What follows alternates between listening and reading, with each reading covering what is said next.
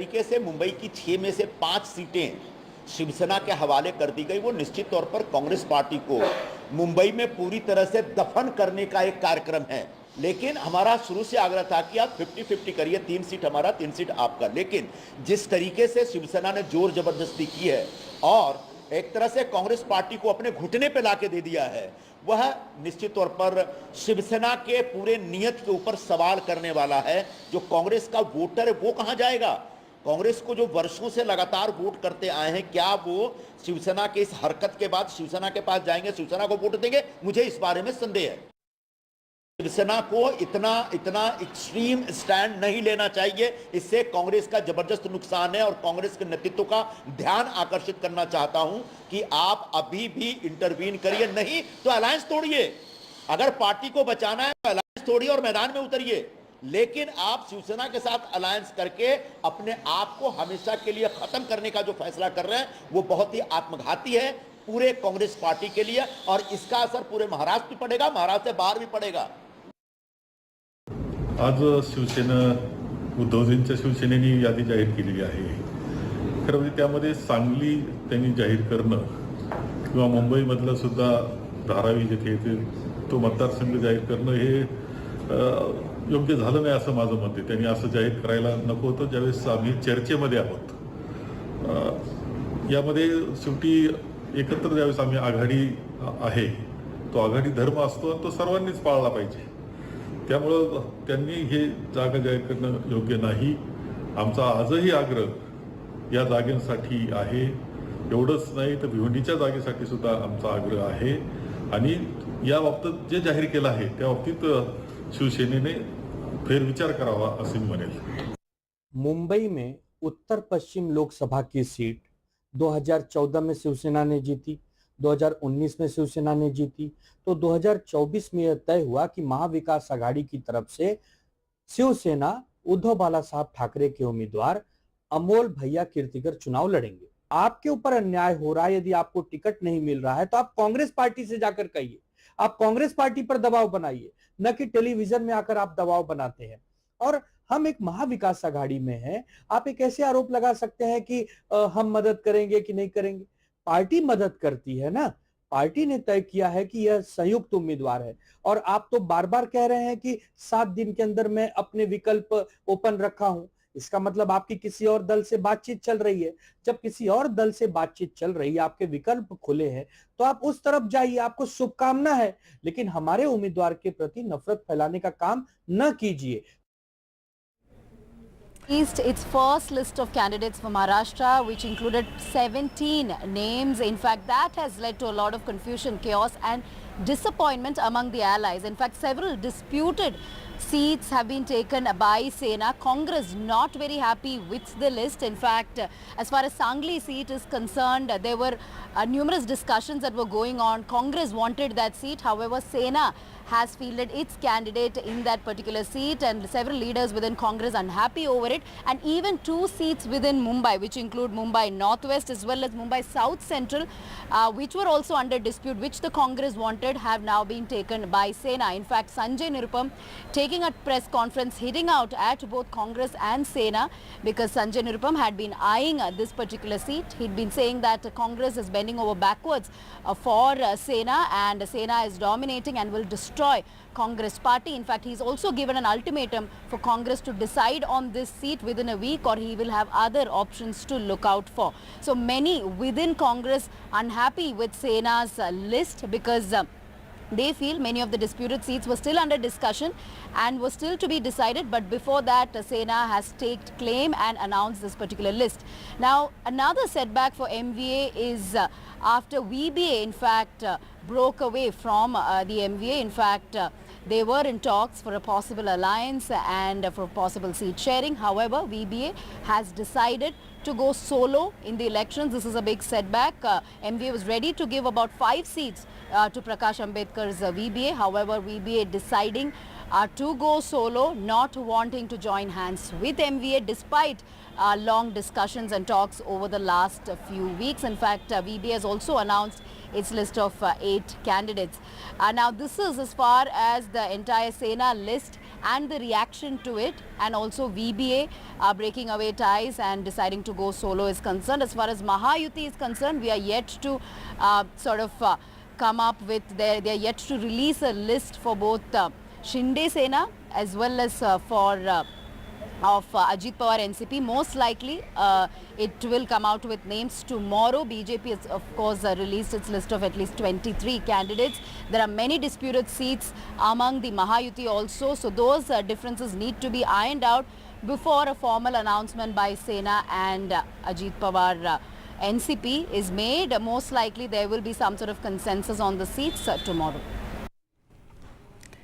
In other news now, the government today held a 40-minute meeting with United States Acting Deputy Chief of Mission Gloria Berbena, who was summoned to the Ministry of External Affairs office in Delhi's South Block. Now, details of the meeting have not been released, but this comes a day after the US State Department spokesperson said it is monitoring reports of Delhi Chief Minister Arvind Kejriwal's arrest and called on New Delhi to ensure a fair and timely legal process for the jailed AAP leader. The US State Department's comments came in turn days after Germany's Foreign Office had also stressed that Mr. Kejriwal, like any other Indian citizen facing charges, is entitled to a fair and impartial trial. So after that comment from Germany, now a comment from the US Home Department, State Department, and this has led to the summoning of a senior US diplomat. The US government had said, we are closely monitoring Arvind Kejriwal's arrest. We encourage a fair, transparent and timely legal process for Chief Minister Kejriwal. Now, India has put out a statement on these remarks and reacted very strongly to the US State Department's remarks on Arvind Kejriwal, who is the first sitting Chief Minister to be arrested. India says India's legal process is based on independent judiciary. Casting aspersions is unwarranted. States expected to be respectful of others and other sovereignty and could end up setting unhealthy precedents. Well, let's go across to Kadambini now for more. And Kadambini, a very strong statement from India on the US's remarks on Arvind Kejriwal's arrest. Well, indeed, this is a very strong statement where India says that fellow democracy should not set such a precedence, and that the judiciary in India is time-bound, objective and committed to what it does, and also casting aspersions is something which is unwarranted. That is clear in the statement which Indian Foreign Ministry has said. But this is also a very strong statement because similar comment was made by the spokesperson of German Foreign Ministry, and after that India had summoned the German envoy here, the diplomat here, and this is the second instance where US State Department has said something like this, on which this strong statement has come. So it should also be looked at as something which is a message not only to the US but also to the other countries that India's internal matters should remain internal. They are not welcome to comment on that, and also that the judiciary, which has always been very independent here, that is something which has been stressed again, and that has been asked to be taken note of. Gargi? All right. Thanks so much, Kadamni, for joining us with all those details. So strong statement there in response to the US comments, and this comes after there was a sharp response also to Germany's comments. With that, time for us to slip into a short break. Do remember, we're asking you to cast your vote in the upcoming elections, especially the young people, and our aim is to encourage voters aged 18 and above to show up in strength. So do send us your video messages on hashtag NDTV 18 ka vote, and we'll show them right here.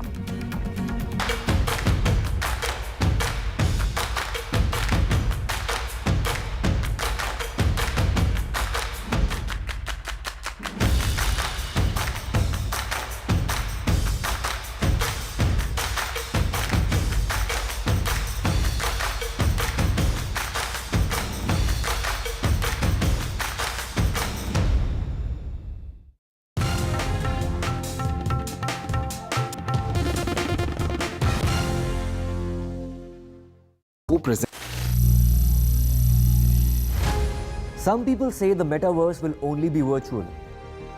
One day this lecture hall will be made of code, and driverless cars would be trapped in intersections. But even in this maze of the future, you can't wish away health. It's time to become more resilient.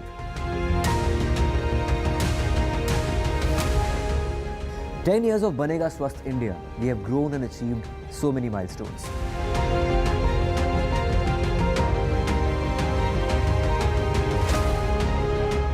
And now I have a plan to beat the urgency, to stop breathing with difficulty, to relieve getting choked with inactivity.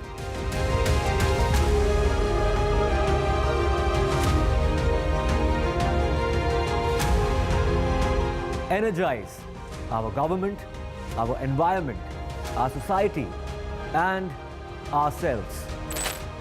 Everyone, everywhere, every day.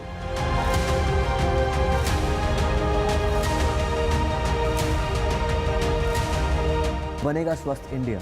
One world hygiene.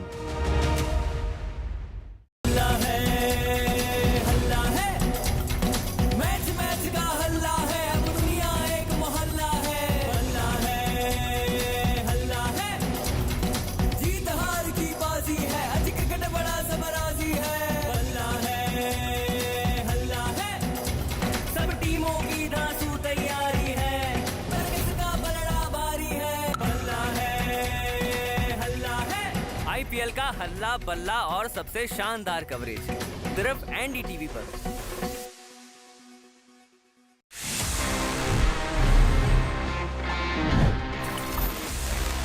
Friends, it's time now for my favorite section about this episode because हम हमेशा जब Q&A की बात करते हैं so ask TG is the thing जो मुझे बहुत पसंद आती है because I get to answer all your questions. So let's see इस हफ्ते हमारे पास में क्या-क्या questions हैं. Hi TG, which is the better phone between OnePlus 12 and Xiaomi 14 in terms of camera and performance? Okay, so you have asked that आपको जानना है which is the better device between OnePlus 12 and Xiaomi 14 in terms of camera and performance. So let me get this straight. In terms of camera, Xiaomi might jump slightly ahead of the OnePlus 12. Not by a huge margin, but like let's say slightly ahead. But if I were to recommend you an overall good product in terms of camera, performance, software, you know, like everything combined, I would recommend OnePlus 12 over the Xiaomi. Considering Xiaomi doesn't have that kind of brand value in that premium segment. OnePlus, you know, has been there for a long time now, or OnePlus 12 is an amazing smartphone overall. If you combine especially the clean experience of Oxygen OS, yeah, even the camera is fantastic. Xiaomi 14 थोड़ा आगे निकल जाता है, but overall, I would say OnePlus 12 would be a better pick.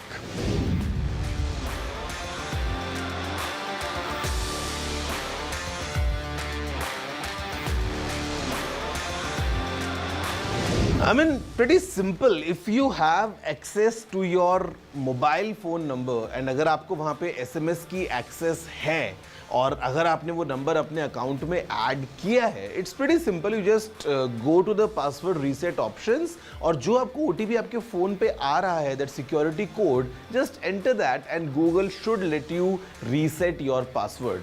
So just use a different device to log in. Pop in your SIM card एक दूसरे phone में जहाँ पे अगर आपको SMS दिख रहे हैं आते हुए, those SMS coming in to your phone, maybe you can borrow someone's phone in family. और उसके बाद में आप गूगल पे जब लॉग इन करने जाएंगे, if you follow the instructions, it might guide you कि आपके फोन पे एक OTP आने वाला है, that you know security code of Google, and easily you can reset your password.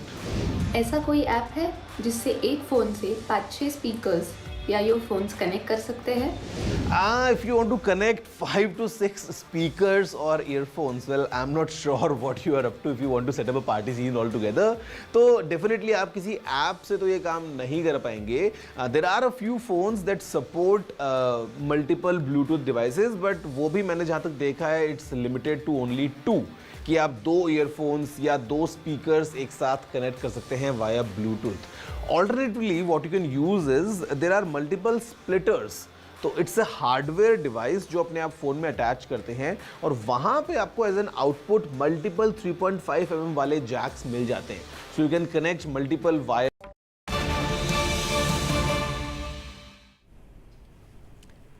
Well, Welcome back. In news coming in, another jolt to the Aam Aadmi Party in Punjab as Sunil Rinku is set to quit the Aam Aadmi Party, the sitting MP, and join the BJP. Let's go across to Ghazali for more. And Ghazali, this is as you had predicted after the BJP announced it will go it alone in Punjab yesterday, and now lots of change taking place on the ground.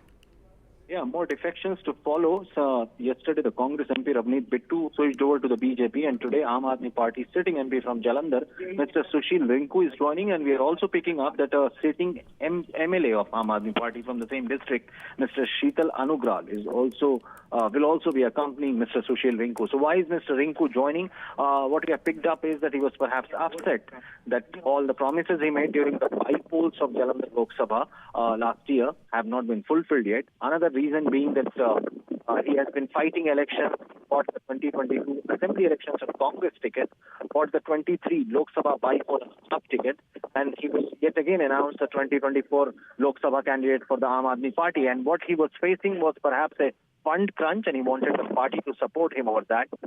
And he also made a lot of buzz a couple of weeks ago when he went to Ajodhya to pay his obeisance at the Ram temple there, but was perhaps incommunicado with the party leaders and workers. And once he returned, Chief Minister Bhagwant Mann also met him on Tuesday amid all these fears of defection. But despite the meeting's assurances, he is going to join the BJP today at around 4 p.m. All right, so sitting MP and Jalandhar candidate Sushil Rinku all set to join the BJP, so a jolt to Aam Aadmi Party there. Well, moving on to other news now, and the breaking news now coming in from Kerala, where the Enforcement Directorate has now filed a money laundering case against the Kerala Chief Minister's daughter Veena and the IT firm owned by her and others in an illegal payments case, according to officials. So a PMLA case now filed against the Kerala Chief Minister's daughter. Remember, the opposition has criticized the centre over the use of PMLA as it's a very stringent law under which getting bail is extremely difficult. It's the same law under which Delhi Chief Minister Arvind Kejriwal has been arrested, and now a PMLA case against Pinarayi Vijayan's daughter in Kerala. The ED has filed a money laundering case against Kerala Chief Minister's daughter Veena, as well as the IT firm owned by her and others, in a case of alleged illegal payments. And the case is over payments by the Chief Minister's daughter's IT firm. So a money laundering case being filed against the Kerala Chief Minister's daughter. Let's go across to Mukesh Sengar for more. And Mukesh, give us more details of this case that has now been filed.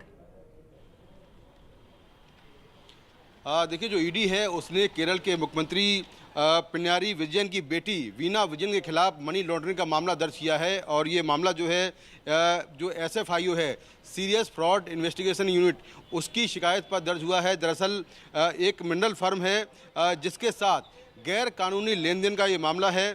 इस मामले में जो SFIO है उसने शिकायत दर्ज कराई थी, और जांच में ये बात सामने आई थी कि कोचीन मिनरल्स और रोटाइल प्राइवेट लिमिटेड ये कंपनी है। इस कंपनी ने जो वीना विजन की कंपनी है जिसका नाम है एक्सालॉजिक्स सॉल्यूशन प्राइवेट लिमिटेड, इस कंपनी को 2018 से लेकर 2019 के बीच में करीब 1.72 करोड़ का पेमेंट किया था। और उसमें ये बात सामने आई थी जांच में कि जो वीना विजन की IT फर्म है उस समय ये कोई भी सर्विस नहीं दे रही थी, इसके बावजूद इसको पेमेंट किया गया। तो वीना विजन इस मामले में बेनिफिशरी हैं, और इस मामले की जांच सबसे पहले जो इनकम टैक्स डिपार्टमेंट है उसने शुरू की थी। इसके बाद SFIO ने जांच शुरू की, और SFIO ने इस मामले में शिकायत दर्ज की थी, जिसको कि ईडी ने टेक ओवर किया, और फिर ईडी ने अब इस मामले में मनी लॉन्ड्रिंग का मामला दर्ज किया है।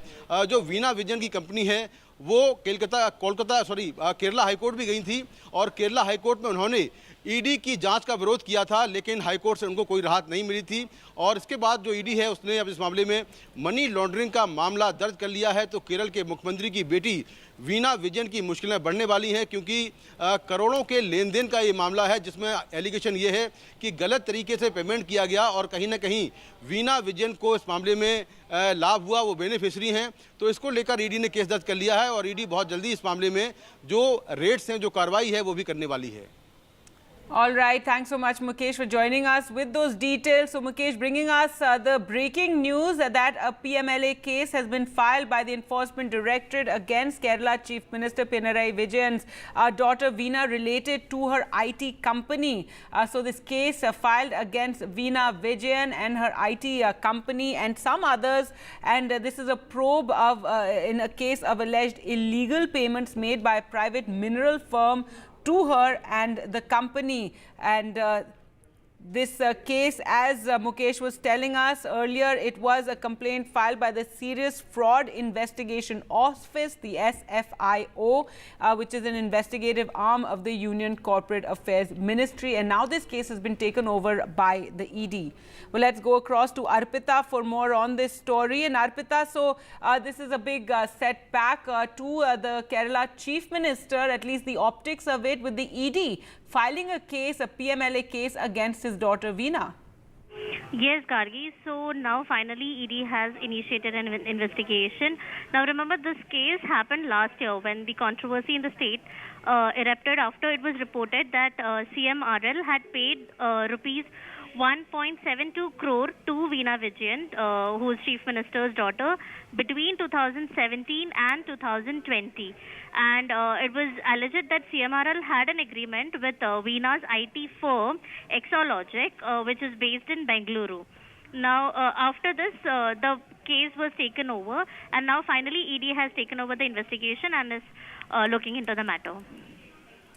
All right, thanks so much, Arpita, for joining us with those details. So that's the big breaking news right now, that the Kerala Chief Minister's daughter now is being investigated by the Enforcement Directorate that has filed a PMLA case against her, Veena Vijayan and her IT company, as well as others. And it's a case of alleged illegal payments having been made by a private mineral firm to her and the company, which is now being probed. As Arpita was saying, this case happened last year, and now the PMLA case has been registered. So the ED registering a case under the Prevention of Money Laundering Act, which is a draconian law under which several opposition leaders have already been arrested or are facing charges. With that, we'll slip into a short break. More news updates coming up on the other side. Stay with us.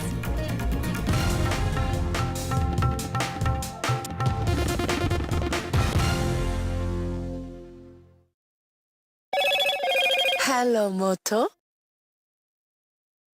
Motorola, India's best 5G smartphone brand.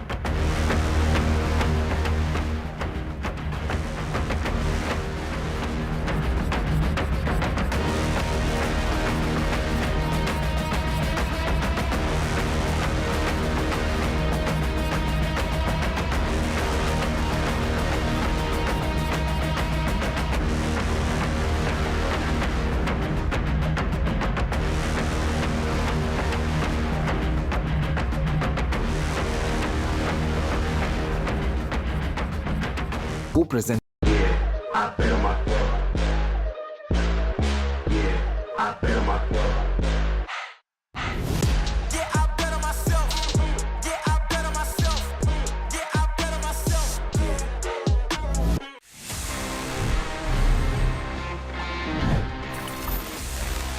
So friends, next I have is this shiny new device coming straight from the Realme factory. This is the all new Realme Narzo 70 Pro 5G. और मैं shiny क्यों बोल रहा हूँ? Because see, of course it's shiny, मतलब the way it looks, even the frame is very shiny. At the same time, this phone really shines bright जब हम इसके features को देखते हैं. Because यहाँ पे काफी interesting चीज़ें Realme has packed. What we have is a Sony IMX890 sensor के साथ आने वाला 50 megapixels वाला primary camera that has OIS. At the same time, inside the phone is really packed with features. In fact, हम यहाँ पे अभी इस phone में gestures से इसको control कर सकते हैं because this has got something that Realme calls air gestures. So अगर आप देखो इसको and have a closer look about how this Realme Narzo 70 Pro really is, I would say a very interesting mid-range smartphone coming straight from Realme.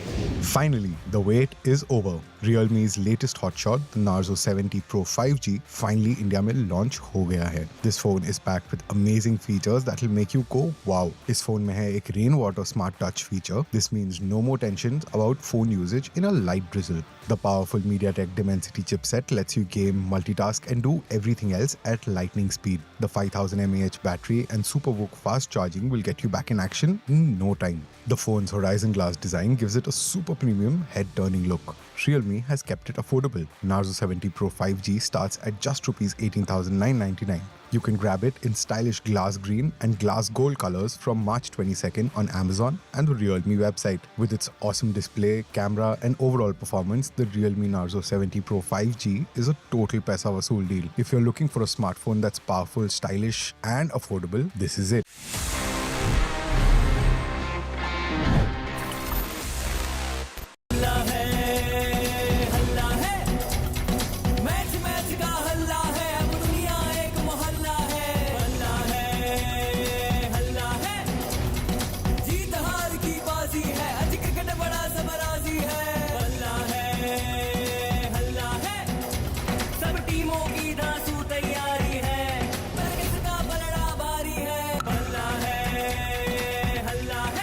IPL का हल्ला बल्ला.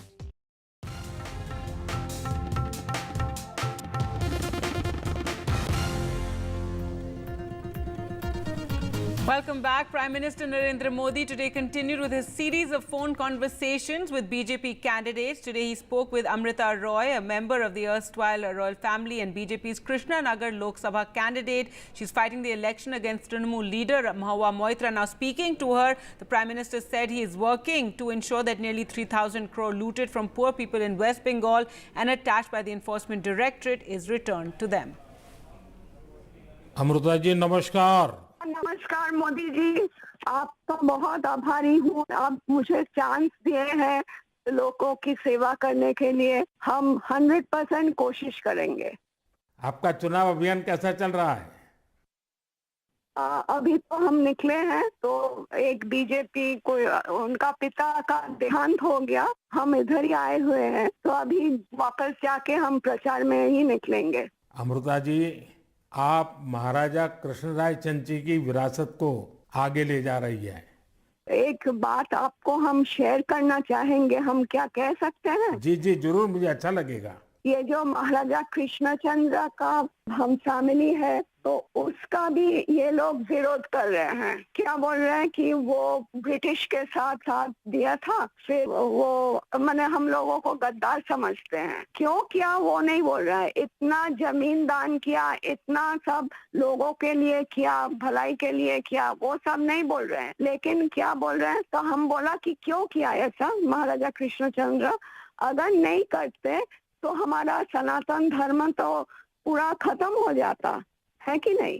तो वो बात है, क्योंकि तब का वो जो नवाब थे सिराजुद्दौला, तो वो तो बहुत अत्याचारी भ्रष्टाचारी थे. तो उसीलिए उन्होंने तो अकेला नहीं किया, बहुत सारे राजाओं के मिलन हुआ, उसके बाद सभी ने किया.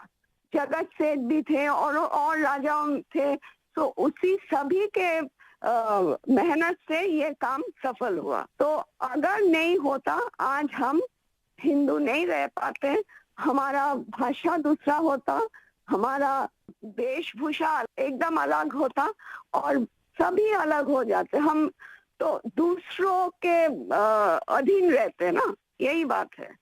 अमृता जी, बचपन में हमारे यहाँ हम लोगों को जो पढ़ाया जाता था उसमें कृष्णचंद्र राय की समाज सुधार का काम, बंगाल के विकास का काम, बंगाल के विकास के मॉडल, ये सब सुनने को मिलता था बचपन में.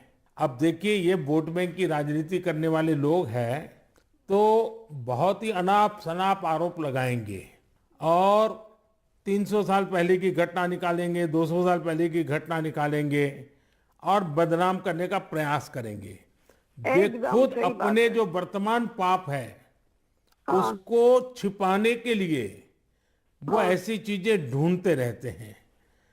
लेकिन जब भगवान राम की बात आती है, तो वो कहते हैं कि सबूत कहाँ है, इतनी पुरानी बात क्यों निकालते हो. लेकिन जब कृष्णचंद्र राय की बात आती है तो वो तुरंत निकालते हैं. तो इस प्रकार से उनके दोगलापन होता है और आपको इसका बिल्कुल मन में प्रेशर नहीं लेना चाहिए। आपने तो बंगाल का उज्जवल भविष्य और आपका स्वयं का जीवन भी लोगों के लिए रहा है। हाँ जी। और आपके सामने बंगाल की विरासत को बचाने की भी चुनौती है। और आप इसे कैसे देख रही हैं? आप हम पॉजिटिवली देख रहे हैं। हमारा लड़ाई जो है लोगों का सेवा के लिए है, करप्शन हटाने के लिए है और वंचित लोगों के उपकार में आने के लिए है। संदेश खाली से भी हमारी बहनों ने, बेटियों ने वो आवाज उठाई जो एक महिला मुख्यमंत्री और उसके ऐसे शासन के खिलाफ थी जहां शासन चरमरा गया है, कुप्रबंधन है, भ्रष्टाचार है, संरक्षण उन लोगों को है जो बहन बेटियों के साथ बलात्कार अत्याचार करते हैं। और एक महिला मुख्यमंत्री ममता बनर्जी उस राज्य की महिलाओं को संरक्षण नहीं दे पाई, बल्कि संरक्षण दिया है तो भ्रष्टाचारियों को, बलात्कारियों को। That time for us to slip into a short break. On the other side, we'll get you all the IPL news. Stay with us.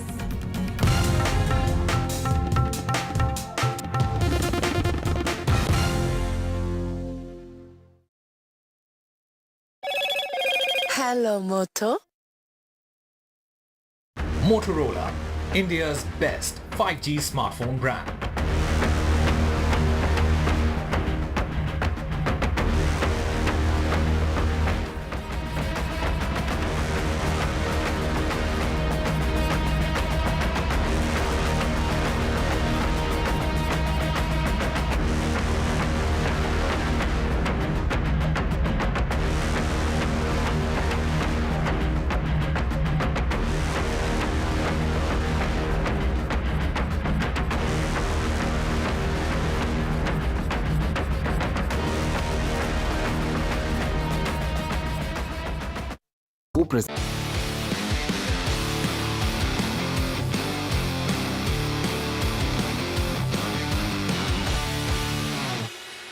Hello and welcome to NDTV Auto. I'm here in Jaipur for Volkswagen brand conference and they have made a slew of announcements here.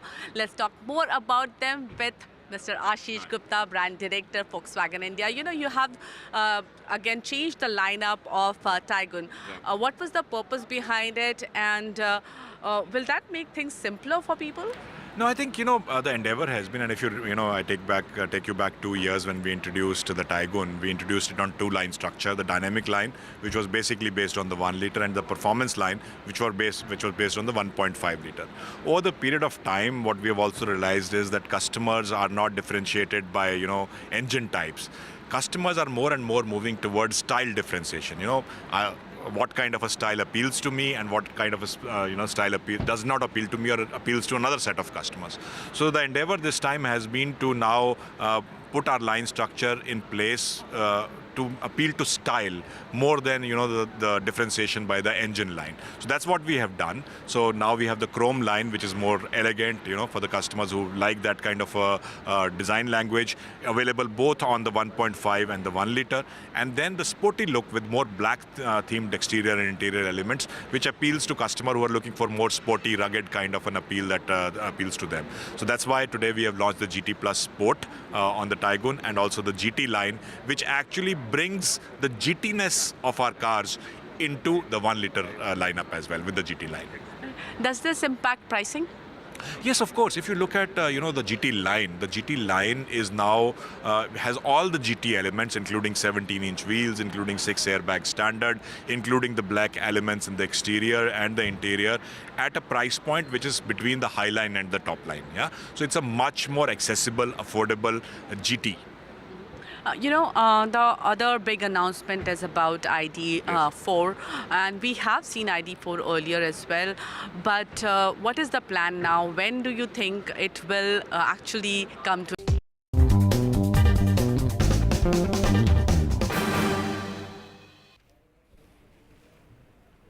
A clash of the two new captains at the Chepauk, and it was Ruturaj Gaikwad who came out on top with a thumping win. Hello and welcome to Lights, Camera and 6 Eye. Musama Shab, Chennai Super Kings produced a clinical display to outwit Gujarat Titans by 63 runs in their second home match. CSK dished out a solid batting display courtesy Rachin Ravindra and Shivam Dube, among others, to post a daunting total of 206.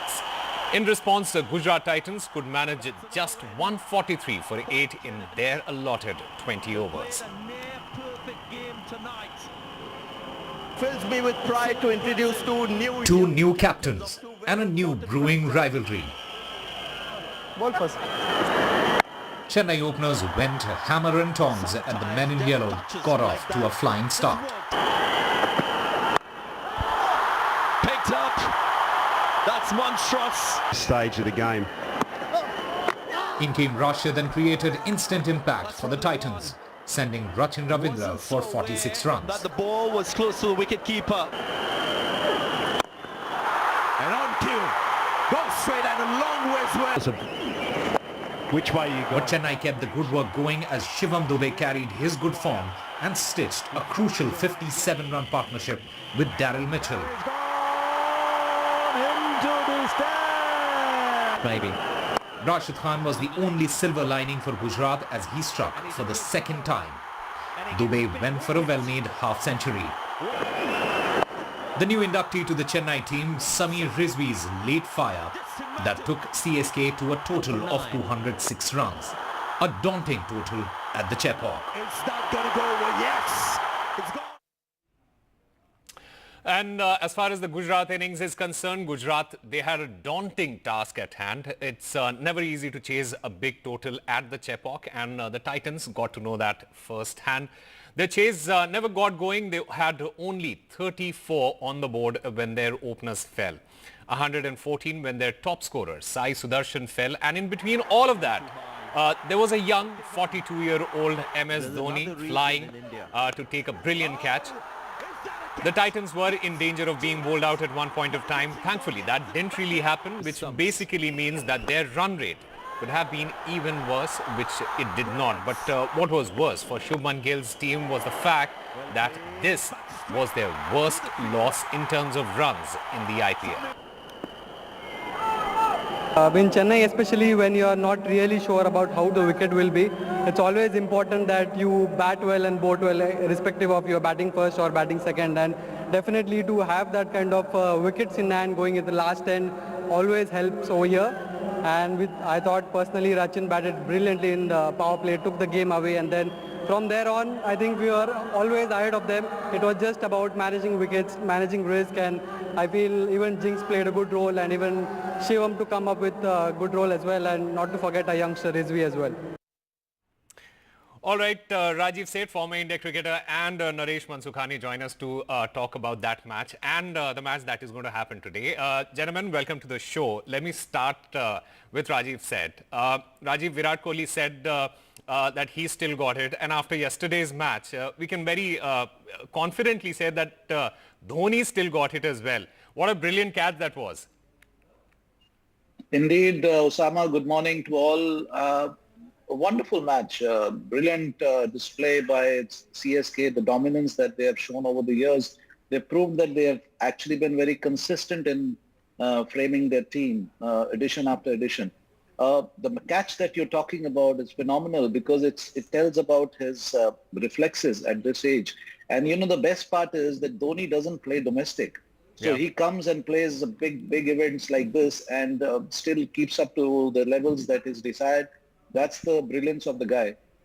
And, you know, more than the skill that he's displayed in the wicket-keeping department, it was his all-round show. He did help Rutu in every possible way when it came to making those crucial changes and, you know, the field placements.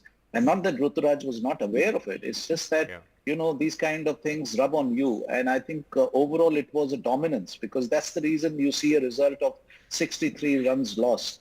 So I think they never got, you know, GT to even settle down for a minute. And that's where reflected in the innings. Having 200 odd on board is always a task.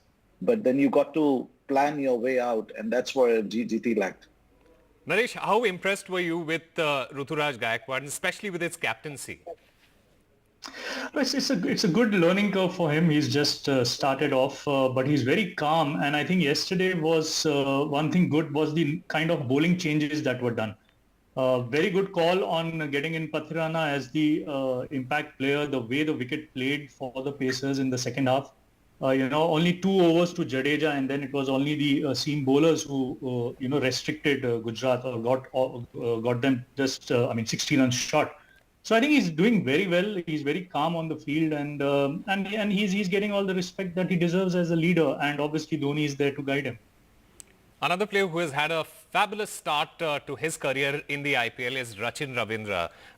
Naresh, what do you have to say about him? The kind of talent that he is incredibly special when it comes to, and you have to give credit to the Chennai team, Chennai management, to pick a player like him, knowing that a Devon Conway is not available, and you need the same kind of quality in that team right at the top of the batting lineup. Yes, as you said, Devon Conway has been very consistent with New Zealand and Chennai Super Kings. We saw the way they started off in the last final, Ruturaj and Devon Conway, the start they gave chasing a total against Gujarat. So that's a big call to make, to get Rachin Ravindra in the auction and immediately put him to start as an opener in the first game. So he's responded well. He's extremely talented and attacking batter in this format. And I think the left-right combination which Chennai is sticking to is working well for them, along with Ruturaj and Rachin. Now it's going to be how consistent he's going to be in the rest of the tournament. He's had good starts in these 2 games. An unfortunate run out yesterday, or stumping, or whatever you call it. But I think it's a good pick, very promising. And yes, there is an influence. Stephen Fleming has been there with Chennai, and he's from New Zealand. The influence of more in depth of how Rachin as a player is. So that's a very good call they made in the auction. Absolutely. And another player who has absolutely transformed in the Chennai Super Kings is Shivam Dube. Rajiv said the number of 50s that he has scored for CSK is 6 in his 27 innings as compared to the other 1 century that he scored in 22 innings while playing for other franchises. What is so different about how he approaches his game when it comes to playing for Chennai? Osama, before that, if you allow me, I would want to say a word about Rachin. Yes. Please. When I first saw him, the recent series against New Zealand, I really said, a first thing came to my mind was wow, because it's not just very rhyming name with Sachin, but Rachin had that class. You could see that he had the temperament to take it through to big innings. And this is where I think he changes gears very well and he adapts to different formats. And another player who impressed me was Mitchell. Daryl Mitchell also. So both are there in the nest for CSK. So brilliant.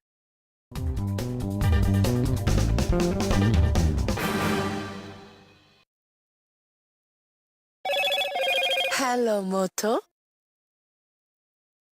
Motorola, India's best 5G smartphone brand.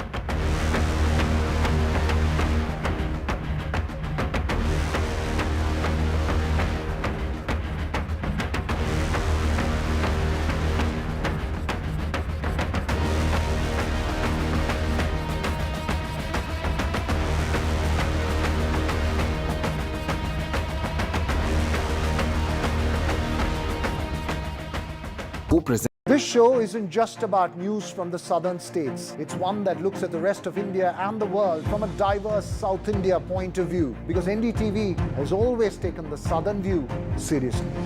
The Southern View with Veera Raghav, only on NDTV 24x7.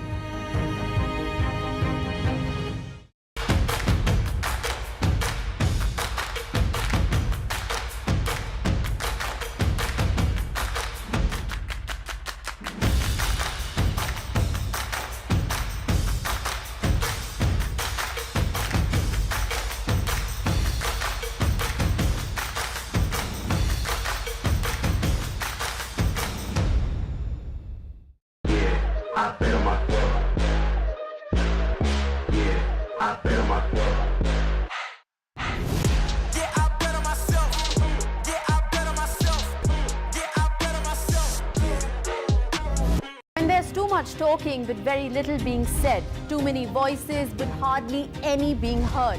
You turn to a show that puts you front and center. A show that headlines the stories of the people by the people, for the people. Hello and welcome to NDTV Auto. What I have with me today is real special. It is the latest EV from Audi, Q6. What's special about it is it's based on a completely new platform, PPE, Premium Platform Electric. This platform Audi has developed for their electric vehicles, and it has a lot to offer.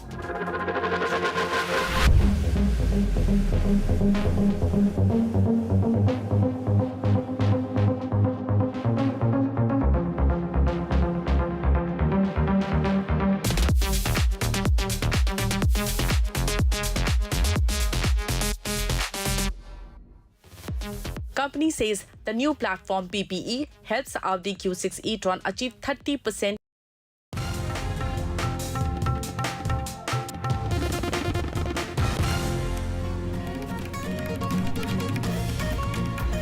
ED case filed against Kerala Chief Minister's daughter. Money laundering case filed against Chief Minister's daughter. This case is over suspicious payments by a mineral firm.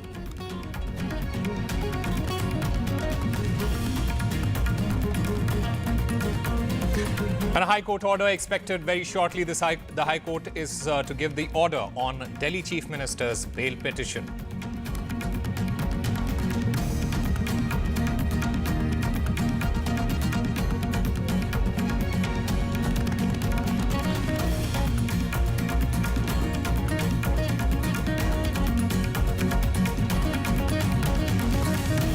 India summons US diplomat over US comments on Kejriwal, a 40-minute meeting with the US Deputy Chief of Mission. US had called for fair and transparent process for Delhi Chief Minister.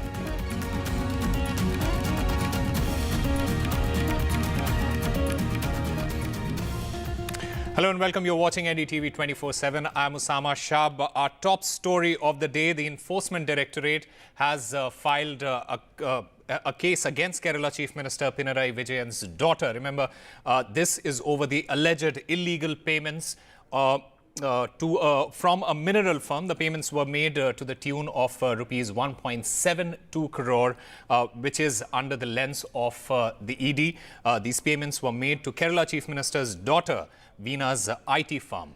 Now, SFIO and the tax department were already probing this matter. Joining us to give us more details is Arpita. Arpita, what more can you tell us? Give us a timeline and the details of this particular case. Well, Osama, so finally the ED has registered a case against Veena Vijayan, who is the daughter of Chief Minister Pinarayi Vijayan. Now remember, this case stems from Income Tax Department's investigation team, where they had alleged that a private IT company had given 1.72 crores of illegal payment to Veena Vijayan's company, which is based in Bangalore. The IT firm's name is Cochin's Minerals and Retail Limited. So the investigations, the IT team alleged that this IT company has given 1.72 crores of rupees to Veena Vijayan's company, Exalogic, which is based in Bangalore. Now, this is the allegation, and now ED has taken over the investigation, and they have filed a money laundering case against Veena Vijayan, who is the daughter of Kerala Chief Minister Pinarayi Vijayan. All right. So ED files a case on Pinarayi Vijayan's daughter, and let's also listen to what Mukesh Singh Sengar had to say in his exclusive report.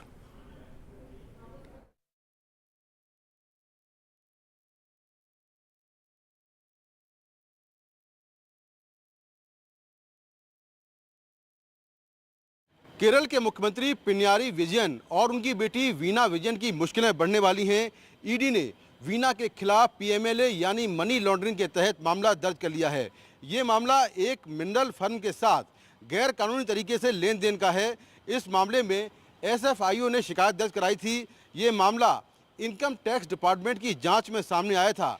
जांच में ये बात सामने आई थी कि Cochin minerals rutile limited ने वीना की company एक्सालॉजिक्स solution को 2018 से 2019 के बीच में 1.72 करोड़ रुपए का भुगतान किया था, जबकि उस समय ये आईटी फर्म कोई सर्विस नहीं दे रही थी। तो ये भुगतान जो है लीगल तौर पर किया गया था और इसमें आरोप ये है कि वीणा विजयन को इससे लाभ हुआ और इस मामले में ये मामला जो है केरल हाईकोर्ट भी पहुंचा था, जिसमें फरवरी में कंपनी रजिस्ट्रार ने केरल हाईकोर्ट को बताया कि कोचीन मिनरल्स रूटाइल लिमिटेड के धन के दुरुपयोग के कारण सार्वजनिक खजाने की लूट हुई है और इससे राज्य के औद्योगिक विकास पर असर पड़ेगा।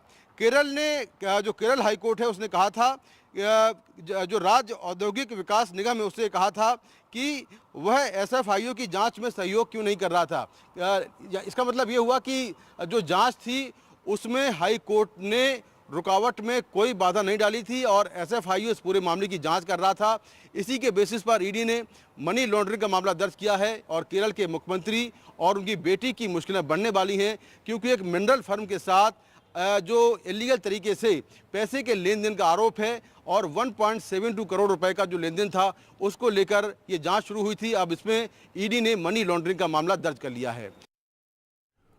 All right, so Kerala Minister, the Kerala Excise Minister, M.B. Rajesh, joins us to give his side of the story. Sir, welcome to NDTV. The ED is saying that these payments were made to the Chief Minister's daughter. What is your response on that?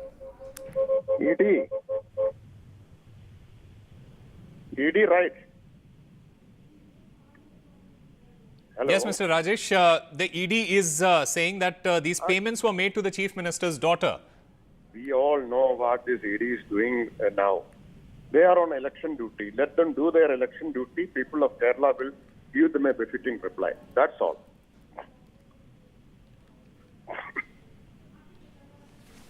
All right, but this probe has been going on for some time, sir. And this is only after, because we remember in January this year, the Kerala High Court had also listened to the plea. This isn't a one-off thing. So it has been going on for some time. So the ED has a case to say that, look, we have been probing this matter and we have been probing this matter for some time. Poor guys, they have to do a lot of things. They have to extort people to get them buy electoral bonds and give it to BJP. Now they are doing their direct election duty. Let them do it.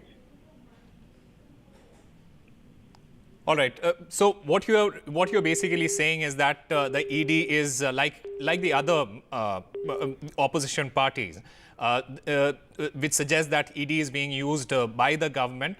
All right. We seem to have lost that line with Mr. M.B. Rajesh. So the ED has in fact filed a case against Kerala Chief Minister Pinarayi Vijayan's daughter, and this is over the alleged illegal payments from a mineral firm, is what the ED is saying. The payments were made to the tune of rupees 1.72 crore, which is being probed. These payments in fact were made to Kerala Chief Minister's daughter Vena's IT firm, and the SFIO and the tax department, remember, were already probing this matter. Moving on, the Delhi High Court is expected to deliver its order shortly on the Chief Minister Arvind Kejriwal's challenge to his arrest by the Enforcement Directorate in the alleged liquor policy scam case. Now, Kejriwal's lawyers, they had questioned the agency's delaying tactics and claimed that there was no need for the probe agency to arrest the Delhi Chief Minister without questioning him first. The Aam Aadmi Party chief also claimed that he will be released after the elections are over on June 2nd, alleging a political conspiracy behind his arrest. जिसे मिलने गई इस so called शराब घोटाले की जांच में ED ने पिछले 2 साल में 250 से ज्यादा रेड मार लिए। वो इस सो कॉल्ड शराब घोटाले का पैसा ढूंढ रहे हैं। अभी तक किसी भी रेड में एक पैसा नहीं मिला। मनीष जी के यहां रेड मारी, संजय सिंह जी के यहां रेड मारी, सत्येंद्र जैन जी की यहां रेड मारी, एक भी पैसा नहीं मिला। अरविंद जी ने कहा है कि इसका खुलासा वे 28 मार्च को कोर्ट के सामने करेंगे। सारे देश को सच सच बताएंगे कि इस सो कॉल्ड शराब घोटाले का पैसा है कहाँ। देखिए, हमने देखा था लालू प्रसाद यादव जी के समय जब वो चारा घोटाले में फंसे थे, तब राबड़ी जी अनाउंसमेंट करती थी, आहिस्ता आहिस्ता उन्होंने गद्दी संभाल ली। अब अरविंद केजरीवाल जी के समय जो नैतिकता की बातें करते थे, आज भ्रष्टाचार के दलदल में गिरी हुई, गहराई तक गिरी हुई आम आदमी पार्टी नजर आती है, जिनका सांसद, जिनका स्वास्थ्य मंत्री, जिनका उप मुख्यमंत्री, जिनका शिक्षा मंत्री, जिनके पार्षद, ये सब जेल में है और इनका मुख्यमंत्री शराब घोटाले के किंग पिन कट्टर बेईमान अरविंद केजरीवाल भी जेल में है। All right, Aishwarya joins us to give us more details. Aishwarya, the High Court is expected to deliver its order very shortly. And we heard both Anurag Thakur as well as Sunita Kejriwal speaking about the matter. What more details can you give us?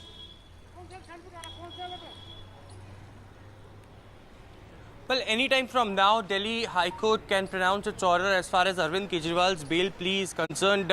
Intense hearing took place on one side in the Delhi High Court where Abhishek Manu Singhvi, who was representing Arvind Kejriwal, stated that it is just because Arvind Kejriwal who's a chief minister, and when elections are around the corner, he has been arrested. He was not going anywhere. He could be questioned at any point of time. Abhishek Manu Singhvi also stated that just because those accused who the enforcement directorate arrested earlier and then they later turned approver, named Arvind Kejriwal, on the basis of that Arvind Kejriwal is arrested, that certainly means how ED is functioning. It was a long arguments and submissions made by Abhishek Manu Singhvi, to which SP Raju, who was appearing for enforcement directorate, stated that when almost for 2 hours Arvind Kejriwal counsel spoke, why not we had been given enough time, and at least 2 weeks time is something that we want. To which the court clearly had stated that yes, of course, every counsel had to be given proper time and to reply on each and every submissions. But it was Abhishek Manu Singhvi who said that these are just delay tactics, because we all know tomorrow enforcement directorate custody of Arvind Kejriwal is ending, and highly placed sources in the ED also stated that ED will seek further custody of Arvind Kejriwal. So this hearing needs to be done on the bail today only. There is no hint that the judge has given that whether this would be order on the bail or whether Arvind Kejriwal will get some sort of relief or not. But on the other side, very parallelly, a political showdown had continued. It is Sunita Kejriwal who came out on camera for the not for the very first time, but of course she has been speaking on behalf of Arvind Kejriwal. Today as well, she came and stated that more than 250 raids had taken place, no cash seizures have been done, no evidence had been taken by the enforcement directorate. And tomorrow, when Arvind Kejriwal will be appearing in front of the court, Arvind Kejriwal will expose that where this money had gone, and in the alleged Delhi liquor excise policy case, how the funding had been transferred, of course hinting to the entire electoral bonds, where Aam Aadmi Party clearly stating that the money was ultimately sent to Bharatiya Janata Party bank accounts, and because of that the accused who were arrested in this case turned approver and later granted bail. Protest also being taking place at the Delhi Assembly. Bharatiya Janata Party continuously protesting. Anurag Thakur went on to say that it is Sunita Kejriwal now who will be the face of Aam Aadmi Party, and that's also what we saw earlier when Lalu Prasad Yadav was behind the bars, Rabdi Devi took over. But whether Arvind Kejriwal... All right, so Aishwarya, I'll have to stop you there. There is breaking news coming in at this point of time. The Election Commission has issued notices to both Supriya Shrinate as well as Dilip Ghosh. These notices are over personal attacks made by these politicians, and the Election Commission has said that these comments are found to be offensive and prima facie is a violation of the Model Code of Conduct. Remember, the EC has now issued a notice to Supriya Shrinate and Dilip Ghosh. This is in regard with the comments made allegedly made by Supriya Shrinate on her social media platform against Kangana Ranaut, and the BJP, the BJP and the government had strongly reacted to this, and now EC issuing notice to Supriya Shrinate as well as Dilip Ghosh. Like I mentioned, these notices are over those personal attacks by politicians. The Election Commission has said that the comments they were found to be offensive and prima facie violation of the model code.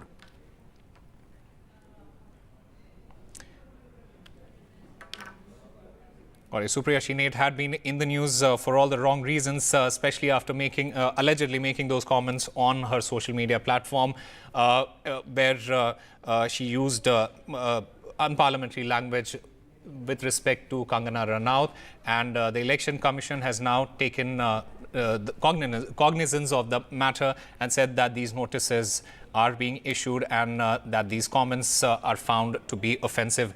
Maria Shakil joins us to give us more details. Maria, what more can you tell us?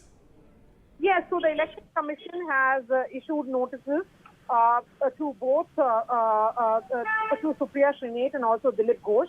Remember, Dilip Ghosh only recently had made some very offensive comments against Mamata Banerjee, which the Commission says were objectionable and disrespectful, and hence they have been asked to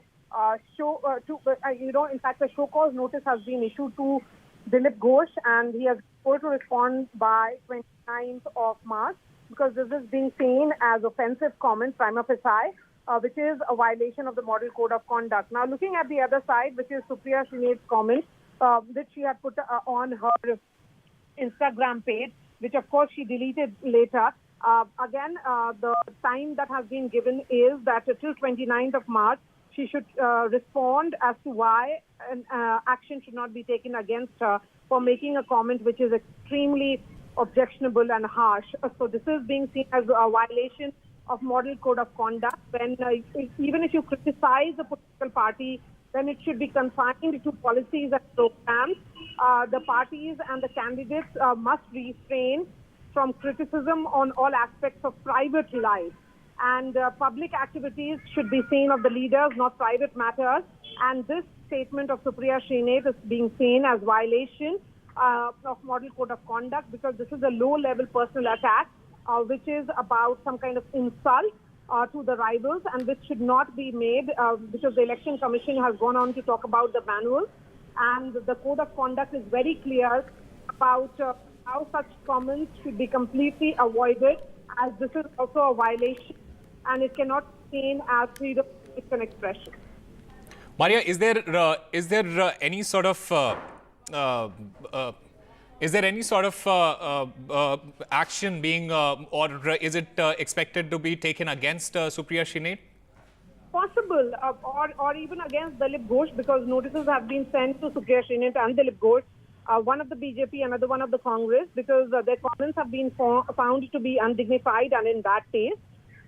Both of them have been show-caused, and answers have been sought by 29th of March. What has been said also that in case that the response is not given to the Commission, then action will be initiated by the Commission post that. So time has been given till 29th as to when action, they have to give an explanation as to why action should not be taken against them for the comments which have been made by both the leaders.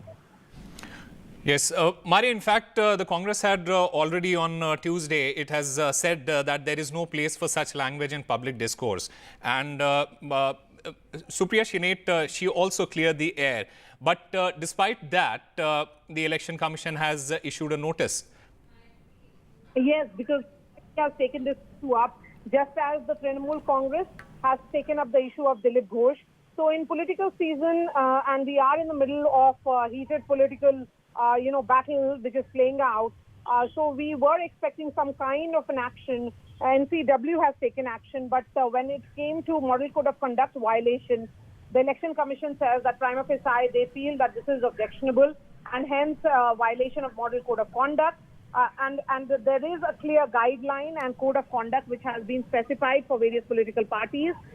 There is a clear specific guideline with regards to the language, the tone and tonality which can be used during elections.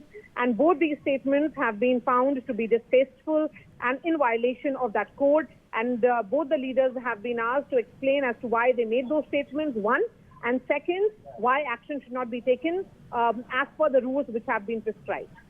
All right, so Election Commission issuing notice to both Dilip Ghosh as well as Supriya Shrinate. Maria Shakil, thank you very much for getting us all those details.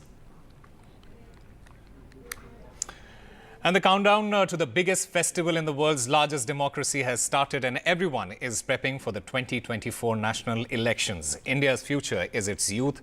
To support that goal, NDTV is launching the hashtag NDTV 18 Ka Vote campaign to make youth aware of the need to vote.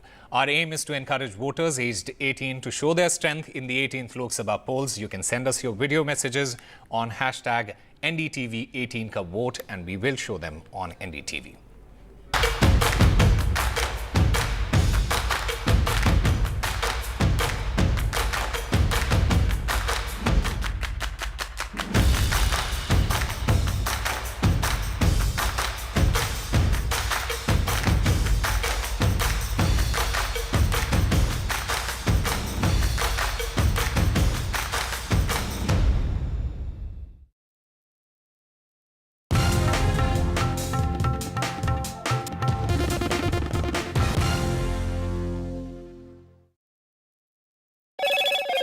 Hello, Moto. Motorola, India's best 5G smartphone brand.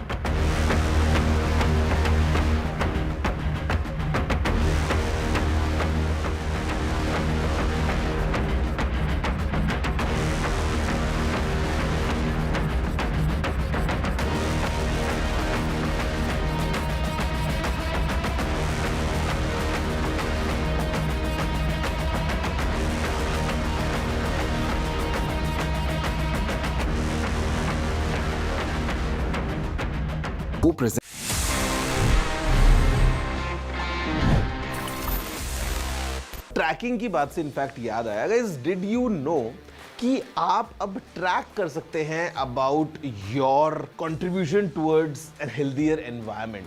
Because अगर आप Uber use करते हैं तो I am sure आपको अभी पता होगा कि उसमें देयर इज एन ऑप्शन कि आप इलेक्ट्रिक व्हीकल्स को बुक कर सकते हैं if you prefer going sustainable. लेकिन अब यहाँ पे एक ऑप्शन आ गया है जहाँ पे आपको ऊबर दिखाता है कि आप क्या सेव कर रहे हैं कंपेयर टू अगर आप एक नॉर्मल व्हीकल में जाते हैं तो आप कितने कार्बन एमिशंस होने से रोक रहे हैं, और वो आपको दिखाता है in form of trees being planted. तो कहीं ना कहीं ये एक अच्छी चीज़ है जहाँ पे you can keep track of your your contribution, कि आप अपने डेली हैबिट्स में जब आप सुबह ऑफिस के लिए ऊबर ले रहे हैं, जब आप शाम को कहीं बाहर जा रहे हैं, अगर आप एक ईवी यूज़ करते हैं, so how much essentially are you contributing towards the environment. This service is live now in multiple Indian cities. तो next time you book an Uber, I would request कि अगर आप एक इलेक्ट्रिक व्हीकल यूज़ करते हैं, it will kind of contribute towards the environment, or you can clearly track in form of number of trees being planted. So I'm sure normally we friends sometimes we see each other's Uber ratings कि किसको कितने star मिले हैं, किसी कितनी rating है। तो I'm sure going next this could be a thing that we all might track कि अच्छा मैंने कितने trees को plant किया by going electric, या कौन आगे जीत रहा है। It's a nice thing. Did you know this? If yes, amazing. If no, please let me know. You know the address. It's tg@ndtv.com.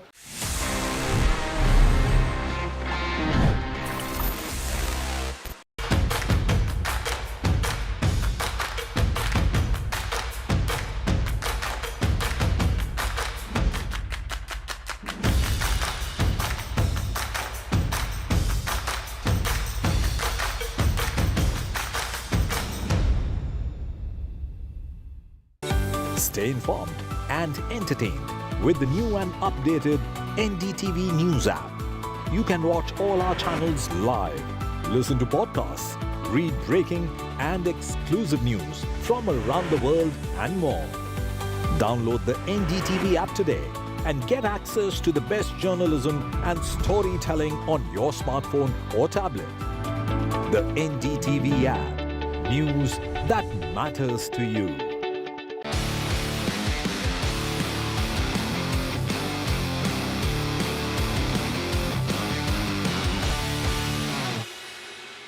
welcome to NDTV Auto. I'm here in Jaipur for Volkswagen brand conference and they have made a slew of announcements here.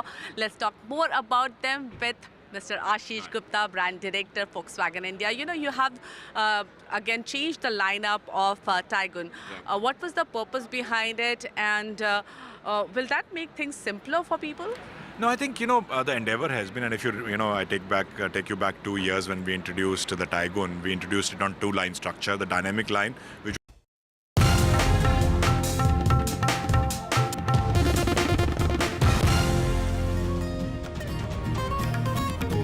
Welcome back. 17 names have been released by Uddhav Balasaheb Thackere's Sena, which also includes 4 seats in Mumbai.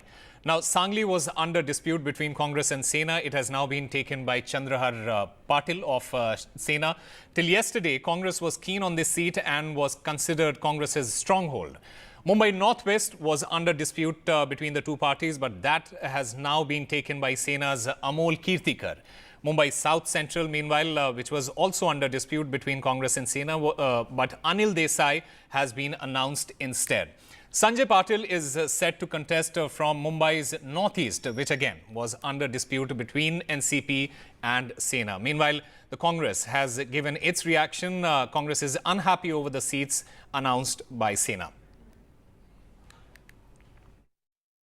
Shiv Sena को इतना extreme stand नहीं लेना चाहिए। इससे कांग्रेस का जबरदस्त नुकसान है और कांग्रेस के नेतृत्व का ध्यान आकर्षित करना चाहता हूं कि आप अभी भी इंटरवीन करिए, नहीं तो अलायंस तोड़िए। अगर पार्टी को बचाना है तो अलायंस तोड़िए और मैदान में उतरिए, लेकिन आप शिवसेना के साथ अलायंस करके अपने आप को हमेशा के लिए खत्म करने का जो फैसला कर रहे हैं वो बहुत ही आत्मघाती है पूरे कांग्रेस पार्टी के लिए, और इसका असर पूरे महाराष्ट्र में पड़ेगा, महाराष्ट्र से बाहर भी पड़ेगा। उद्धवजी ठाकरे यांनी ज्या 2 जागावर उमेदवार घोषित केलेला आहे, थोडासा आघाडीचा धर्म जर पाडला असता तर नक्कीच आपल्याला त्याचा आनंद झाला असता। शेवट तीनही पक्ष मिळून अंतिम निर्णय घ्यायचा असतो आणि चर्चा संपली नाही, चर्चा सुरू आहे। अशा स्थितीमध्ये उमेदवार घोषित करणं हे थोडा आघाडी धर्माला निश्चितपणे थोडा गालबोट लावल्याच्या सारखं मला वाटतं। यावर त्यांनी जर पुनर्विचार केला तर सगळे तीनही पक्ष मिळून खुल्या मनाने या निवडणुका आपल्याला पार पाडता आल्या असत्या। मुंबई में उत्तर पश्चिम लोकसभा की सीट 2014 में शिवसेना ने जीती, 2019 में शिवसेना ने जीती, तो 2024 में यह तय हुआ कि महाविकास आघाड़ी की तरफ से शिवसेना उद्धव बालासाहब ठाकरे के उम्मीदवार अमोल भैया कीर्तिकर चुनाव लड़ेंगे। आपके ऊपर अन्याय हो रहा है, यदि आपको टिकट नहीं मिल रहा है तो आप कांग्रेस पार्टी से जाकर कहिए, आप कांग्रेस पार्टी पर दबाव बनाइए, न कि टेलीविजन में आकर आप दबाव बनाते हैं। और हम एक महाविकास आघाड़ी में हैं, आप एक ऐसे आरोप लगा सकते हैं कि हम मदद करेंगे कि नहीं करेंगे। पार्टी मदद करती है ना, पार्टी ने तय किया है कि यह संयुक्त उम्मीदवार है, और आप तो बार बार कह रहे हैं कि 7 दिन के अंदर मैं अपने विकल्प ओपन रखा हूं। इसका मतलब आपकी किसी और दल से बातचीत चल रही है। जब किसी और दल से बातचीत चल रही है, आपके विकल्प खुले हैं, तो आप उस तरफ जाइए, आपको शुभकामना है, लेकिन हमारे उम्मीदवार के प्रति नफरत फैलाने का काम न कीजिए। All right, Radhika Ramaswamy joins us to give us more details. Radhika, very strong reactions coming in, especially from Sanjay Nirupam, who called on his party to break the alliance. What more can you tell us? That's right. A lot of disappointment and discontent within Congress post the release of 17 names by Uddhav Sena.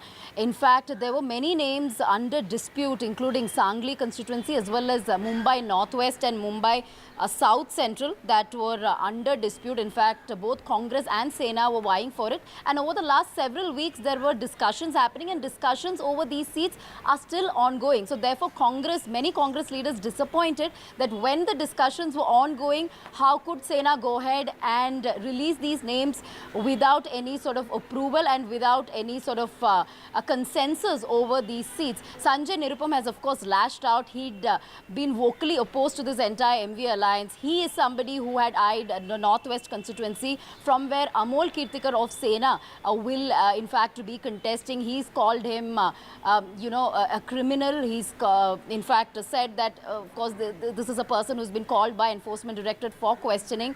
So therefore he has lashed out at Sena for giving ticket to him, and also lashed out at Congress for bending over backwards for accommodating Sena, and that this is going to be destruction and end of Congress party.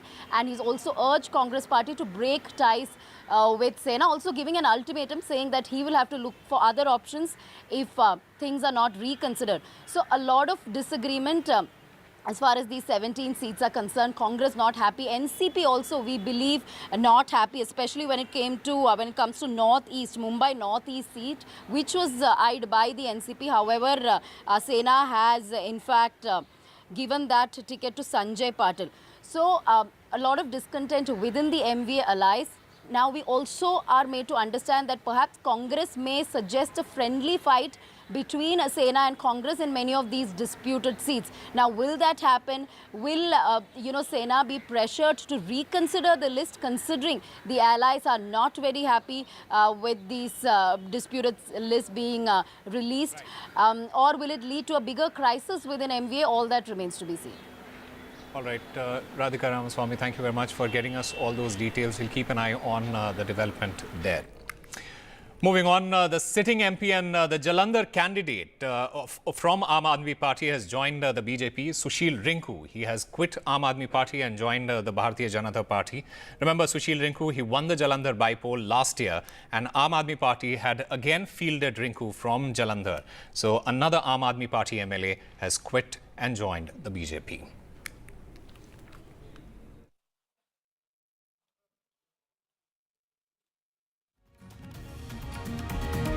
Time for a very short break. More news and updates on the other side.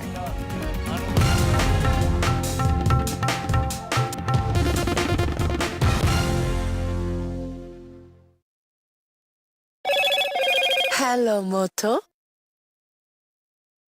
Motorola, India's best 5G smartphone brand.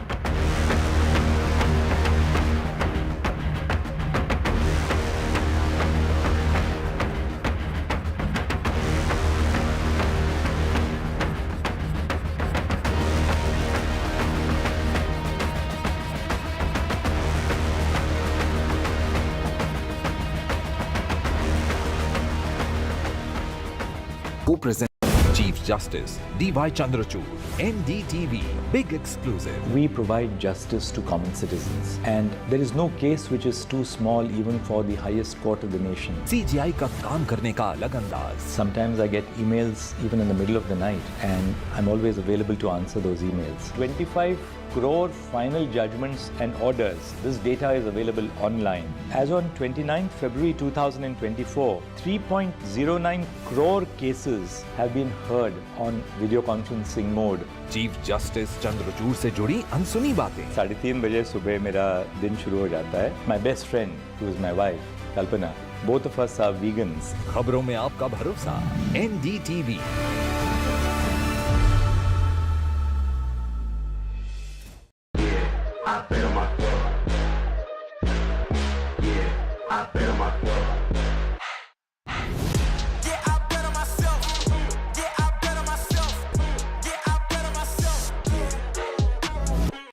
A debate has many facets, perhaps no one right answer.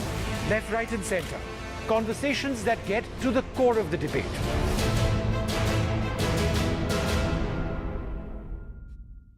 Hello and welcome to NDTV Auto. What I have with me today is real special. It is the latest EV from Audi, Q6. What's special about it is it's based on a completely new platform, PPE, Premium Platform Electric. This platform Audi has developed for their electric vehicles, and it has a lot to offer.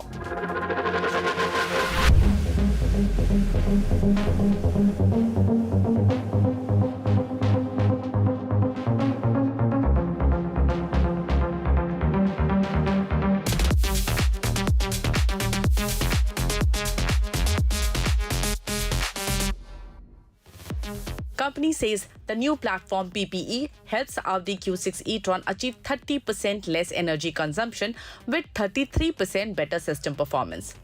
With the Q6, Audi is also introducing its electronic architecture E3 1.2, which allows customers to experience digitalization directly in the vehicle.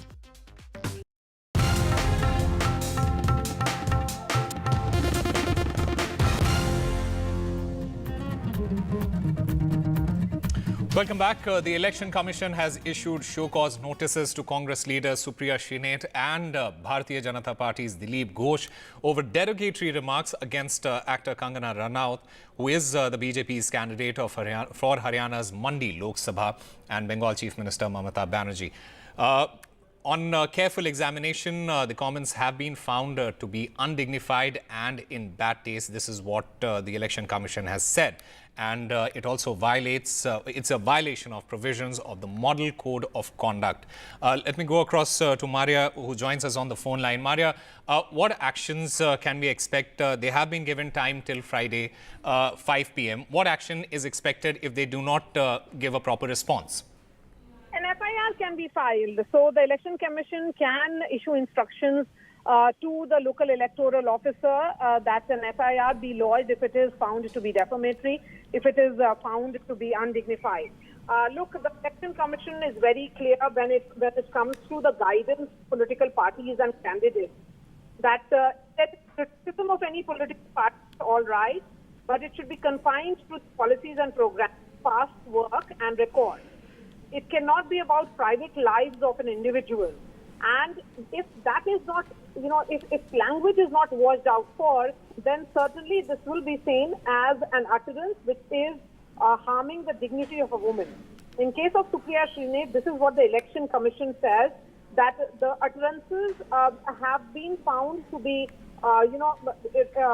hampering the honor and dignity of women, and this is best avoidable.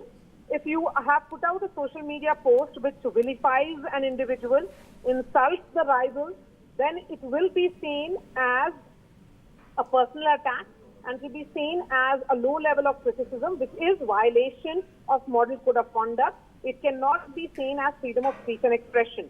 That is the reason why the statement of Supriya Shrinate with regards to, because she had put out a social media, on her Instagram page, she had put out a message, and which she deleted later. The Election Commission says that the prima facie, it has been found to be undignified and in bad taste, and hence notice or show cause has been issued to her till 29th of March as to why action should not be taken as per the guidelines of the Election Commission.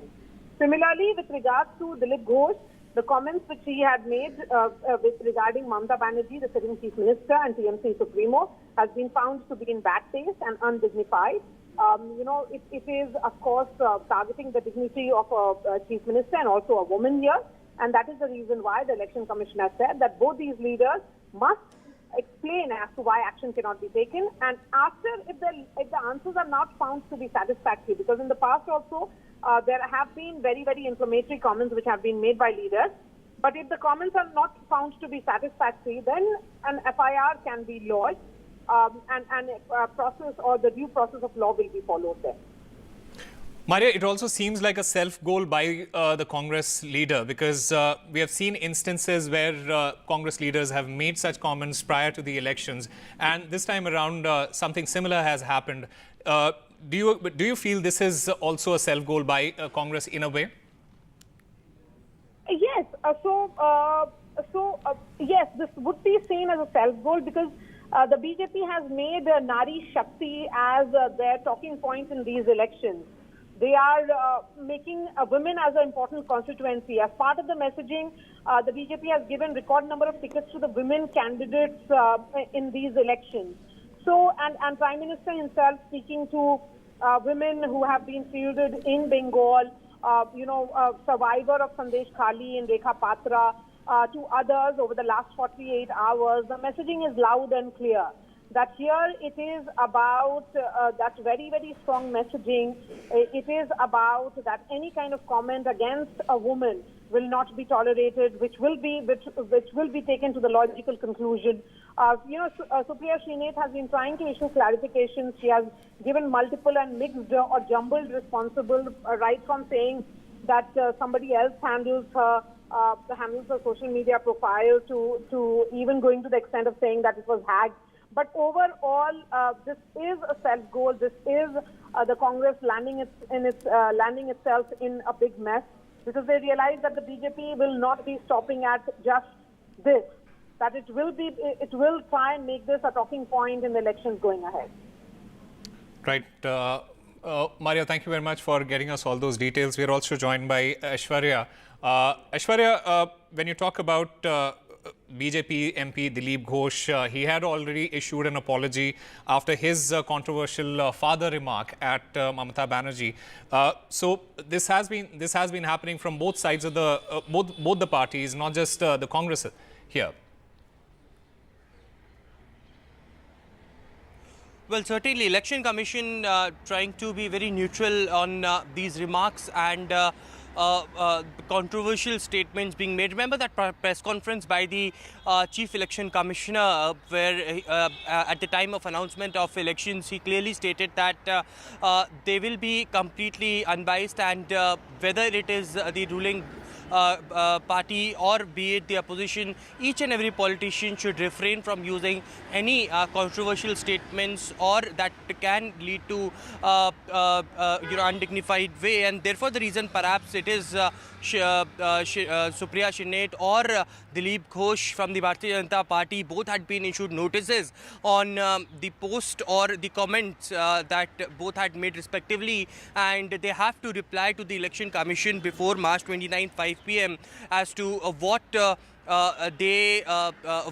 what led them to post it and what was the reasoning behind it. So a clarification has been sought by the Election Commission of India, but it is both the leaders who had apologized. Of course, Supriya Shrinate on her side clearly stated that it was someone else who hacked her account and posted from her account. Later, she apologized for it. She said she can't use such a derogatory word for any woman, and she had started investigation on her own at her own level. On the other side, Dilip Ghosh, commenting on Mamata Banerjee using that father verb clearly had triggered a lot of controversy. In fact, it is Prime Minister Narendra Modi, remember, during a rally in West Bengal where a Mahila Sammelan was organized by BJP. It was Prime Minister himself who had, in a very sharp way, and stated that respect for women is supreme in the party, and that's what somewhere we have seen while Bharatiya Janata Party announcing tickets as well. Sadhvi Pragya being dropped, Sadhvi Pragya being dropped, it was Parvez Sahib Singh Verma who was dropped as well. Both the Bharatiya Janata Party sitting MPs were dropped just because of the controversial statement in the past being made. So now, when the messaging has been very clear and notices have been shared by the Election Commission, when MCC is already been in place, it remains to be seen that what sort of reasoning these both leaders gave. But a strong statement being made here by the Election Commission of India by sending notices that during the election campaign, no such commentary will be allowed by either of the political parties.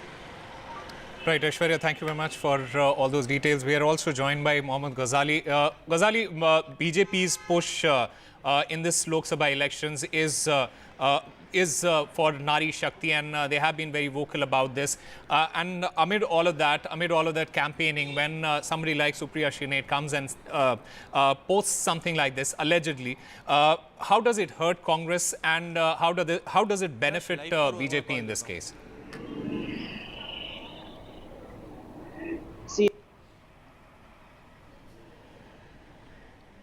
Something to the same effect. And now, after receiving the Election Commission's notice, it is very, it's a writing on the wall kind of thing. The BJP will try to exploit this. BJP will try to exploit this issue or raise this issue in these elections. Actually, in Himachal, we are seeing that how Congress government is facing an imminent threat that someday or the later some MLAs will switch or BJP will try to engineer the rebellion there. But for the Lok Sabha polls, certainly Kangana Ranaut will raise this issue in not only in Himachal Pradesh but in other Hindi-speaking states as well. And Prime Minister's push, since this episode happened, we saw how Prime Minister has been speaking to the women candidates for the Lok Sabha elections for the party from different regions. So somewhere he's also hinting that this issue is not going to die down very soon, and Congress will have to give endless explanations in this entire poll campaign as far as this Kangana Ranaut controversy is concerned. Right. We were discussing this earlier as well, and I want to ask you this again, Ghazali. Does this feel like a self-goal by the Congress here? See, certainly it appears like a self-goal now, because it is now just not associated with the women power. If you heard Kangana's reaction, she said that the word Mandi or the place Mandi in Himachal Pradesh is a chota Kashi for us. So drawing a religious comparison to this entire controversy is again going to be damaging for Congress, as we see the kind of politics BJP does when it comes to nationalism, religion and all that. Certainly the BJP will try to raise and associate this particular incident with all other issues on which the Congress has often been on a weak wicket. All right, Mohammad Ghazali, thank you very much for getting us all those details. So a notice have been issued to both Supriya Shinate as well as BJP's minister over the comments that they made. Moving on, resentment in Kolar Congress troubles the party ahead of the Lok Sabha elections. The MLAs and MLCs from this Lok Sabha constituency have threatened to resign if Karnataka Minister K.H. Muniappa's son-in-law, Chikka Pedanna, is fielded. Now, 5 MLAs and 2 MLCs raised this fiasco and even met the Speaker at Vidhan Sauda.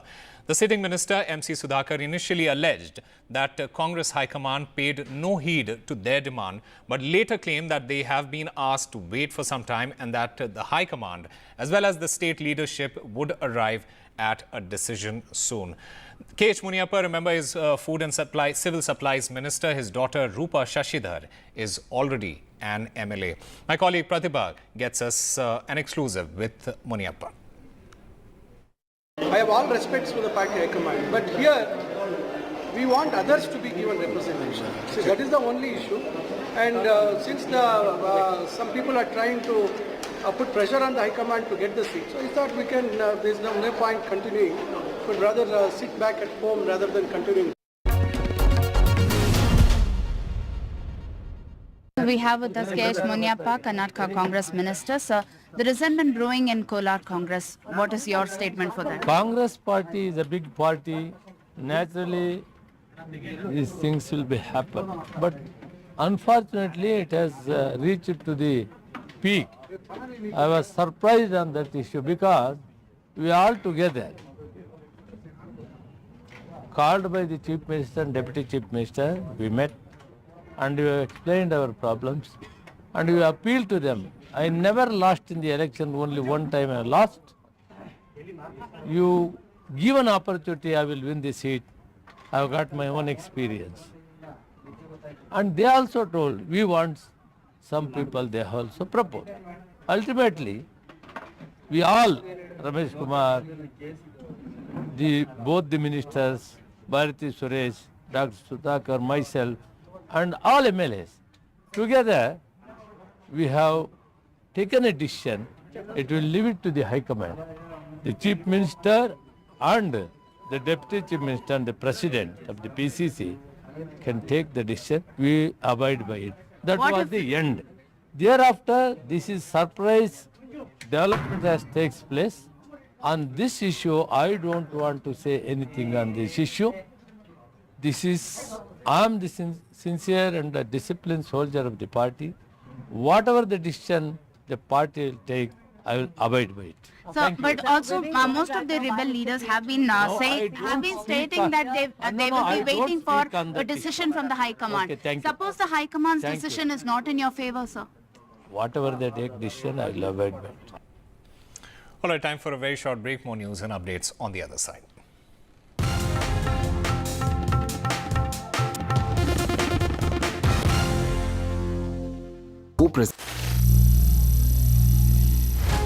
Some people say the metaverse will only be virtual.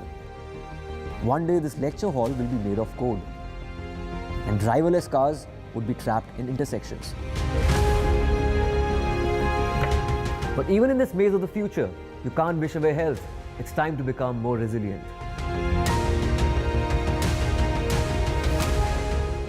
"10 years of Banega Swasth India, we have grown and achieved so many milestones.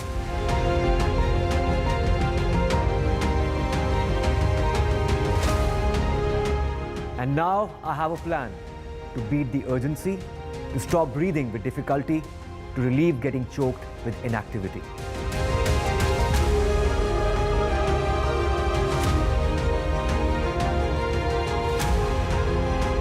Energize our government, our environment, our society, and ourselves. Everyone, everywhere, every day.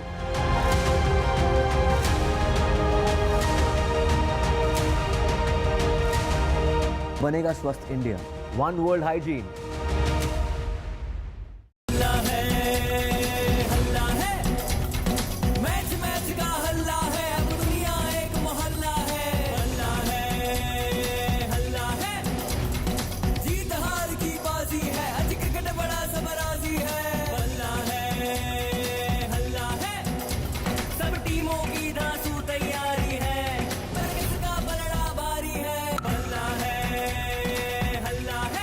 IPL का हल्ला बल्ला और सबसे शानदार coverage सिर्फ NDTV पर।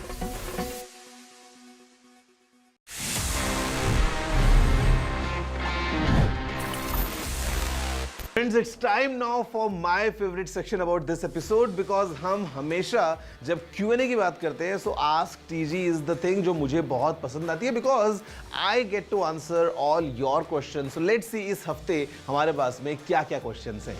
Hi TG, which is the better phone between OnePlus 12 and Xiaomi 14 in terms of camera and performance? Okay, so you have asked that आपको जानना है which is the better device between OnePlus 12 and Xiaomi 14 in terms of camera and performance. So let me get this straight. In terms of camera, Xiaomi might jump slightly ahead of the OnePlus 12. Not by a huge margin, but like let's say slightly ahead. But if I were to recommend you an overall good product in terms of camera, performance, software, you know, like everything combined, I would recommend OnePlus 12 over the Xiaomi. Considering Xiaomi doesn't have that kind of brand value in that premium segment. OnePlus, you know, has been there for a long time now, or OnePlus 12 is an amazing smartphone overall. If you combine especially the clean experience of Oxygen OS, yeah, even the camera is fantastic. Xiaomi 14 थोड़ा आगे निकल जाता है, but overall, I would say OnePlus 12 would be a better pick.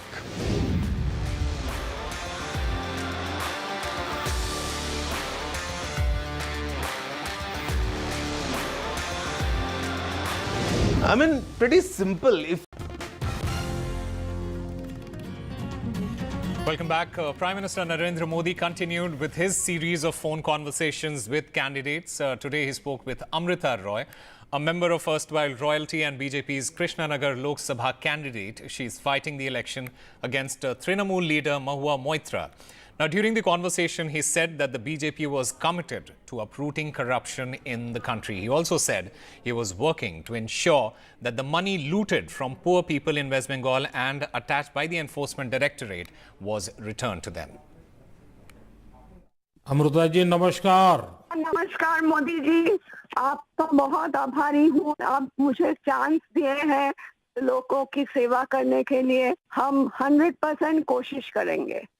आपका चुनाव अभियान कैसा चल रहा है? अभी तो हम निकले हैं, तो एक बीजेपी को उनका पिता का देहांत हो गया, हम इधर ही आए हुए हैं, तो अभी वापस जाके हम प्रचार में ही निकलेंगे। अमृता जी, आप महाराजा कृष्णराय चंद जी की विरासत को आगे ले जा रही है। एक बात आपको हम शेयर करना चाहेंगे, हम क्या कह सकते हैं? जी जी जरूर, मुझे अच्छा लगेगा। ये जो महाराजा कृष्णचंद्र का हम फैमिली है, तो उसका भी ये लोग विरोध कर रहे हैं। क्या बोल रहे हैं कि वो ब्रिटिश के साथ साथ दिया था, फिर वो मैंने हम लोगों को गद्दार समझते हैं। क्यों किया वो नहीं बोल रहे हैं। इतना जमीन दान किया, इतना सब लोगों के लिए किया, भलाई के लिए किया, वो सब नहीं बोल रहे हैं। लेकिन क्या बोल रहे हैं, तो हम बोला कि क्यों किया ऐसा महाराजा कृष्णचंद्र, अगर नहीं करते तो हमारा सनातन धर्म तो पूरा खत्म हो जाता है कि नहीं। तो वो बात है, क्योंकि तब का वो जो नवाब थे सिराजुद्दौला, तो वो तो बहुत अत्याचारी भ्रष्टाचारी थे। तो उसीलिए उन्होंने तो अकेला नहीं किया, बहुत सारे राजाओं के मिलन हुआ, उसके बाद सभी ने किया। जगत सेठ भी थे और राजाओं थे, तो उसी सभी के मेहनत से ये काम सफल हुआ। तो अगर नहीं होता, आज हम हिंदू नहीं रह पाते, हमारा भाषा दूसरा होता, हमारा वेशभूषा एकदम अलग होता और सभी अलग हो जाते। हम तो दूसरों के अधीन रहते ना, यही बात है।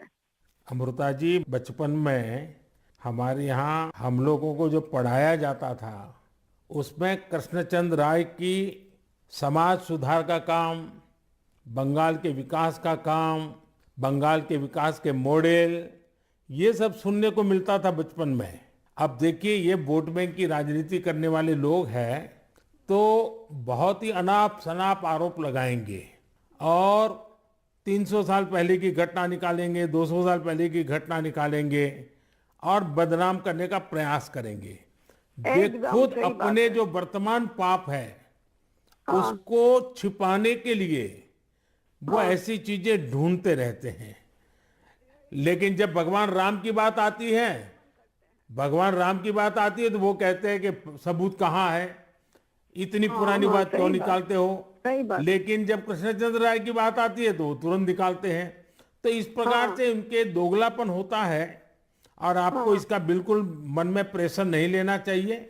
आपने तो बंगाल का उज्जवल भविष्य और आपका स्वयं का जीवन भी लोगों के लिए रहा है।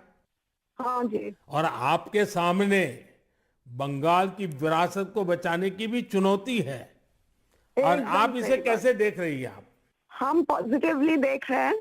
हमारा लड़ाई जो है लोगों का सेवा के लिए है, करप्शन हटाने के लिए है और वंचित लोगों के उपकार में आने के लिए है। संदेश खाली से भी हमारी बहनों ने, बेटियों ने वो आवाज उठाई जो एक महिला मुख्यमंत्री और उसके ऐसे शासन के खिलाफ थी जहां शासन चरमरा गया है, कुप्रबंधन है, भ्रष्टाचार है। संरक्षण उन लोगों को है जो बहन बेटियों के साथ बलात्कार अत्याचार करते हैं, और एक महिला मुख्यमंत्री ममता बनर्जी उस राज्य की महिलाओं को संरक्षण नहीं दे पाई, बल्कि संरक्षण दिया है तो भ्रष्टाचारियों को, बलात्कारियों को। Time for a very short break. More news on the other side.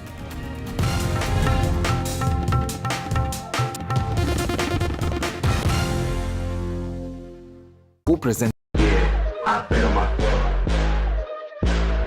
Yeah, I bet on my club.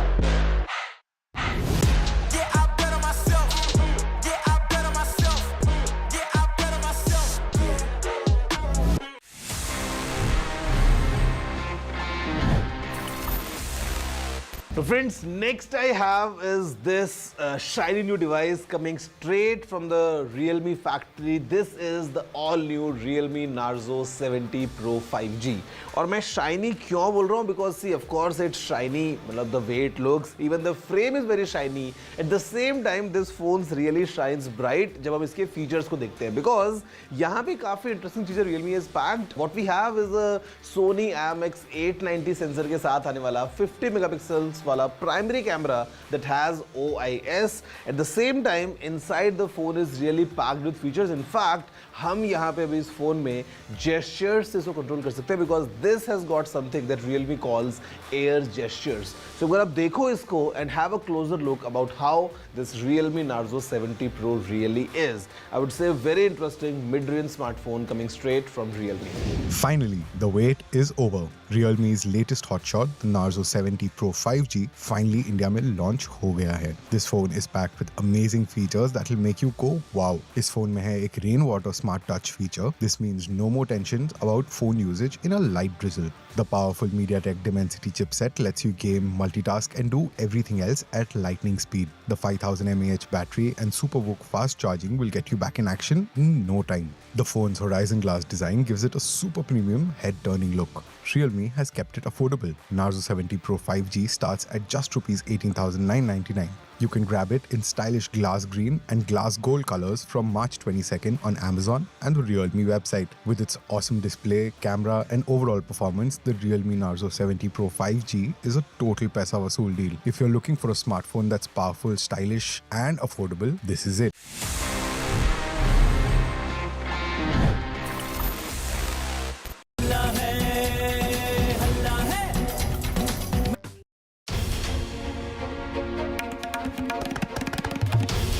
This is NDTV, and you're watching NDTV 24x7. Hello, Moto.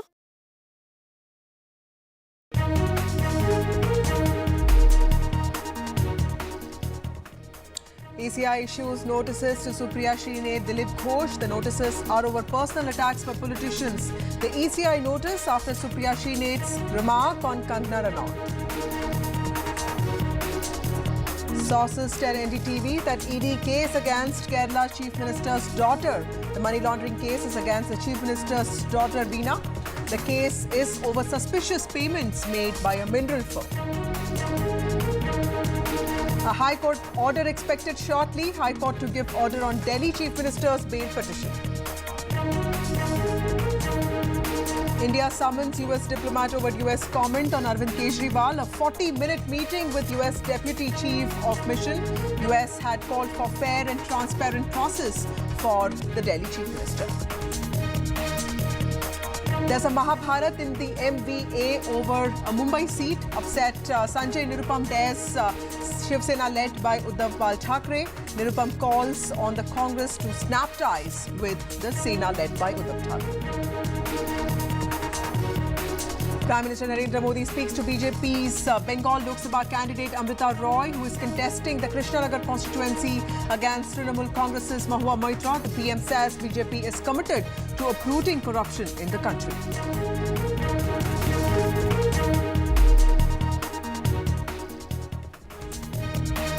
The Election Commission of India has sent a notice to Congress leader Supriya Srinath over a post on Kangana Ranaut. Remember, Kangana Ranaut is BJP's candidate for the 2024 Lok Sabha polls from Himachal Pradesh's Mandi.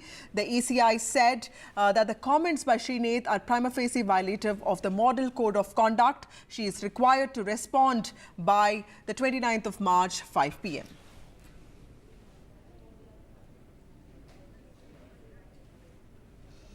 So Supriya Srinath has been sent a notice by ECI on her comments against Kangana Ranaut. A few days ago, there was an Insta post by Supriya Srinath's account in which she had posted a picture of Kangana Ranaut in her modelling days. Of course, Ms. Srinath had apologized and retracted that post, but the BJP has been demanding an apology, and also a delegation from the BJP had asked the ECI to take strict action against people who violate the Model Code of Conduct yesterday. Moving on, the ECI has also issued notices to BJP MP Dilip Ghosh over identify her father jibe against Mamata Banerjee. Remember, Dilip Ghosh is also the sitting MP from Mednipur. He is also the candidate from Bardhaman Durgapur for the BJP. This time he's been the state president of the BJP till recently. I have my colleague Saurabh Gupta joining us with more details on this. Saurabh, Dilip Ghosh is known to make these comments. Now, of course, the show cause notice against him comes as a surprise. But tell us, how is he taking it?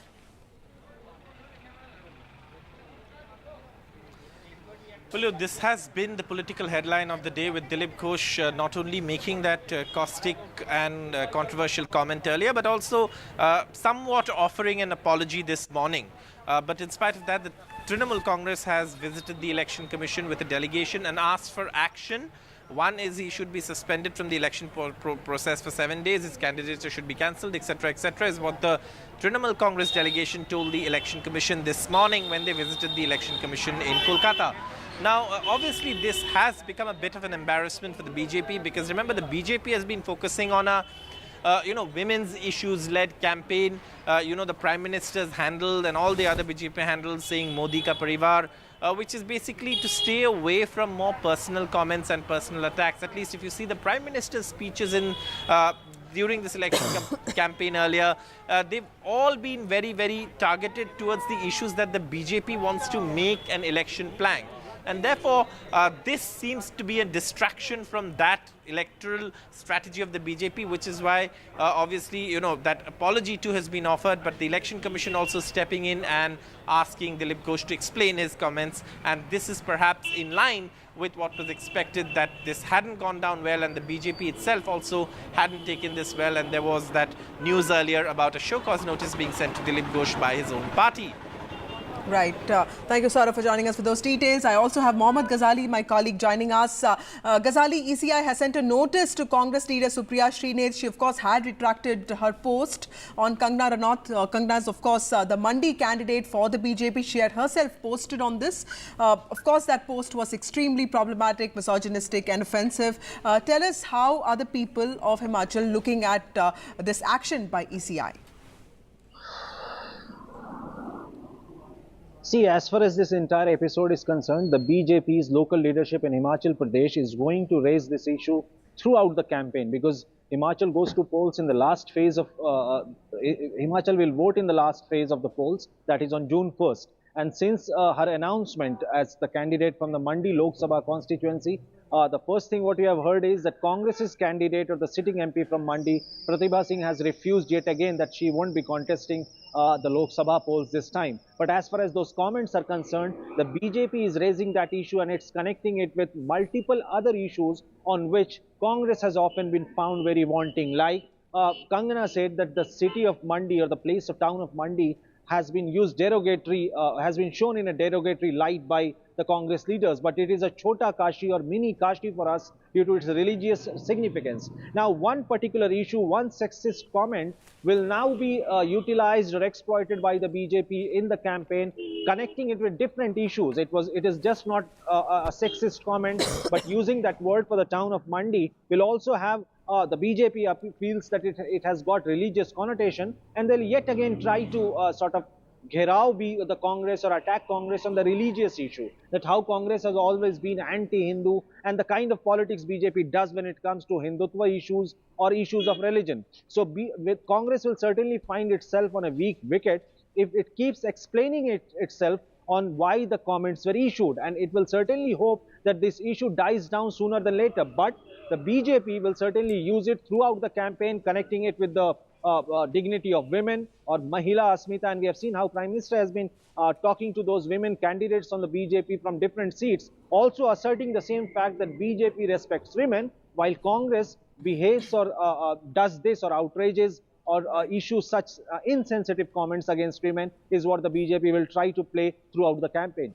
Right. Thank you, Ghazali, for joining us with those details. So politics playing out over those comments which are being seen as anti-women. I also have Kapil Madan, who's a political analyst, advocate, Supreme Court, and also Amitabh Tiwari, who's a political analyst, joining us to debate this, to discuss this. Let me ask you, Mr. Madan, you know, so the BJP has, of course, you know, proved that it is taking action against people who use hate speeches. We saw many of them getting dropped in so many lists of the BJP. Now, the ECI has also sent a show cause notice to Mr. Ghosh over his offensive comments against Mamata Banerjee. The BJP is asking Congress, why is the party falling short of action? Because the comments, the post by Supriya Srinath, of course, she has retracted them and apologized, but that is extremely offensive, and it is in Himachal Pradesh where your Congress is, where your government is also on thin ice. Do you think this will impact women's votes and at least the reputation of the party? See, you know, let me give you an example. We all saw when, you know, Honorable Prime Minister Modi was campaigning in Bengal against TMC. Prime Minister himself made that Didi oh Didi remark in a humorous way, and, you know, nothing happened insofar as the, you know, Election Commission is concerned. Now, coming to the issue at hand, wherein, you know, Ms. Supriya Srinath has come, openly said what has happened, how that has happened, and she has not for a, you know, second tried to defend, you know, this incident. So she has condemned unequivocally. She has also said that she's trying to find out, because different people had access to the accounts, you know, she's trying to find out who the person was who has actually posted this comment. And at this point in time, BJP is not concerned with taking this issue to a logical conclusion, because had this been the case, the BJP should have, registered the FIR against the concerned person. After the registration of FIR, the post, can be tracked down through the IP address, that who actually was the individual, what was the location from which this was posted. I also, at this point in time, do not rule out, any political conspiracy behind it. And it is only after a detailed investigation, we can come to a conclusion whether this was orchestrated by anyone from the Congress, or it was, misdeed, orchestrated, or, planned or planted by any outsider. But do you think that the Congress should have actually walked the extra mile to reassure women of the country that it is extremely concerned about this post? Do you think that should have happened and the Congress party should have taken more action on this? See, when I said here, when Ms. Srinath has publicly apologized, she has taken responsibility of the post. She's not saying it has not come from her account. She has admitted that it has come from her account. However, there were several individuals who had access to her account, and any individual has posted, and she has very categorically made that admission on camera. So had this been the case, if okay, let me ask this question to Amitabh Tiwari. Mr. Tiwari, there are these bread and butter issues, and of course there are these issues of women. Do you think that there is some sort of relatability, at least when it comes to dignity of women in the voter base? Because there are also urban sensibilities, there are rural sensibilities. People are also wondering if Brijbhushan Sharan will be given a ticket from the BJP. So there are many questions, and this whole gamut of women's dignity is a huge field. Do you think the parties are doing enough when it comes to protecting women's honor and respect? See, essentially the women vote has emerged as a very important vote bank. And in 12 states, the women voters are more in number than the men. So they have their own sensibilities, issues and demands. So all the political parties across the spectrum are trying to woo the women voter through increased representation. And we've seen in this case that even the Election Commission of India, because this is just the start of the election season, has cracked the whip on both the people who were at fault, one from the BJP and one from the Congress, and has asked for explanation. Now, if we see, the BJP has taken action on its own member and has asked for, I think, explanation from Dilip Ghosh, whereas same has not been yet seen from the Congress party. So it's a battle of perception, a battle of optics as well. While Supriya Srinath ji has clarified her statement that somebody else has posted from her account, but then it also needs to be, I think, the party as well as the individual is duty bound, because in an election season, when so many people have access to a social media account, which can create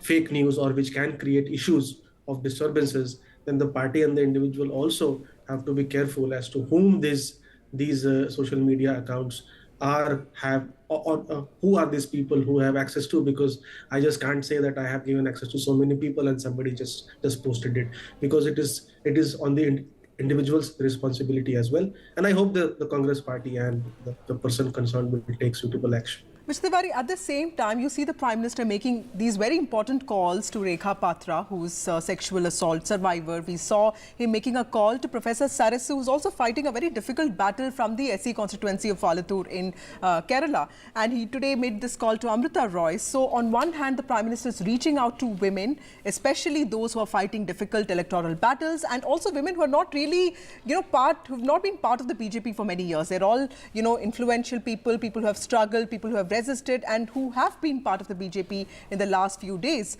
So do you think there is some messaging out there, because there is also this discourse on anti-women and pro-women politics, but there's also this Prime Minister trying to do his own bit in motivating women who can be seen as vulnerable? I think this all started with the Shakti remark of Rahul Gandhi ji, and we have seen that the BJP generally latches onto some issue and then also tries to take it to its logical end and conclusion. And here we have also two states wherein the battle is fairly difficult for the BJP, and the BJP wants to gain extra seats and vote share from these two states. And women again are going to play an important role, and that's how the Prime Minister perhaps is trying to give a message that the party and the leadership is with the women. They are sensitive to their sensibilities and demands. They have given 50 plus tickets, though it's less than 1/3 promise under the reservation bill, and that is how it wants to spread the message or be on the right side of the optics or drive a narrative that it is. Mr. Madan, one of the interesting candidates that the Congress sort of fielded yesterday was R. Sudha from Tamil Nadu. Now, this is a woman who heads the women's wing in Tamil Nadu Congress parties, and she basically had written a letter in 2021 to Sonia Gandhi seeking more representation of women in politics, and now she's been fielded from Tamil Nadu. So tell me one thing. Comments like this, or like, the inadvertent post by Supriya Srinath, all these things, what kind of impact do they have on Congress party or even BJP parties, women representatives, women who are actually struggling to sort of come fight this very difficult battle electorally? What kind of responsibility does the party have to ensure that they have it at least easy when it comes to, at least the projection and the narrative? So I'll tell you what, it is the Congress party who has been very sensitive to these kind of issues. You've not seen any single person, who has come forward and defended this post in any manner. So, it is, the party's transparency on this issue. No leader, no statement has come, that supports to what has happened here. And the fact is that the BJP is trying to get political mileage out of it because they know that their entire campaign of 400 plus seats is it's in the air. I mean, that does not have any credible foundation, and that's the reason why they are trying to even take political mileage out of these kind of mischievous errors. Again, I am saying here, you cannot rule out a possibility that this has been planted by some individual. That's the reason why I started my argument when I made my opening remark to say it is only after a detailed But Mr. Madan, then it is the investigation responsibility of the party to sort of make it very clear and walk that extra mile, file an FIR, ask for police action, isn't it?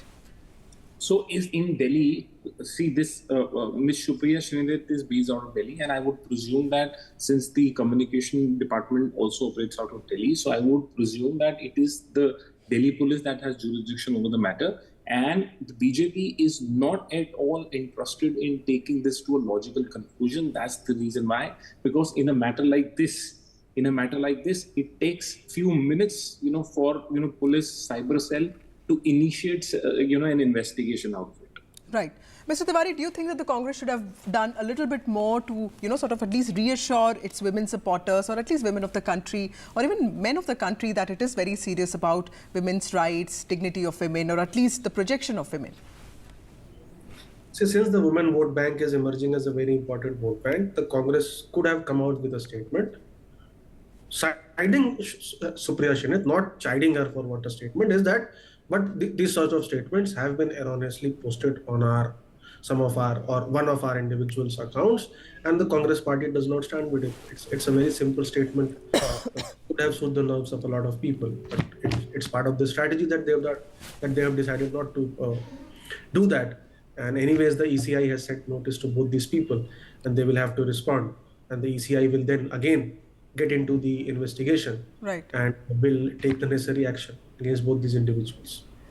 Okay. And last word from you, Mr. Madan, now people speaking is one thing, but the digital accounts, the digital outreach is also seen as an extension of what they communicate to people. So what is that extra care that, politicians and especially candidates and party people need to take when it comes to social media accounts? Because this whole excuse that I was not running my account and somebody else was doesn't seem to be working, doesn't seem to be believable on ground now. So you can't, at this juncture, completely rule out that possibility that someone has misused it. But yes, as a matter of caution, I would still say that, keep your passwords very secure. Ensure that, no post is out without your specific approval. Keep a very close, eye on whatever is happening from your account. And these are, some of the safeguards. Ensure your OTPs are preserved. Ensures that, you don't log in from different devices, because sometimes it also happens that if I have logged in from one device I forget to log off, and I eventually end up remaining logged in at different devices without I being aware. Sometimes you even sell your phones without properly formatting it, resetting it, and the person who gets the phone has access to all these pre-installed passwords, apps, etc., which may be misused. Right. So thank you so much for joining me on this debate. Of course, this is something that we'll keep discussing even as election activity picks up. Thank you so much. Time for a short break. More news and updates on the other side. Brought to you.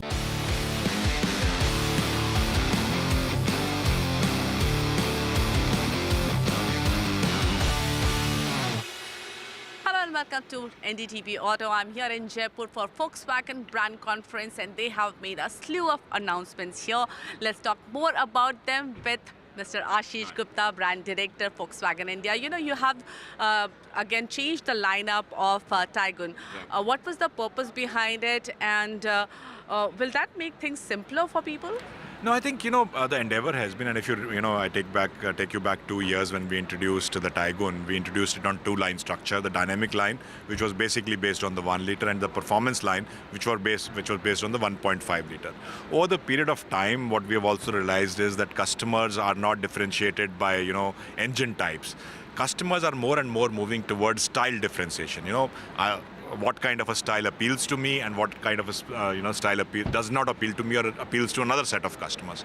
So the endeavor this time has been to now put our line structure in place to appeal to style more than the differentiation by the engine line. So that's what we have done. So now we have the chrome line, which is more elegant, for the customers who like that kind of a design language, available both on the 1.5 and the 1 liter, and then the sporty look with more black themed exterior and interior elements, which appeals to customers who are looking for more sporty, rugged kind of an appeal that appeals to them. So that's why today we have launched the GT Plus Sport on the Taygun, and also the GT line, which actually brings the GT-ness of our cars into the 1 liter lineup as well with the GT line. Does this impact pricing? Yes, of course. If you look at the GT line is now has all the GT elements, including 17-inch wheels, including 6 airbag standard, including the black elements in the exterior and the interior, at a price point which is between the high line and the top line. Yeah, so it's a much more accessible, affordable GT. The other big announcement is about ID4, and we have seen ID4 earlier as well. But what is the plan now? When do you think it will actually come to India, will get launched in India? Yeah, I think the ID4 that you saw earlier was a test car, which you saw by accident and not by design. But today we have officially showcased the ID4. So very clearly we are committed to bringing the global electric range into India, starting with the ID4. Our target is to bring this car to India and to start selling it towards the end of this year. And what I know it's very early to say, but what will be your pricing strategy? So as you said, too early to say, but any car that you launch has to be competitive in the segment that it is operating in. The ID4 is an A+ SUV. It's a large car.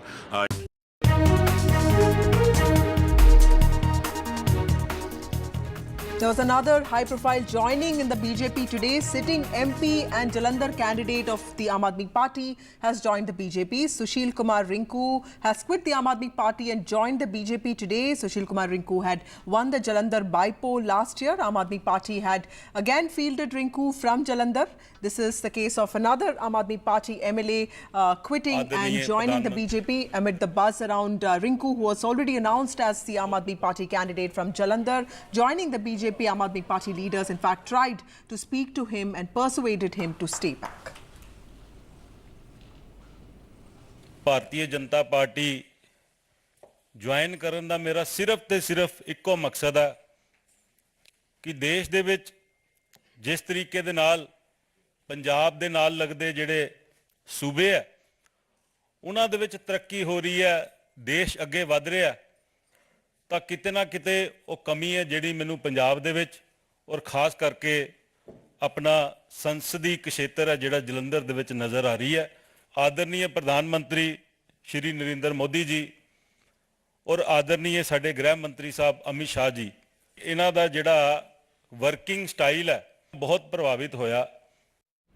I have my colleague Mohammad Ghazali joining us with more details on the story. Ghazali, just hours after Aam Aadmi Party and in fact BJP announced that it will go separate ways from Aam Aadmi Party, we saw Ravneet Singh Bittu joining the party yesterday. He is an MP from Ludhiana. Today the MP of Jalandhar, Sushil Kumar Rinku, has joined the BJP. So is this the BJP trying to make it very clear that it is very serious about Punjab, and what kind of a setback is this for the Aam Aadmi Party? See, Aam Aadmi Party and Congress are alleging that it is all the pressure of agencies, because Sushil Rinku on 16th of March was found visiting Ajodhya and was incommunicado. The party high command or the party leadership in Punjab could not connect with him. And there was a strong buzz back then, 2 weeks ago, that perhaps he is going to join the BJP along with the Aam Aadmi Party MLA, one of the MLAs from Jalandhar district. And today exactly as that has happened. The reasons being that perhaps Mr. Rinku had fought elections as Congress candidate for the 2022 MLA polls. Then in 2023, he fought the by-polls for the Lok Sabha from Jalandhar as an AAP candidate. And in 2024 Lok Sabha polls, he will be probably fighting as a BJP candidate. He says that, or his supporters claim that he didn't have enough funds to contest the polls, and he had raised this issue with the party, but party didn't pay any attention to that. Also, in 2022 by-polls, 2023 by-polls of Jalandhar, he had also promised certain things regarding the infrastructure push in Jalandhar, which hasn't happened in Jalandhar till now, and perhaps he sensed that voters will be upset with it. And these are the 2-3 reasons he mentioned for switching over to the BJP. It's a big setback for Aam Aadmi Party. Reason being that day after Arvind Kejriwal was arrested in Delhi, the Punjab Chief Minister, Mr. Bhagwant Mann, held a meeting with all the 92 MLAs here in Chandigarh, is stressing that BJP will try to break the party through threats and allurements, but we have to stay united.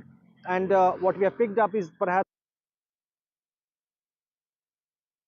BJP was part of that meeting. And interestingly, Mr. Sheetal Anugral, the MLA from Jalandhar West, he was the first MLA within the Aam Aadmi Party who had raised the issue of Operation Lotus by the BJP, and he also happens to be the complainant in one of the FIR registered back in 2022 against the BJP for engineering breakup in the Aam Aadmi Party here in Punjab. Right. Thank you, Ghazali, for joining us with those details. Yet another opposition MP and also MLA joined the BJP today. Moving on to Maharashtra, 17 names have been released by the UBT Shiv Sena, which also includes 4 seats in Mumbai. Now, Sangli was under dispute between the Congress and the Sena. It has now been taken by Chandrahar Patil of the Shiv Sena, led by Uddhav Bal Thackeray. Till yesterday, Congress was keen on the seat and was considered a Congress stronghold. Mumbai Northwest was again under dispute between Congress Party and the Sena, but that has been now taken by Sena's Amol Kirtikar. Mumbai South Central, meanwhile, which is also under dispute between Congress Party and Shiv Sena, but Anil Desai has been announced instead.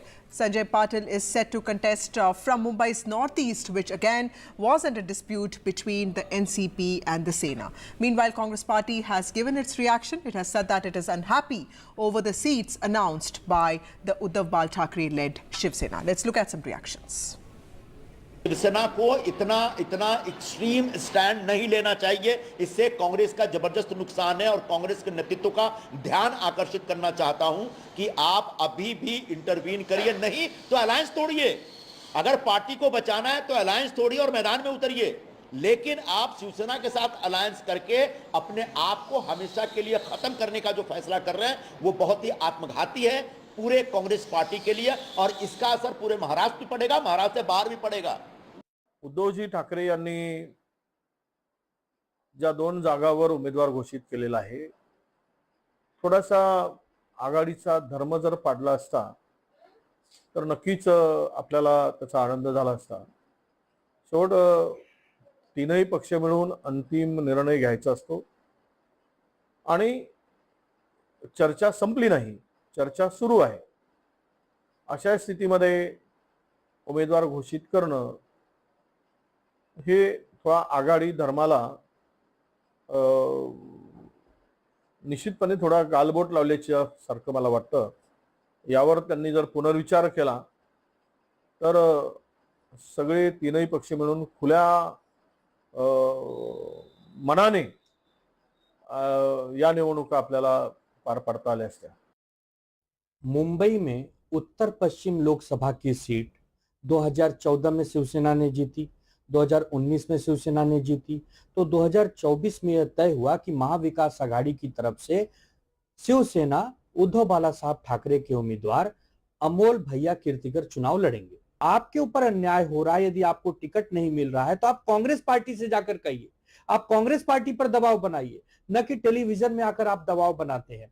और हम एक महाविकास आघाड़ी में हैं, आप एक ऐसे आरोप लगा सकते हैं कि हम मदद करेंगे कि नहीं करेंगे। पार्टी मदद करती है ना, पार्टी ने तय किया है कि यह संयुक्त उम्मीदवार है, और आप तो बार बार कह रहे हैं कि 7 दिन के अंदर मैं अपने विकल्प ओपन रखा हूं। इसका मतलब आपकी किसी और दल से बातचीत चल रही है। जब किसी और दल से बातचीत चल रही है, आपके विकल्प खुले हैं, तो आप उस तरफ जाइए, आपको शुभकामना है, लेकिन हमारे उम्मीदवार के प्रति नफरत फैलाने का काम न कीजिए। I have my colleague Radhika with more details on this. Radhika, strong reactions from people from all three parties. Sanjay Nirupam has in fact called on the Congress party to break the alliance. How do you see this playing out? That's right. The fresh cracks seem to be emerging as far as MBA is concerned now. We just heard some of the Congress leaders there strongly opposing the list that has been released by Uddhav Sena. In fact, Uddhav Sena's decision to nominate candidates in some of the disputed constituencies, including Sangli and some of the seats in Mumbai, has sparked a discontent among the allies. Of course, Sanjay Nirupam also lashing out. In fact, he was vying for Northwest constituency. He's been accusing Congress, in fact, he's been accusing Sena of burying Congress in the city of Mumbai, and has also urged Congress to break ties with Sena, while also giving an ultimatum that he will have to look for other options if the decision of Sena has not been reversed.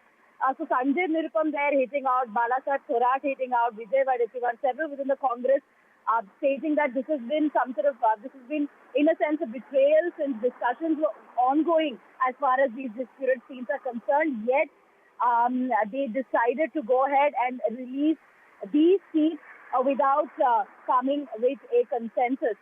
So clear discord there among the allies. NCP also not happy. Some of the NCP leaders also, expressed their displeasure over Northeast, Mumbai Northeast also going to Sena, because that was something that NCP had eyed. So Congress has been quick to hit out, so is NCP. We're not entirely certain how this will pan out. Will Sena, in fact, reconsider the list, or will it lead to a bigger crisis? That remains to be seen at this point. The sources also suggesting Congress may want a friendly fight against Sena in some of the disputed areas. So we'll have to wait and see how the resolution will come out in this. Right. Thank you, Radhika, for joining us with those details. Fishers in the MVA out in the open. Moving on, Vanchit Bahujan Aghadi, VBA Chief Prakash Ambedkar on Wednesday announced candidates for the upcoming Lok Sabha polls in Maharashtra, signalling that the outfit will not ally with the opposition Mahavikas Aghadi. Addressing a press conference here, Mr. Ambedkar accused the MVA allies, which is the Congress, NCP led by Sharad Chandra Pawar, Shiv Sena led by Uddhav Bal Thackeray, of trying to use his outfit to promote dynastic politics. Ambedkar, who's a grandson of Dr. B.R. Ambedkar, announced names of 8 candidates for the phase of elections, including himself from the Kolar constituency. Ambedkar has said that he has decided to support the Nagpur Congress candidate. Time for a short break. More news and updates on the other side.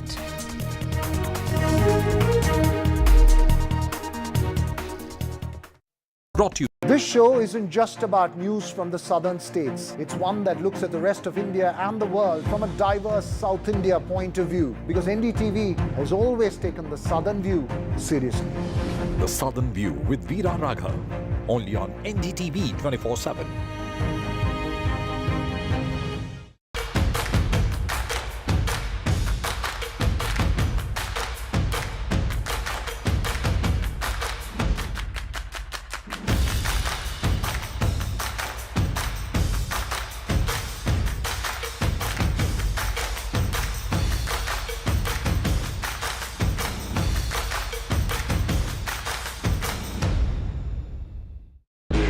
I bet on my club.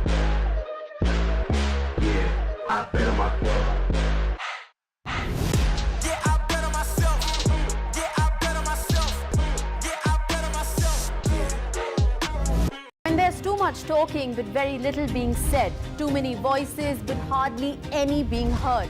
You turn to a show that puts you front and center. A show that headlines the stories of the people, by the people, for the people. Hello and welcome to NDTV Auto. What I have with me today is real special. It is the latest EV from Audi, Q6. What's special about it is it's based on a completely new platform, PPE, Premium Platform Electric. This platform Audi has developed for their electric vehicles and it has a lot to offer.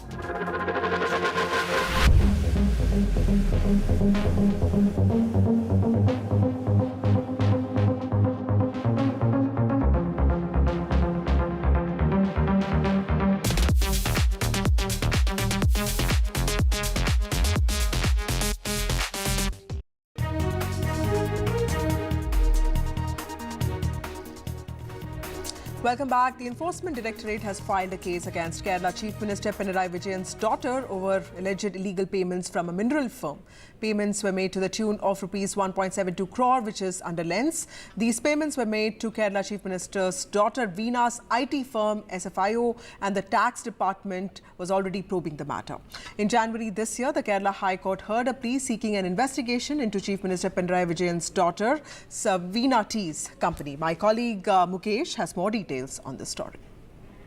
Kerala के मुख्यमंत्री पिनराई विजयन और उनकी बेटी वीना विजयन की मुश्किलें बढ़ने वाली हैं। ईडी ने वीना के खिलाफ पीएमएलए यानी मनी लॉन्ड्रिंग के तहत मामला दर्ज कर लिया है। ये मामला एक मिनरल फर्म के साथ गैर कानूनी तरीके से लेन देन का है। इस मामले में एसएफआईओ ने शिकायत दर्ज कराई थी। ये मामला इनकम टैक्स डिपार्टमेंट की जांच में सामने आया था। जांच में ये बात सामने आई थी कि कोचीन मिनरल्स रूटाइल लिमिटेड ने वीना की कंपनी एक्सालॉजिक्स सॉल्यूशन को 2018 से 2019 के बीच में 1.72 करोड़ रुपए का भुगतान किया था, जबकि उस समय ये आईटी फर्म कोई सर्विस नहीं दे रही थी। तो ये भुगतान जो है लीगल तौर पर किया गया था और इसमें आरोप ये है कि वीना विजयन को इससे लाभ हुआ। और इस मामले में ये मामला जो है केरल हाई कोर्ट भी पहुंचा था, जिसमें फरवरी में कंपनी रजिस्ट्रार ने केरल हाई कोर्ट को बताया कि कोचीन मिनरल्स रूटाइल लिमिटेड के धन के दुरुपयोग के कारण सार्वजनिक खजाने की लूट हुई है और इससे राज्य के औद्योगिक विकास पर असर पड़ेगा। जो केरल हाई कोर्ट है उसने कहा था, जो राज्य औद्योगिक विकास निगम है उससे कहा था कि वह एसएफआईओ की जांच में सहयोग क्यों नहीं कर रहा था। इसका मतलब ये हुआ कि जो जांच थी उसमें हाई कोर्ट ने रुकावट में कोई बाधा नहीं डाली थी और एसएफआईओ इस पूरे मामले की जांच कर रहा था।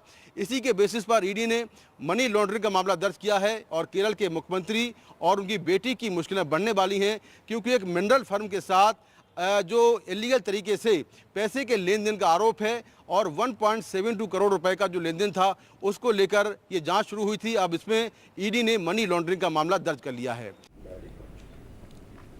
Moving on, there's resentment in the Kolar constituency of Karnataka. Congress troubles the party ahead of the Lok Sabha election. MLAs and MLCs from this Lok Sabha constituency have threatened to resign if Karnataka Minister K.H. Muniappa's son-in-law, Chikka Peddana, is fielded. In fact, 5 MLAs and 2 MLCs raised this fiasco and even met the Speaker at Vidhan Sauda. Sitting Minister MC Sudhakar initially alleged that the Congress High Command paid no heed to their demand, but later claimed that they have been asked to wait for some time and that the High Command as well as the state leadership would arrive at a decision soon. K.H. Muniappa is the Food and Civil Supplies Minister. His daughter, Rupa Sashidhar, is already an MLA. My colleague Pratibha spoke to Muniappa, but first let's listen to this reaction by Sudhakar. I have all respects for the party High Command, but here we want others to be given representation. So that is the only issue. And since some people are trying to put pressure on the High Command to get the seat, so I thought we can, there's no point continuing, but rather sit back at home rather than continuing. We have with us K.H. Muniappa, Karnataka Congress Minister. Sir, the resentment brewing in Kolar Congress. What is your statement for that? Congress party is a big party. Naturally, these things will be happen. But unfortunately, it has reached to the speak. I was surprised on that issue because we all together called by the Chief Minister and Deputy Chief Minister, we met and we explained our problems and we appealed to them. I never lost in the election, only one time I lost. You give an opportunity, I will win the seat. I've got my own experience. And they also told, we want some people, they also proposed. Ultimately, we all, Ramesh Kumar, both the ministers, Bharati Suresh, Dr. Sudhakar, myself, and all MLAs, together we have taken a decision. It will leave it to the High Command. The Chief Minister and the Deputy Chief Minister and the President of the PCC can take the decision. We abide by it. That was the end. Thereafter, this is surprise development that takes place. On this issue, I don't want to say anything on this issue. I am the sincere and a disciplined soldier of the party. Whatever the decision the party will take, I will abide by it. So, but also most of the rebel leaders have been stating that they will be waiting for a decision from the High Command. Okay, Suppose the High Command's decision is not in your favor, sir. Whatever they take decision, I will abide by it. Prime Minister Narendra Modi continued with a series of phone conversations with candidates. Today, in fact, he spoke with Amrita Roy, a member of erstwhile royalty, and also BJP's Krishnanagar Lok Sabha candidate. She's fighting the election against Trinamool Congress leader Mahua Moitra. During the conversation, he said that the BJP was committed to uprooting corruption in the country. He also said that he was working to ensure that the money looted from the poor people of West Bengal and attached by the Enforcement Directorate was returned to them.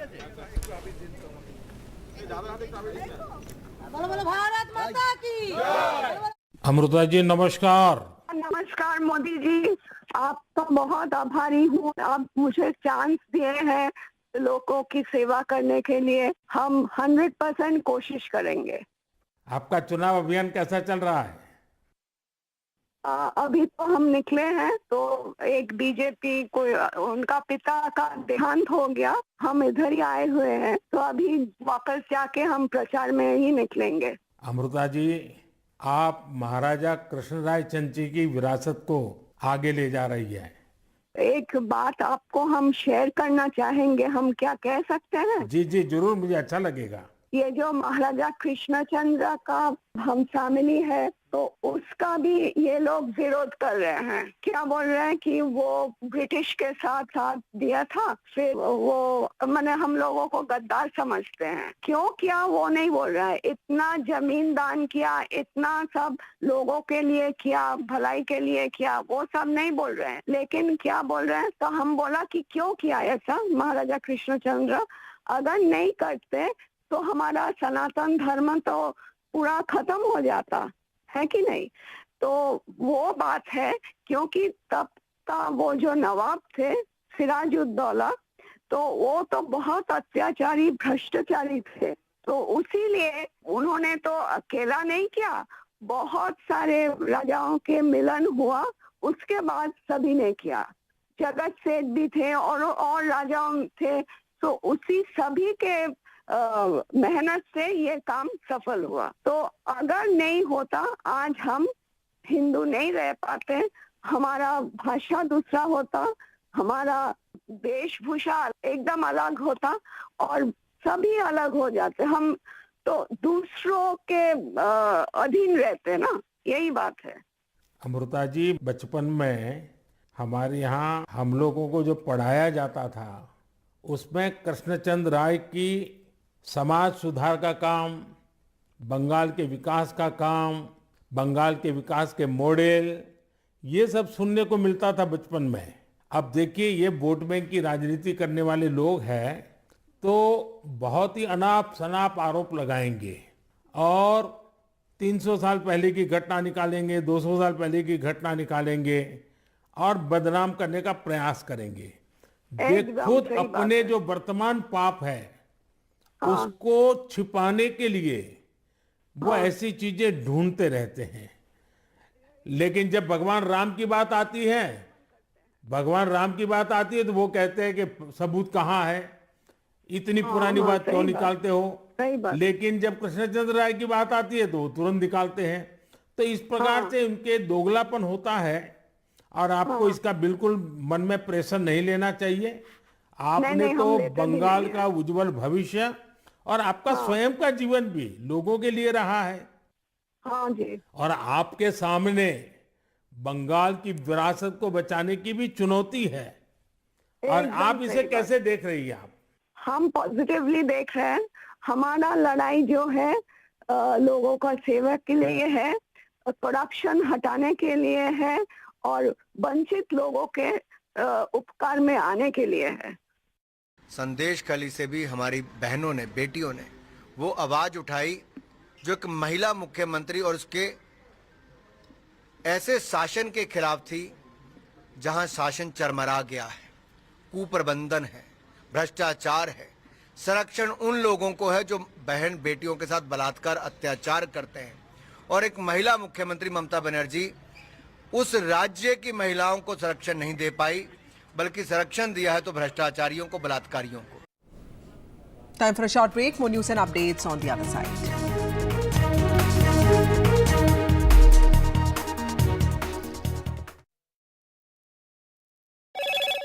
Hello, Moto.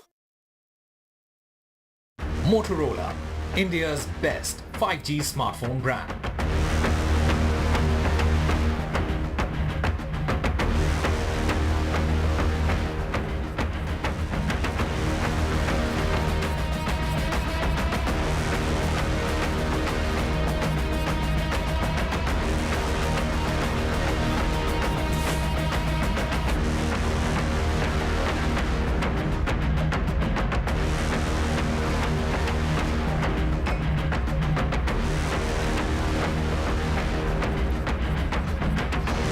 EC issues notices to Supriya Srinath and Dilip Ghosh.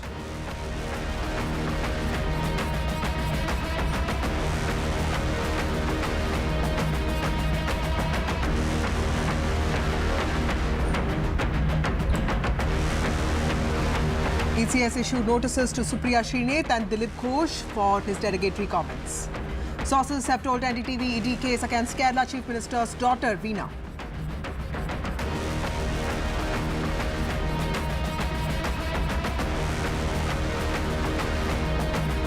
India summons US diplomat over US comments on Kejriwal.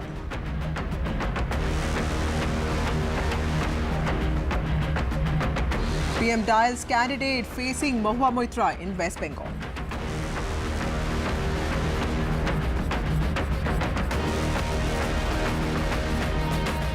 Brought to you.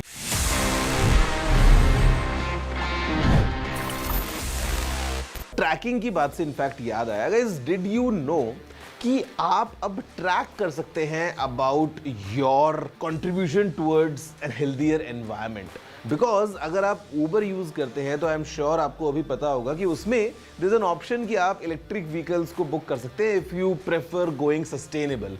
लेकिन अब यहाँ पे एक option आ गया है जहाँ पे आपको ऊबर दिखाता है कि आप क्या सेव कर रहे हैं कंपेयर टू अगर आप एक नॉर्मल व्हीकल में जाते हैं तो आप कितने कार्बन एमिशंस होने से रोक रहे हैं, और वो आपको दिखाता है in form of trees being planted. तो कहीं ना कहीं ये एक अच्छी चीज है जहाँ पे you can keep track of your your contribution, कि आप अपने डेली हैबिट्स में जब आप सुबह ऑफिस के लिए ऊबर ले रहे हैं, जब आप शाम को कहीं बाहर जा रहे हैं, अगर आप एक ईवी यूज करते हैं, so how much essentially are you contributing towards the environment. This service is live now in multiple Indian cities. तो next time you book an Uber, I would request कि अगर आप एक इलेक्ट्रिक व्हीकल यूज करते हैं, it will kind of contribute towards the environment, or you can clearly track in form of number of trees being planted. So I'm sure normally we friends sometimes we see each other's Uber ratings कि किसको कितने star मिले हैं, किसी कितनी rating है। तो I'm sure going next this could be a thing that we all might track कि अच्छा मैंने कितने trees को plant किया by going electric, या कौन आगे जीत रहा है। It's a nice thing. Did you know this? If yes, amazing. If no, please let me know. You know the address. It's tg@ndtv.com.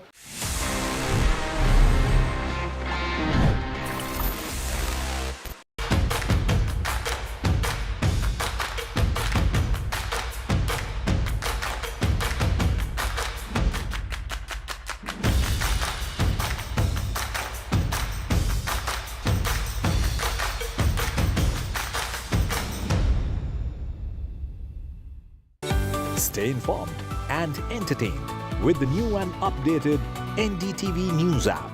You can watch all our channels live.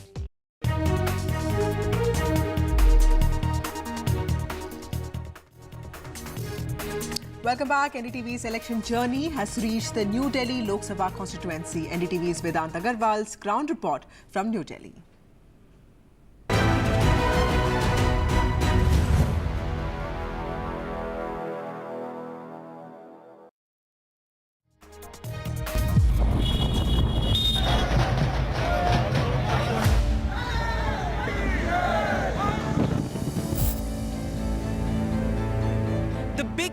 For the heart of the national capital. The strategically important New Delhi constituency has seen stalwarts like Atal Bihari Vajpayee, Lal Krishna Advani and Ajay Maken contest from it. It is the oldest seat in New Delhi. It houses the power corridors of India. A victory in New Delhi means a key to the seat of the world's largest democracy. The throne of power, the core of our republic, the thrust of Indian democracy. This iconic boulevard has seen it all. Defining mandates, alliances rising to power, governments falling and prime ministers running the country from here, the center of New Delhi.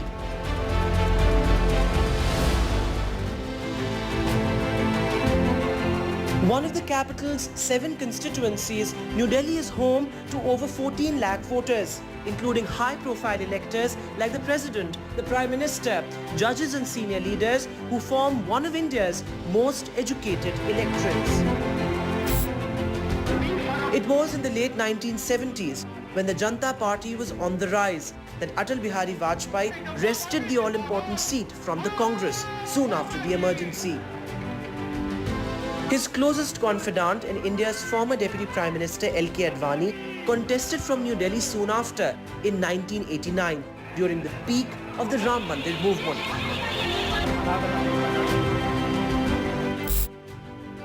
From Ajay Maken in the early 2000s to Meenakshi Lekhi holding the fort for the BJP in the last decade, it has been a direct contest between the BJP and the Congress until Delhi's Aam Aadmi entered the fray.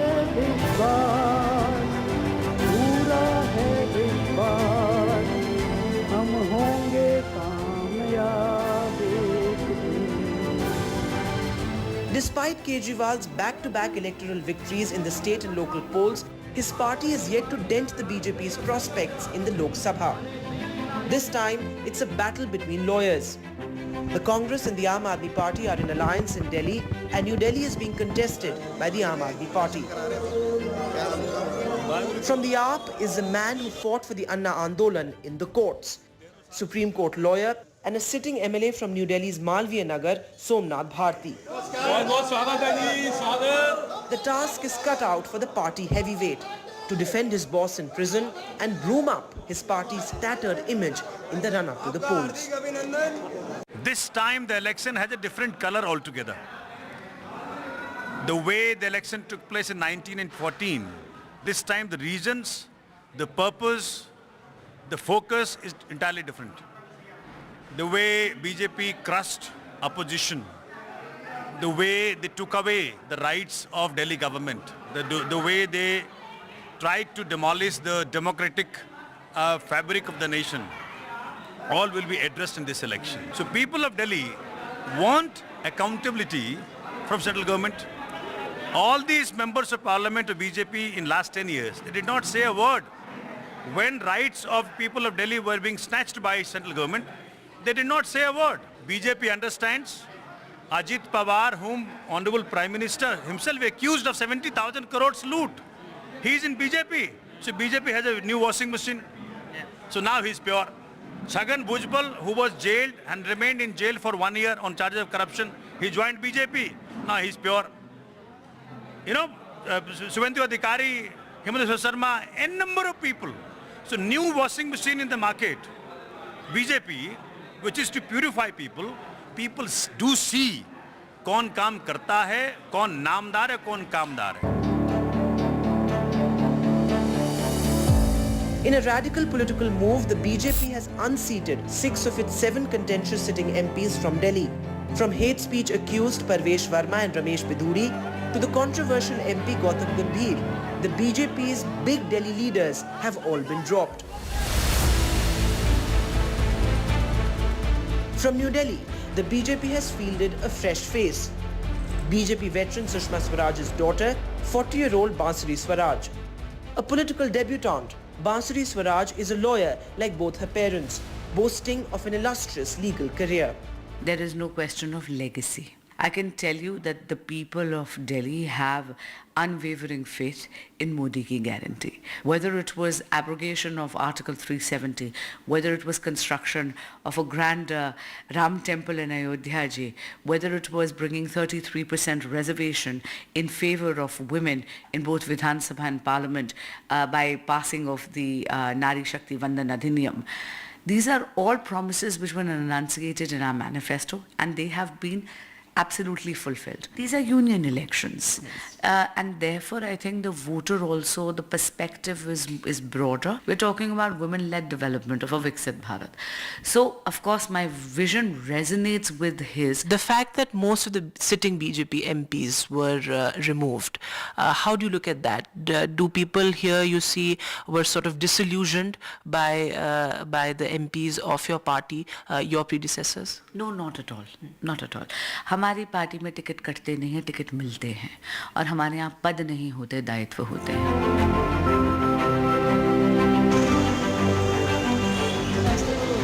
Delhi has nearly 1.5 lakh first-time voters, and among them are thousands of young students in one of the country's biggest coaching hubs in New Delhi's Rajendra Nagar. In election season, this nerve center of UPSC aspirants is bustling with politics. अगर हम country wide बात करेंगे तो इसमें no doubt जो prime minister candidate होते हैं, चूँकि ये लोकसभा का इलेक्शन है, उन्हीं के नाम पे वोटिंग होती है.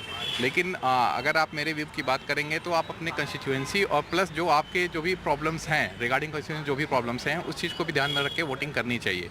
अब जैसे कि as a student we are facing unemployment. Political leader हर रोज़ मतलब पार्टियाँ बदल रहे हैं. जैसे कि आप देख रहे हैं कितनी पार्टियाँ, बड़ी बड़ी पार्टी के लीडर जो जैसे महाराष्ट्र में लीडर हो गए, राजस्थान में लीडर हो गए. मतलब ये कुछ ट्रांसपेरेंसी और एक लीडर की कुछ अकाउंटेबिलिटी नहीं बची है. वो एक इलेक्शन में इधर, एक इलेक्शन में उधर. आजकल जैसे कॉन्स्टिट्यूशन बॉडी की जितना वो गरिमा गिरती जा रही है, जैसे एक सोसाइटी का जो सोसाइटी बन रही है रिलीजन के बेसिस पे या कास्ट के बेसिस पे, ये पिछले कुछ सालों में या 1-2 डेकेड में बढ़ा है अभी.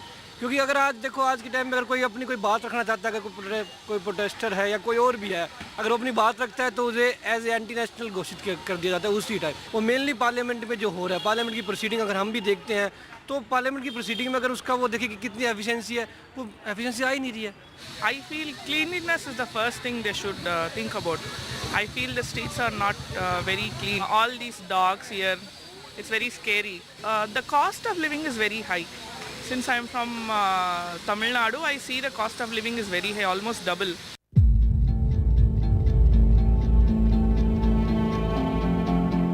From deadly pollution to toxic landfills and the sanitation mess. Even as Delhi grapples with these long-standing issues, it is left without a chief minister. The arrest of Chief Minister Arvind Kejriwal ahead of the big general elections has left the Aam Aadmi Party without its star campaigner and biggest face. The contest for the coveted New Delhi seat is a prestige battle, both for the Aam Aadmi Party as well as the BJP. Many political pundits say that the BJP, which has unseated 6 of its 7 sitting MPs here in Delhi, is nervous of the Aam Aadmi Party, which has defeated the BJP both in state elections as well as municipal polls. But these are national elections. Can the big message of brand Modi, national security and Vishwa Guru trump local issues like sanitation and air pollution? That is a big question. In New Delhi with camera person Kanan Patra, Vedant for NDTV.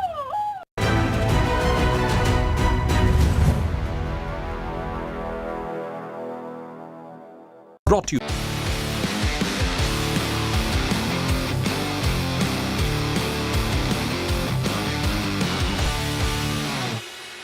Hello and welcome to NDTV Auto. I'm here in Jaipur for Volkswagen brand conference and they have made a slew of announcements here. Let's talk more about them with Mr. Ashish Gupta, Brand Director, Volkswagen India. You know, you have again changed the lineup of Taigun. What was the purpose behind it, and will that make things simpler for people? No, I think, the endeavor has been, and if I take you back 2 years when we introduced the Taigun, we introduced it on two-line structure, the dynamic line, which was basically based on the 1 liter, and the performance line, which was based on the 1.5 liter. Over the period of time, what we have also realized is that customers are not differentiated by, engine types. Customers are more and more moving towards style differentiation. What kind of a style appeals to me, and what kind of a style does not appeal to me or appeals to another set of customers.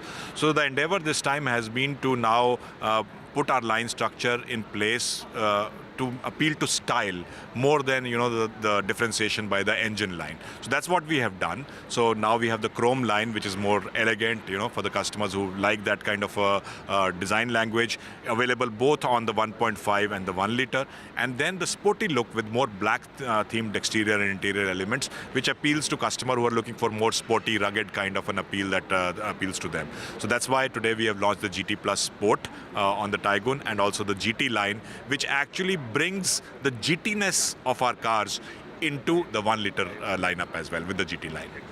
Does this impact pricing? Yes, of course. If you look at the GT line is now has all the GT elements, including 17-inch wheels, including 6 airbag standard, including the black elements in the exterior and the interior, at a price point which is between the high line and the top line. Yeah?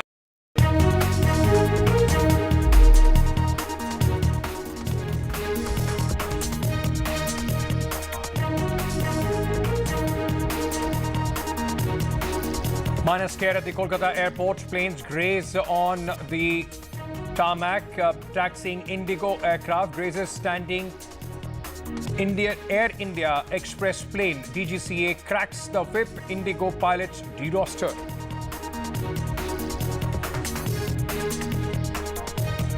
Election Commission issues notices to Supriya Sune, Dilip Ghosh of the BJP. Notices over personal attacks by politicians. EC notice after Supriya Sune's remark on Kangana Ranaut and Dilip Ghosh's remark on Mamata Banerjee. Big jolt for the Aam Aadmi Party ahead of the Lok Sabha polls. Aam Aadmi Party's lone Lok Sabha MP, Sushil Kumar Rinku, joins the Bharatiya Janata Party.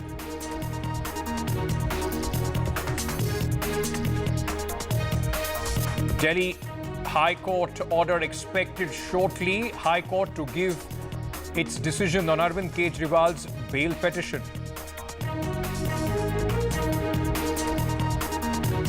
Sources inform NDTV Enforcement Directorate case against Kerala Chief Minister's daughter. Money laundering case against Chief Minister's daughter. Case over suspicious payments by a mineral firm.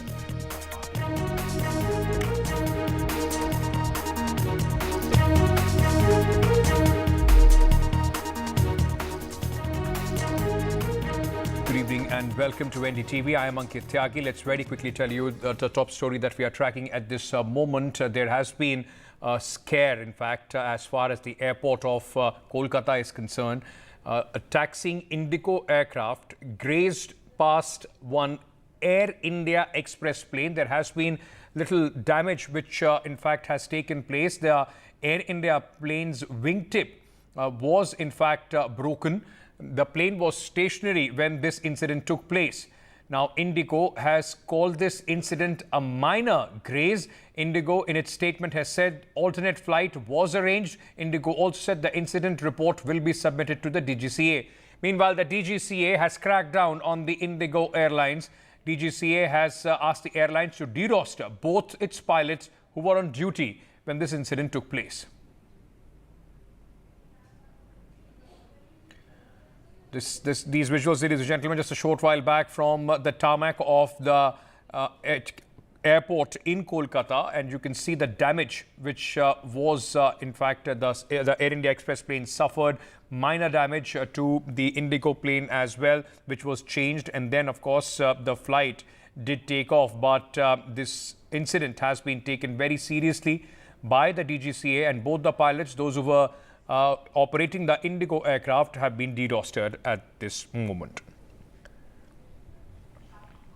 Let me go across to my colleague Saurabh Gupta, who is joining us with more details on this. Saurabh, in fact, what we know is that the Air India Express plane was damaged, though the damage was minor. What's the situation as far as the aircraft is concerned? How long did the passengers have to wait for both these flights to, in fact, move to their destinations? Well, what we're being given to understand is that the Indigo plane was a plane headed to Darbhanga, and they had to, of course, wait for a replacement aircraft before they could carry on their flight. Now, of course, luckily nothing happened, no injuries happened, but this is a pretty serious incident given the fact that two planes grazed each other and one of the planes suffered damage. Now, this may be damage to the wings, but of course you can see the impact of which has made one of the parts of the wing of the aeroplane to fall off, and that's quite clear from the pictures that we have so far. Now, obviously, you know, what we're being given to understand is that there was a plane. This was, of course, Chennai to, Calcutta to Chennai, and also the other one was 6152, which was, of course, Calcutta to Darbhanga. And, you know, this, of course, happened when these planes were on the tarmac. But obviously the wingtip vortices of the aircraft of the Air India Express plane is missing, and also the Indigo plane vortices, wingtip vortices had dents, and you can see, of course, those pictures show the extent of the damage. But this is, of course, a very serious incident. The matter has been reported to the Directorate General of Civil Aviation, or the DGCA, and this incident took place at the Kolkata airport. According to the information that we have, this took place around 11:10 this morning, and this information was reported to the DGCA officially at around 11:20. And of course, further action is awaited on this, as there's, of course, going to be a probe into how this happened, where two planes graze each other, and of course the aircrafts also suffer a considerable amount of damage, though thankfully no passengers were hurt. Thank you, Saurabh, for joining us with all those details. Moving on now to some political stories. Sitting Member of Parliament and the only Lok Sabha Member of Parliament of the Aam Aadmi Party has now joined the BJP, and this story coming in from Punjab, where the government is also of the Aam Aadmi Party. Sushil Rinku has quit the party and has joined the BJP. Sushil Rinku won the Jalandhar by-polls last year.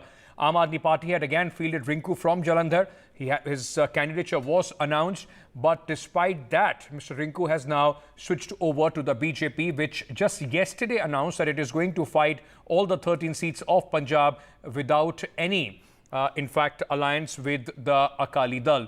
Now, the Aam Aadmi Party has reacted to Mr. Rinku's going to the BJP and has said Rinku has betrayed the whole of Punjab. Remember, just about a year back, Mr. Sushil Kumar Rinku was with the Congress Party, switched over to the Aam Aadmi Party, fought the by-poll, won, became the Lok Sabha MP, and then has now shifted to the BJP. And this, in fact, ladies and gentlemen, his joining officially took place today. Let's listen in to what happened. Bharatiya Janata party join ਕਰਨ ਦਾ ਮੇਰਾ ਸਿਰਫ ਤੇ ਸਿਰਫ ਇੱਕੋ ਮਕਸਦ ਹੈ ਕਿ ਦੇਸ਼ ਦੇ ਵਿੱਚ ਜਿਸ ਤਰੀਕੇ ਦੇ ਨਾਲ ਪੰਜਾਬ ਦੇ ਨਾਲ ਲੱਗਦੇ ਜਿਹੜੇ ਸੂਬੇ ਹੈ ਉਹਨਾਂ ਦੇ ਵਿੱਚ ਤਰੱਕੀ ਹੋ ਰਹੀ ਹੈ, ਦੇਸ਼ ਅੱਗੇ ਵਧ ਰਿਹਾ, ਤਾਂ ਕਿਤੇ ਨਾ ਕਿਤੇ ਉਹ ਕਮੀ ਹੈ ਜਿਹੜੀ ਮੈਨੂੰ ਪੰਜਾਬ ਦੇ ਵਿੱਚ ਔਰ ਖਾਸ ਕਰਕੇ ਆਪਣਾ ਸੰਸਦੀ ਖੇਤਰ ਹੈ ਜਿਹੜਾ ਜਲੰਧਰ ਦੇ ਵਿੱਚ ਨਜ਼ਰ ਆ ਰਹੀ ਹੈ। आदरणीय प्रधानमंत्री श्री नरेंद्र मोदी जी और आदरणीय साडे गृह मंत्री साहब अमित शाह जी, इन्हां दा जिहड़ा वर्किंग स्टाइल है बहुत प्रभावित होया। रिंकू वो आदमी है जिसको विधानसभा में जलंधर के लोगों ने हराया। आम आदमी पार्टी ने बाई इलेक्शन में बारी मोहम्मद से जिताया। हमारे दोनों ऑनरेबल चीफ मिनिस्टर उसकी कैंपेन करते रहे। आम आदमी पार्टी ने उसको सम्मान दिया, लेकिन आज जिस तरीके से उन्होंने गद्दारी की है, ये गद्दारी सिर्फ और सिर्फ आम आदमी पार्टी से नहीं, ये पंजाब से गद्दारी है।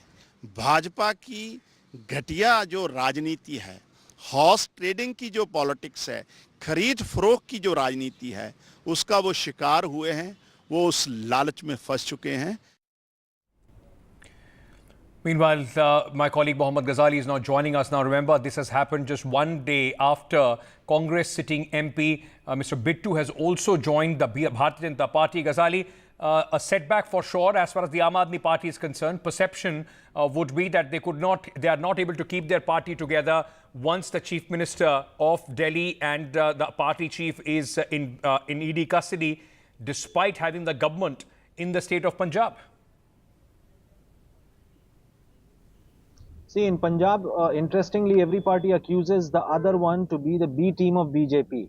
Akali Dal had been in alliance with BJP. After that, Akali Dal started accusing Aam Aadmi Party of being the B team of BJP.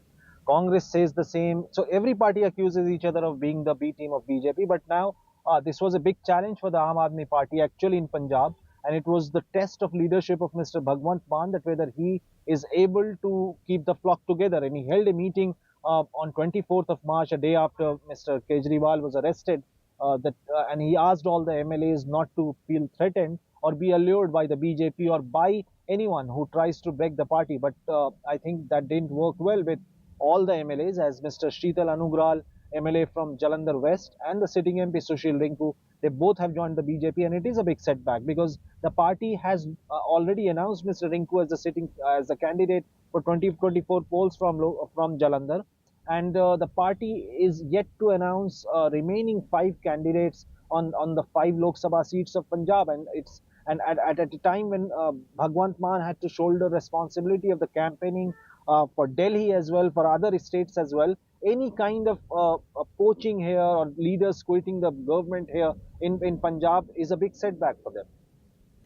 It is a big setback, a perceptional loss. Remember, Aam Aadmi Party and Congress are fighting the election without any alliance in Punjab. BJP, Akali Dal, no alliance. So it's a 4-corner fight, and these moves before the elections of 2024 will make an impact in the result of the upcoming elections. Ghazali, thank you for joining us. Enforcement Directorate, ladies and gentlemen, has filed a case against Kerala Chief Minister Pinarayi Vijayan's daughter over alleged illegal payments from a mineral firm.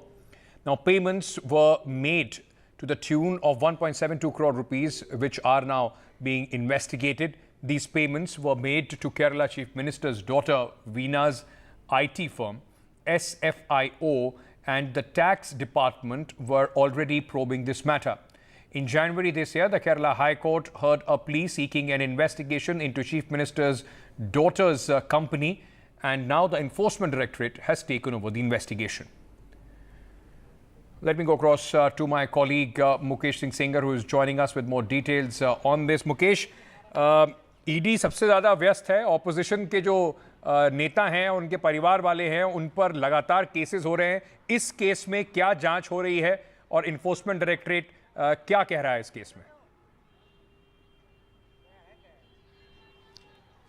देखिए, बिल्कुल ED तमाम राजनीतिक पार्टियों पर लगातार जो Reds हैं वो कर रही है और कई सारे लोगों को कल पूछताछ के लिए बुलाया, जिसमें महुआ मोइत्रा हैं, दिल्ली के मुख्यमंत्री अरविंद केजरीवाल, उनकी पेशी होनी है. अब जो नया केस दर्ज हुआ है, ये पीएमएलए के तहत जो केरल के सीएम मुख्यमंत्री हैं पिनराई विजयन और उनकी बेटी वीना विजयन को लेकर जो मामला है, उसमें जो वीना विजयन हैं उनके खिलाफ मनी लॉन्ड्रिंग का मामला दर्ज हुआ है और निश्चित तौर पर इस मामले में जो केरल के मुख्यमंत्री हैं और उनकी बेटी हैं, उनकी मुश्किलें बढ़ने वाली हैं. ये जो मामला है, एक मिनरल फर्म के साथ इलीगल तरीके से लेन देन का मामला है और इस मामले में सीरियस फ्रॉड इन्वेस्टिगेशन ऑफिस ने जांच शुरू की थी. उन्होंने शिकायत दर्ज की थी क्योंकि इसकी जांच जो है पहले से जो इनकम टैक्स डिपार्टमेंट है वो कर रहा था और जांच में ये बात सामने आई थी कि कोचीन मिनरल्स रुटाइल लिमिटेड, इस कंपनी में वीणा की कंपनी ने, जिसका नाम है एक्सालॉजिक सॉल्यूशन प्राइवेट लिमिटेड, इस कंपनी को कोचीन मिनरल्स रुटाइल लिमिटेड ने करीब 1.72 करोड़ रुपए दिए थे और ये पैसा 2018 से 2019 के बीच में दिया गया था. इसमें एलिगेशन ये था कि उस समय जो कंपनी थी वीणा की, वो कोई सर्विस नहीं दे रही थी, कोई जो ये आईटी फर्म थी लेकिन कोई सर्विस नहीं दे रही थी. उसके बाद भी ये पैसा दिया गया. तो इसमें आरोप ये है कि जो वीणा है वो बेनिफिशरी, उनको पैसा आया और ये पैसा इलीगल तरीके से आया. ये मामला जो है केरल हाईकोर्ट पहुंचा था फरवरी के महीने में और केरल हाईकोर्ट में कंपनी रजिस्ट्रार ने ये कहा था कि कोचीन मिनरल्स रुटाइल लिमिटेड के ने जो है धन का दुरुपयोग किया है और इससे सार्वजनिक खजाने की लूट हुई है. इससे राज्य में औद्योगिक विकास पर असर पड़ेगा।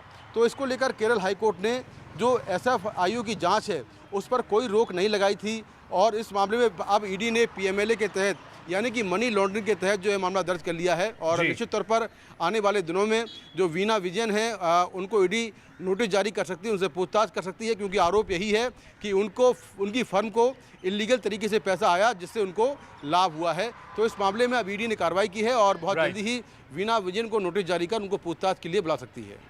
Mukesh, thank you so much for joining us with all those details. Once again, this will increase the chorus of the opposition, in fact, saying that the enforcement directorate is being used politically by the government. Meanwhile, the government says they are only going after the corrupt. Moving on now, the Election Commission of India has sent notices to Congress leader Supriya Suneth over post on Kangana Ranaut. Kangana Ranaut, remember, is a BJP candidate for the 2024 Lok Sabha elections from Himachal Pradesh Mandi Lok Sabha constituency. The Election Commission has said that comments by Supriya Suneth are prima facie violative of the Model Code of Conduct. She is required to respond by March 29th, 5 p.m. in this regard. Also, another leader, the leader of the Bharatiya Janata Party, Dilip Ghosh, in fact, has also been sent a notice by the Election Commission for his comments on Mamata Banerjee. He is also expected to reply to the Election Commission soon. With that, we are slipping into a very short break. News and updates continue on NDTV. Stay tuned.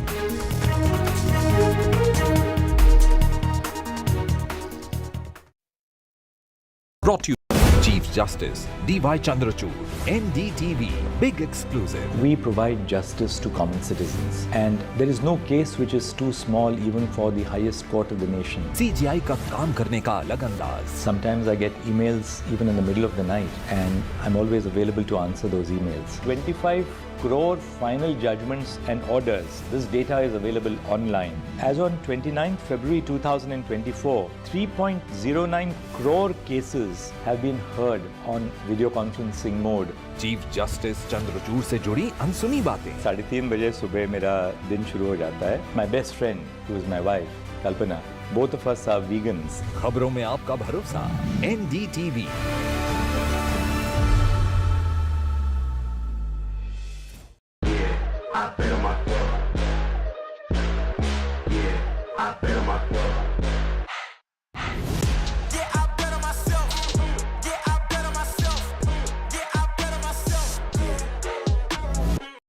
A debate has many facets, perhaps no one right answer.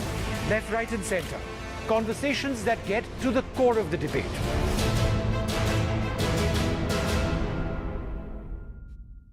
Hello and welcome to NDTV Auto. What I have with me today is real special. It is the latest EV from Audi, Q6. What's special about it is it's based on a completely new platform, PPE, Premium Platform Electric. This platform Audi has developed for their electric vehicles, and it has a lot to offer.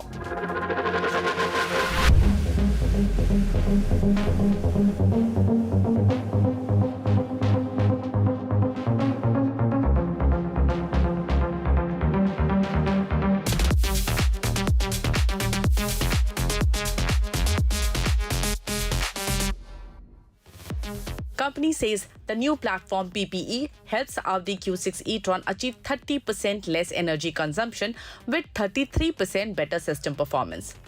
With the Q6, Audi is also introducing its electronic architecture E3 1.2, which allows customers to experience digitalization directly in the vehicle, making Audi Q6 e-tron a truly tech marvel. So here it is, all that you need to know about Q6 e-tron. Audi Q6 e-tron is the upcoming EV from Audi's stable and is expected to come to Indian shores by the end of this year. International launch is expected in second half of this year. It is a 4.7-meter SUV which will occupy the space between Q4 and Q8 e-tron. It will come in two variants, Q6 e-tron Quattro and the more powerful SQ6 e-tron. What we have today with us is the S variant. What I want to show you, the first in the look of Audi Q6 are these DRLs.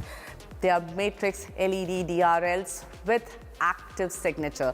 That means you can change the pattern that gets projected from these DRLs, and they also move while the car is on the move. That means you can actually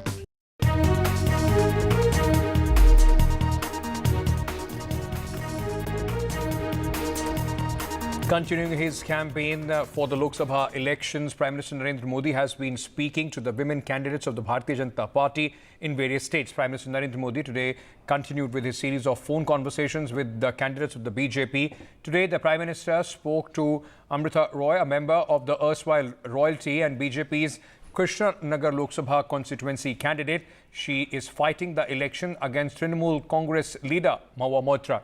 During the conversation, the Prime Minister said the BJP was committed to uprooting corruption in the country. Amrita ji नमस्कार। नमस्कार मोदी जी, आपका बहुत आभारी हूँ। आप मुझे chance दिए हैं लोगों की सेवा करने के लिए। हम 100% कोशिश करेंगे। आपका चुनाव अभियान कैसा चल रहा है? अभी तो हम निकले हैं, तो एक बीजेपी को उनका पिता का देहांत हो गया, हम इधर ही आए हुए हैं, तो अभी वापस जाके हम प्रचार में ही निकलेंगे। अमृता जी, आप महाराजा कृष्णराय चंची की विरासत को आगे ले जा रही है। एक बात आपको हम शेयर करना चाहेंगे, हम क्या कह सकते हैं? जी जी जरूर, मुझे अच्छा लगेगा। ये जो महाराजा कृष्णचंद्र का हम फैमिली है, तो उसका भी ये लोग विरोध कर रहे हैं। क्या बोल रहे हैं कि वो ब्रिटिश के साथ दिया था, फिर वो मैंने हम लोगों को गद्दार समझते हैं। क्यों किया वो नहीं बोल रहा है। इतना जमीन दान किया, इतना सब लोगों के लिए किया, भलाई के लिए किया, वो सब नहीं बोल रहे हैं। लेकिन क्या बोल रहे हैं, तो हम बोला कि क्यों किया ऐसा महाराजा कृष्णचंद्र, अगर नहीं करते तो हमारा सनातन धर्म तो पूरा खत्म हो जाता है कि नहीं। तो वो बात है, क्योंकि तब का वो जो नवाब थे सिराजुद्दौला, तो वो तो बहुत अत्याचारी भ्रष्टाचारी थे। तो उसीलिए उन्होंने तो अकेला नहीं किया, बहुत सारे राजाओं के मिलन हुआ, उसके बाद सभी ने किया।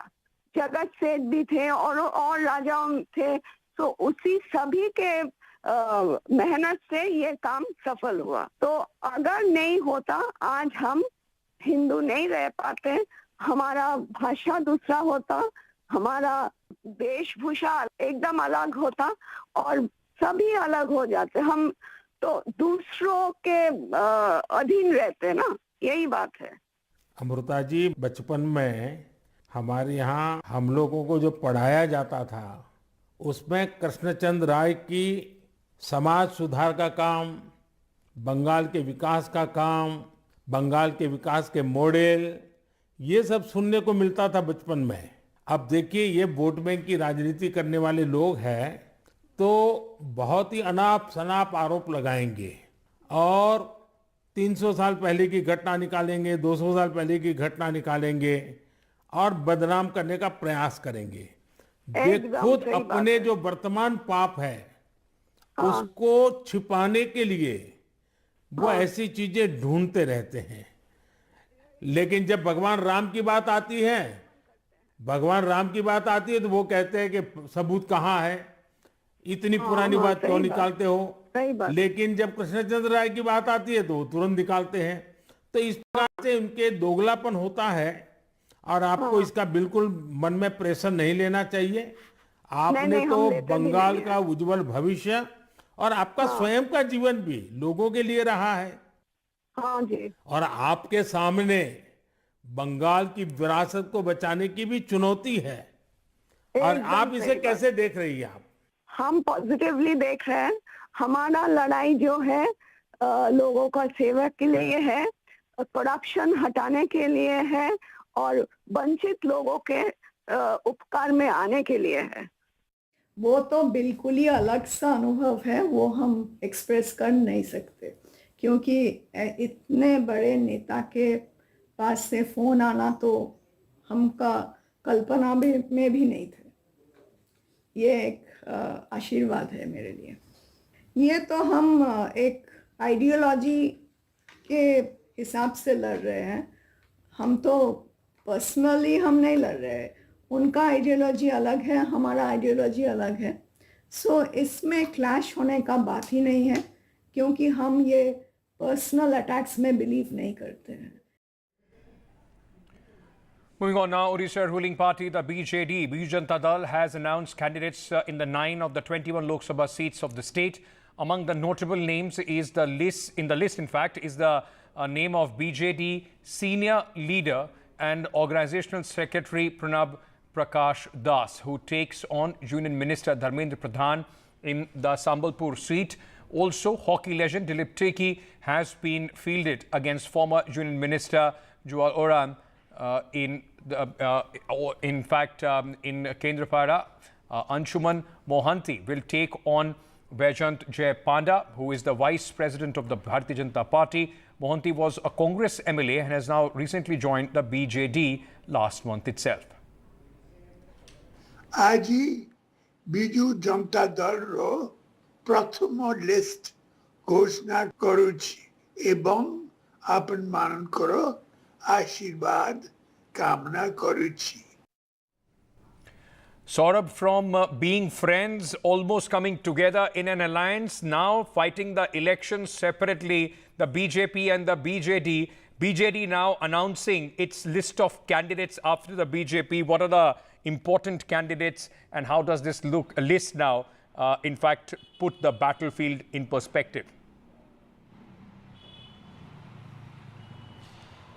You know, it's a list of heavyweights, and in fact, if I can give you some of the constituencies where lists have been announced, it includes areas like Sambalpur.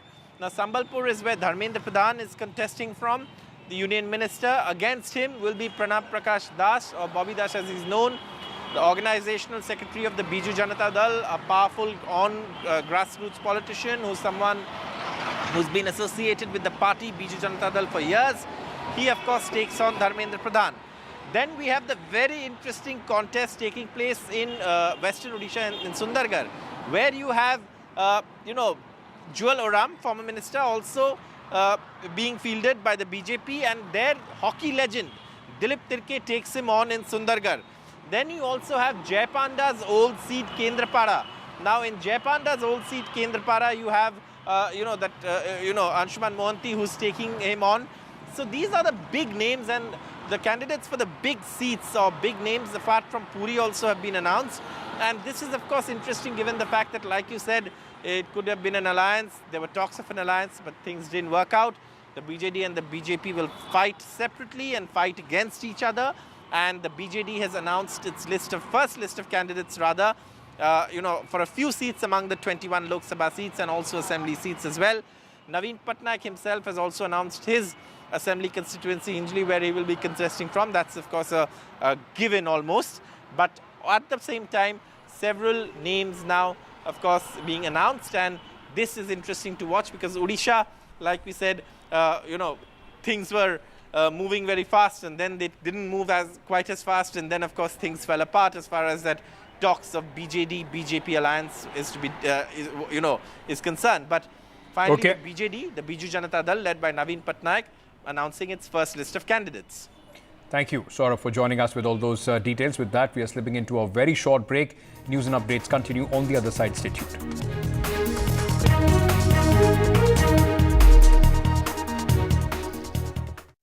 Brought to you. Some people say the metaverse will only be virtual. One day this lecture hall will be made of code, and driverless cars would be trapped in intersections. But even in this maze of the future, you can't wish away health. It's time to become more resilient.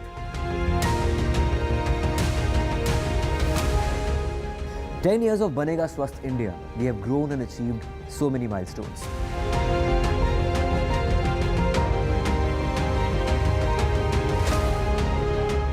And now I have a plan to beat the urgency, to stop breathing with difficulty, to relieve getting choked with inactivity.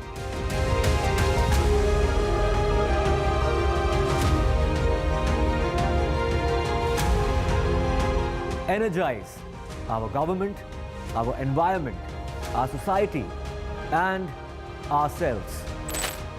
Everyone, everywhere, every day.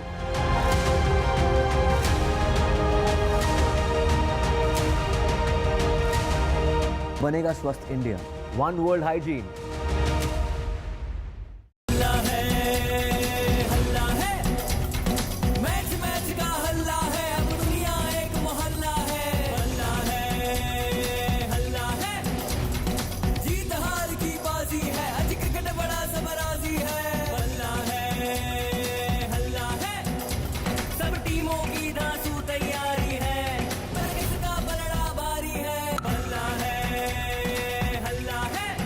IPL का हल्ला बल्ला और सबसे शानदार coverage सिर्फ NDTV पर।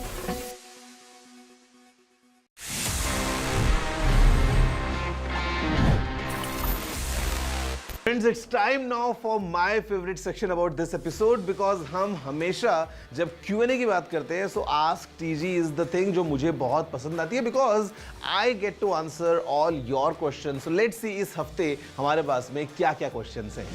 Hi TG, which is the better phone between OnePlus 12 and Xiaomi 14 in terms of camera and performance? Okay, so you have asked that आपको जानना है which is the better device between OnePlus 12 and Xiaomi 14 in terms of camera and performance. So let me get this straight. In terms of camera, Xiaomi might jump slightly ahead of the OnePlus 12. Not by a huge margin, but like let's say slightly ahead. But if I were to recommend you an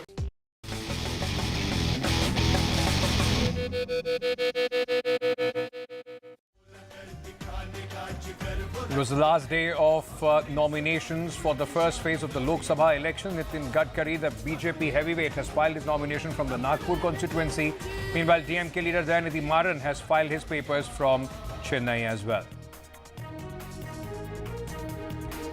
Bij Janata Dal in Orissa has declared candidates for the 9 Lok Sabha seats. BJD has fielded Pranab Prakash Das against Union Minister Dharmendra Pradhan.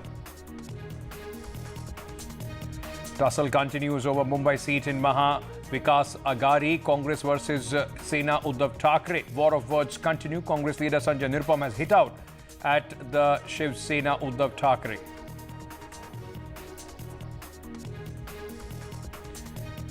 Prime Minister had called Bengal BJP candidate Amrita Roy. Roy is contesting against TMC heavyweight Mahua Moitra. Prime Minister said committed to uprooting corruption.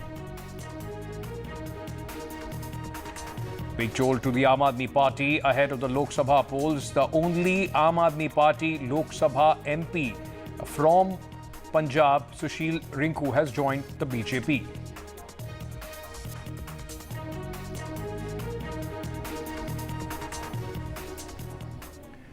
Now, resentment in Kolar constituency, the trouble for the Congress has only increased ahead of the Lok Sabha election. MLAs and MLCs from the Lok Sabha in this constituency, which fall under, in fact, the Lok Sabha constituency, have threatened to resign if Karnataka Minister K.H. Muniyappa's son-in-law is given the ticket. 5 MLAs and 2 MLCs raised this, in fact, important demand and have met the Speaker of the Vidhan Sabha. Sitting Minister M.S. Sudhakar initially alleged that Congress High Command paid no heed to their demand, but later claimed they have been asked to wait for some time, and the High Command as well as the state leadership is in fact mulling over this entire matter.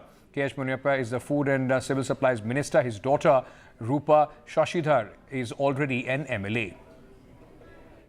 I have all respects for the party high command, but here we want others to be given representation. See, that is the only issue. And since some people are trying to put pressure on the high command to get the seat, so I thought we can. There's no point continuing, but rather sit back at home rather than continuing. We have with us K.H. Muniyappa, Karnataka Congress Minister. Sir, the resentment brewing in Kolar Congress. What is your statement for that? Congress party is a big party. Naturally, these things will be happen. But unfortunately, it has reached to the peak. I was surprised on that issue because we all together, called by the Chief Minister and Deputy Chief Minister, we met and we explained our problems and we appealed to them. I never lost in the election, only one time I lost. You give an opportunity, I will win the seat. I have got my own experience. And they also told, we want some people, they also proposed. Ultimately, we all, Ramesh Kumar,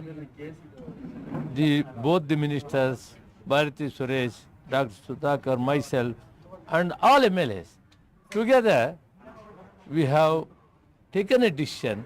It will leave it to the High Command. The Chief Minister and the Deputy Chief Minister and the President of the PCC can take the decision. We abide by it. That What was if- the end. Thereafter, this is surprise development has takes place. On this issue, I don't want to say anything on this issue. I am the sincere and a disciplined soldier of the party. Whatever the decision the party will take, I will abide by it. So, Thank you. but also most of the rebel leaders have been stating that they will be waiting for a decision from the High Command. Okay, thank you. Suppose the High Command's Thank you. decision is not in your favor, sir. Whatever they take decision, I will abide by it.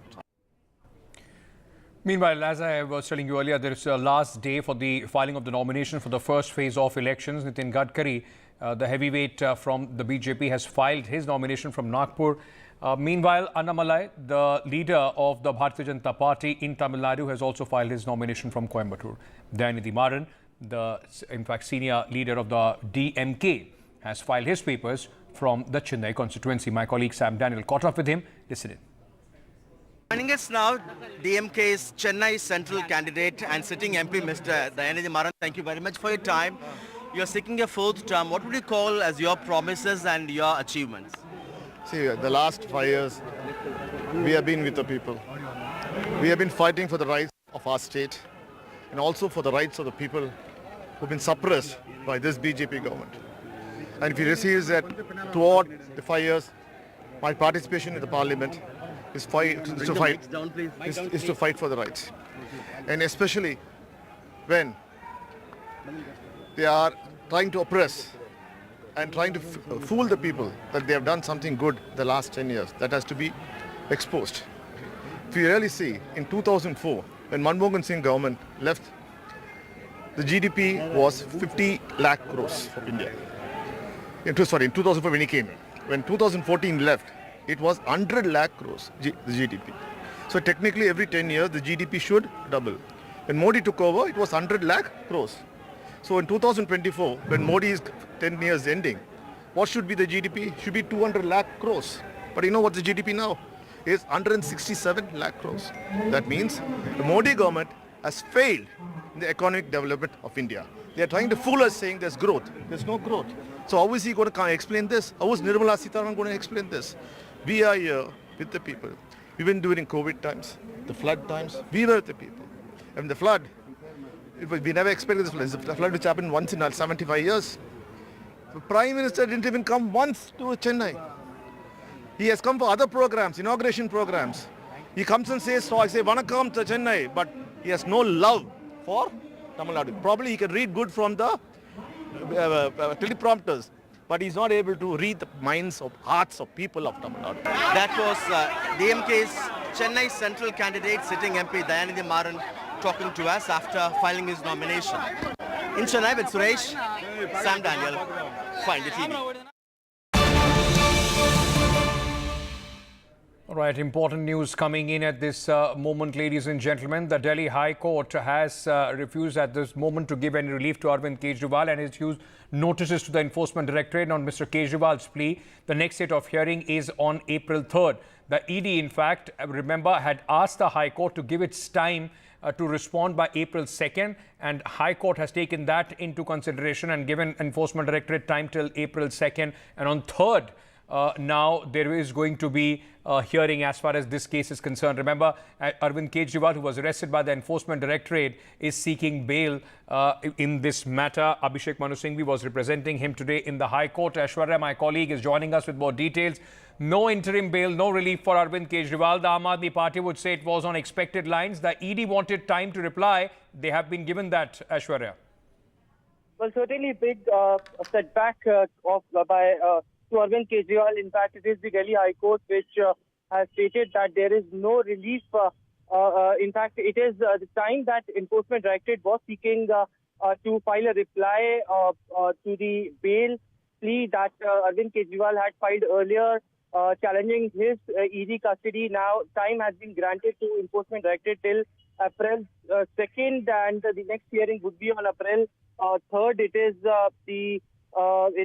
the court who has also issued notice to Kejriwal's main petition and listed it on April 3rd. In this particular order that has just come out from the Delhi High Court, the court has also observed that that it remains conscious of the fact that that to reach to a conclusion as to whether the petitioner herein entitled to immediate release or not, and this court will necessarily have to decide the issues raised in the main petition, as those issues are also seem to be arguments, as the petitioner clearly had stated that there should be interim relief to the petitioner. Remember, today, Ankit, it was time and again stated by S.V. Raju, who was appearing for the Enforcement Directorate, that the main petition that needs to be discussed, the thorough time had to be given. In fact, it was 3 weeks to 2 weeks at least time which was sought by the court, by Enforcement Directorate, to which now the court had decided that till April 2nd they should file a reply on behalf of the Enforcement Directorate as to why the bail should not be given. But the big update, Arvind Kejriwal had to remain in ED custody. Tomorrow is an all-important day when Enforcement Directorate will produce Arvind Kejriwal before the session close, because tomorrow is the day when the custody of Arvind Kejriwal is ending. They have been told by our sources from the Enforcement Directorate that further custody will be sought by Enforcement Directorate, and more interrogation, more confrontation needs to take place as far as the investigation is concerned. So, Arvind Kejriwal to remain behind bars in the ED custody as of now. All right. Thank you, Aishwarya, for joining us with all those details. In fact, meanwhile, ladies and gentlemen, 17 names have now been released by the Shiv Sena Uddhav Thackeray, which also includes 4 seats in Mumbai. Now, Sangli, which was under dispute with the Congress party, between the Sena and the Congress, it has now been taken by the Shiv Sena Uddhav Thackeray. Chandrahar Patil has been declared as the candidate. Till yesterday, Congress was keen on this seat and was considered Congress's stronghold. Now, Mumbai Northwest seat under a dispute between the Congress and the Sena, but it has now been taken, or at least had been declared by the Sena for Mr. Amol Kirtikar. Mumbai South Central, meanwhile, which the Congress wanted to fight on, the Shiv Sena has announced Anil Desai as its candidate. Now, Sanjay Patil is all set to contest from Mumbai's northeast, which again was a contention between the NCP, Sharad Pawar and Sena. Now, does this mean, ladies and gentlemen, that the Mahavikas Aghadi, because Prakash Ambedkar has also now, in fact, moved out. He has announced that he is going to fight the elections alone. He has also announced the name of 8 candidates from his political party. Does this mean that the fissures are too big right now in the opposition in Maharashtra to, in fact, find some sort of a bridge? Shiv Sena को इतना extreme stand नहीं लेना चाहिए. इससे कांग्रेस का जबरदस्त नुकसान है और कांग्रेस के नेतृत्व का ध्यान आकर्षित करना चाहता हूं कि आप अभी भी इंटरवीन करिए, नहीं तो अलायंस तोड़िए. अगर पार्टी को बचाना है तो अलायंस तोड़िए और मैदान में उतरिए, लेकिन आप शिवसेना के साथ अलायंस करके अपने आप को हमेशा के लिए खत्म करने का जो फैसला कर रहे हैं वो बहुत ही आत्मघाती है पूरे कांग्रेस पार्टी के लिए, और इसका असर पूरे महाराष्ट्र में पड़ेगा, महाराष्ट्र से बाहर भी पड़ेगा. उद्धवजी ठाकरे यांनी ज्या 2 जागावर उमेदवार घोषित केलेला आहे, थोडासा आघाडीचा धर्म जर पाडला असता तर नक्कीच आपल्याला त्याचा आनंद झाला असता. शेवट 3ही पक्ष मिळून अंतिम निर्णय घ्यायचा असतो आणि चर्चा संपली नाही, चर्चा सुरू आहे. अशा स्थितीमध्ये उमेदवार घोषित करणं हे थोडा आघाडी धर्माला निश्चितपणे थोडा गालबोट लावल्याच्या सारखं मला वाटतं. यावर त्यांनी जर पुनर्विचार केला तर सगळे 3ही पक्ष मिळून खुल्या मनाने या निवडणुका आपल्याला पार पाडता आल्या असत्या. मुंबई में उत्तर पश्चिम लोकसभा की सीट 2014 में शिवसेना ने जीती, 2019 में शिवसेना ने जीती, तो 2024 में यह तय हुआ कि महाविकास आघाड़ी की तरफ से शिवसेना उद्धव बाला साहब ठाकरे के उम्मीदवार अमोल भैया कीर्तिकर चुनाव लड़ेंगे. आपके ऊपर अन्याय हो रहा है, यदि आपको टिकट नहीं मिल रहा है तो आप कांग्रेस पार्टी से जाकर कहिए. आप कांग्रेस पार्टी पर दबाव बनाइए, न कि टेलीविजन में आकर आप दबाव बनाते हैं। और हम एक महाविकास आघाड़ी में हैं, आप एक ऐसे आरोप लगा सकते हैं कि हम मदद करेंगे कि नहीं करेंगे। पार्टी मदद करती है ना, पार्टी ने तय किया है कि यह संयुक्त उम्मीदवार है, और आप तो बार बार कह रहे हैं कि 7 दिन के अंदर मैं अपने विकल्प ओपन रखा हूं। इसका मतलब आपकी किसी और दल से बातचीत चल रही है। जब किसी और दल से बातचीत चल रही है, आपके विकल्प खुले हैं, तो आप उस तरफ जाइए, आपको शुभकामना है, लेकिन हमारे उम्मीदवार के प्रति नफरत फैलाने का काम न कीजिए। We're slipping into a very short break at this moment. News and updates continue on the other side here on NDTV. Stay tuned.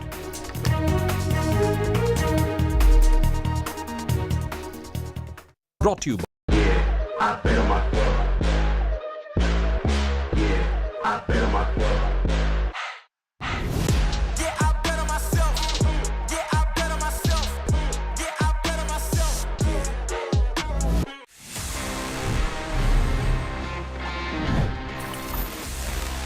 So friends, next I have is this shiny new device coming straight from the Realme factory. This is the all new Realme Narzo 70 Pro 5G.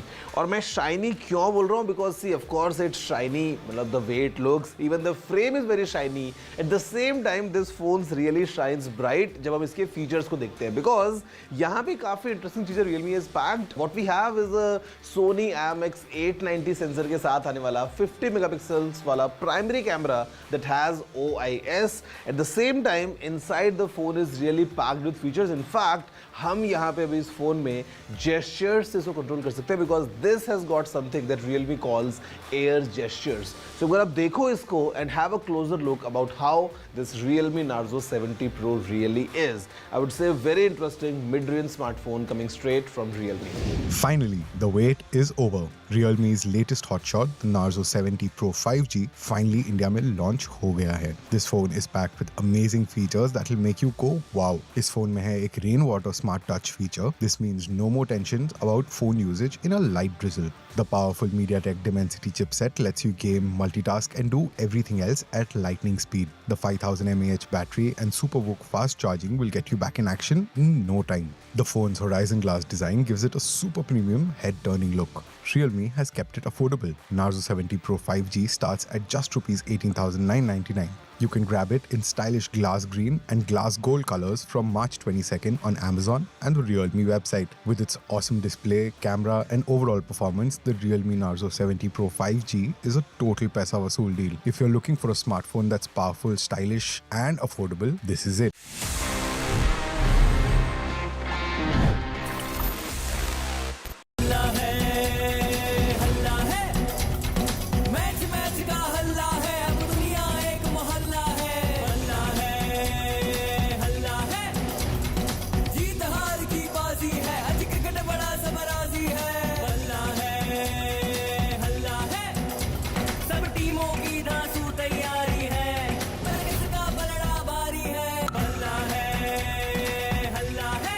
IPL का हल्ला बल्ला और सबसे शानदार coverage सिर्फ NDTV पर।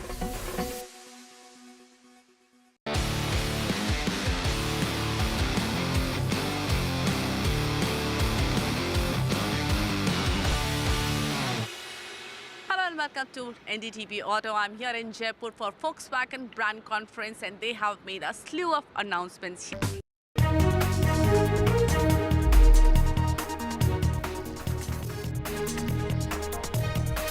In the run-up to the 2024 elections in our continuing series Hot Seat, let's talk today about the New Delhi constituency, Lok Sabha constituency in the national capital. The constituency which once saw Atal Bihari Vajpayee and L.K. Advani as their representatives, New Delhi this time sees a contest between Sobnath Bharti of the Aam Aadmi Party and Bansuri Swaraj of the BJP. Remember, Bansuri Swaraj is Sushma Swaraj's daughter. This is her poll debut. A clash of two lawyers in the national capital, BJP's new face versus Aam Aadmi Party's three-time MLA and the old hat.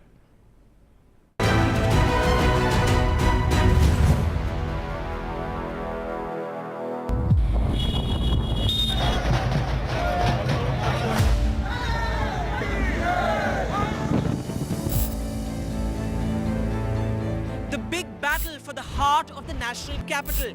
The strategically important New Delhi constituency has seen stalwarts like Atal Bihari Vajpayee, Lal Krishna Advani and Ajay Markan contest from it. It is the oldest seat in New Delhi. It houses the power corridors of India. A victory in New Delhi means a key to the seat of the world's largest democracy. The throne of power, the core of our republic, the thrust of Indian democracy. This iconic boulevard has seen it all, defining mandates, alliances rising to power, governments falling and prime ministers running the country from here, the centre of New Delhi.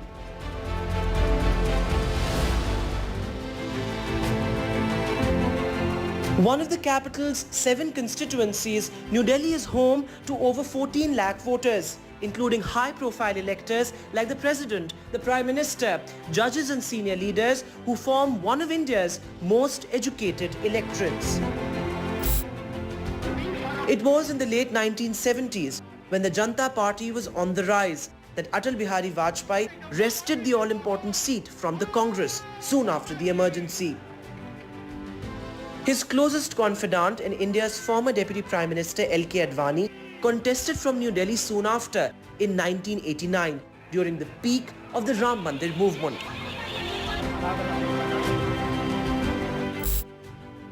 From Ajay Markan in the early 2000s to Meenakshi Lekhi holding the fort for the BJP in the last decade, it has been a direct contest between the BJP and the Congress until Delhi's Aam Aadmi entered the fray.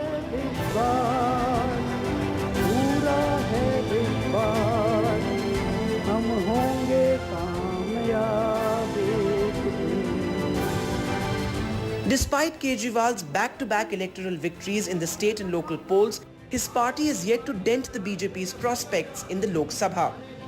This time, it's a battle between lawyers. The Congress and the Aam Aadmi Party are in alliance in Delhi, and New Delhi is being contested by the Aam Aadmi Party. From the AAP is a man who fought for the Anna Andolan in the courts, Supreme Court lawyer and a sitting MLA from New Delhi's Malviya Nagar, Somnath Bharti.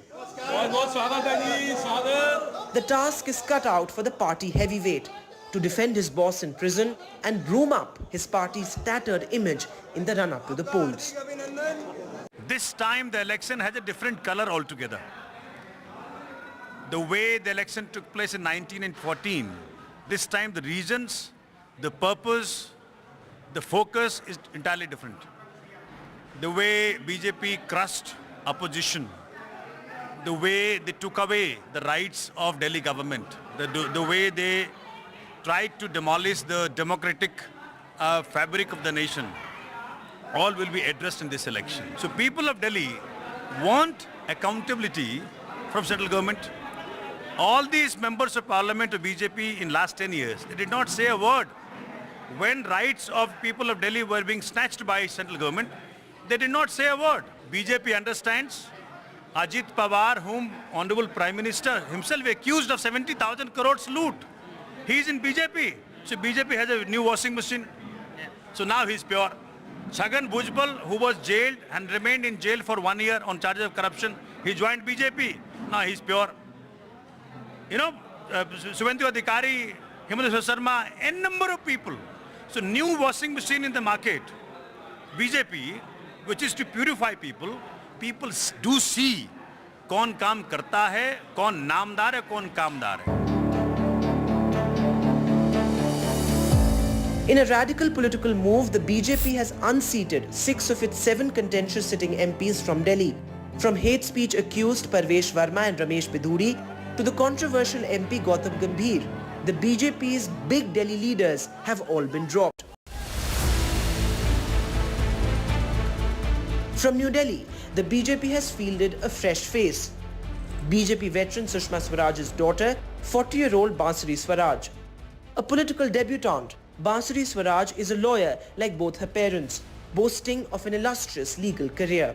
There is no question of legacy. I can tell you that the people of Delhi have unwavering faith in Modi ki guarantee. Whether it was abrogation of Article 370, whether it was construction of a grand Ram temple in Ayodhya ji, whether it was bringing 33% reservation in favor of women in both Vidhan Sabha and Parliament by passing of the Nari Shakti Vandan Adhiniyam. These are all promises which were enunciated in our manifesto, and they have been absolutely fulfilled. These are union elections. And therefore, I think the voter also, the perspective is broader. We're talking about women-led development of a Viksit Bharat. So, of course, my vision resonates with his. The fact that most of the sitting BJP MPs were removed, how do you look at that? Do people here, you see, were sort of disillusioned by the MPs of your party, your predecessors? No, not at all. Not at all. हमारी party में ticket कटते नहीं हैं, ticket मिलते हैं और हमारे यहाँ पद नहीं होते, दायित्व होते हैं.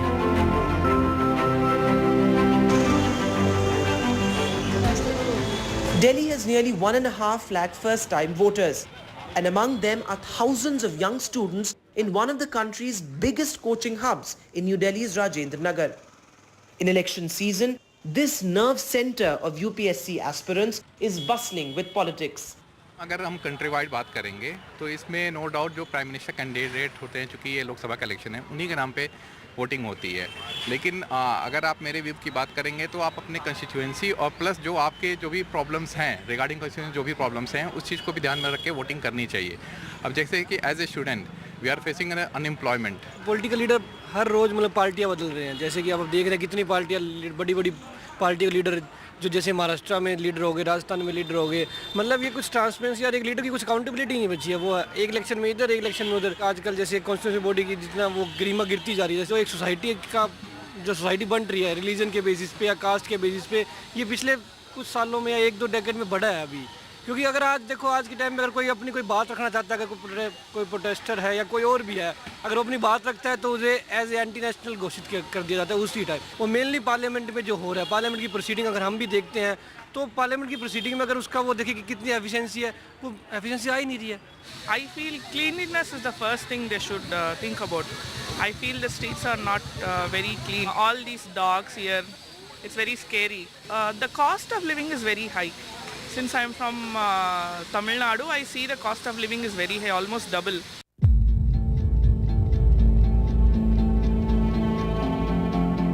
From deadly pollution to toxic landfills and the sanitation mess.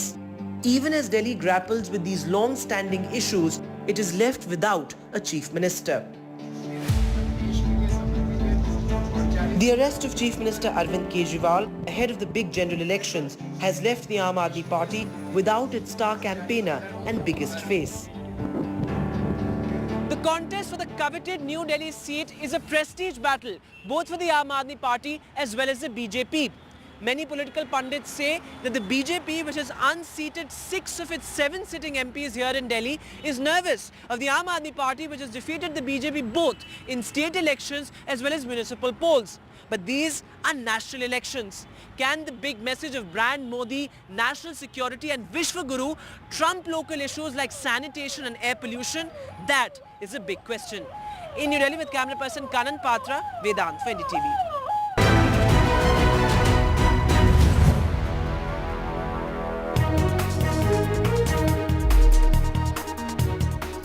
Brought to you. This show isn't just about news from the southern states. It's one that looks at the rest of India and the world from a diverse South India point of view. Because NDTV has always taken the southern view seriously. The Southern View with Veera Raghav. Only on NDTV 24x7.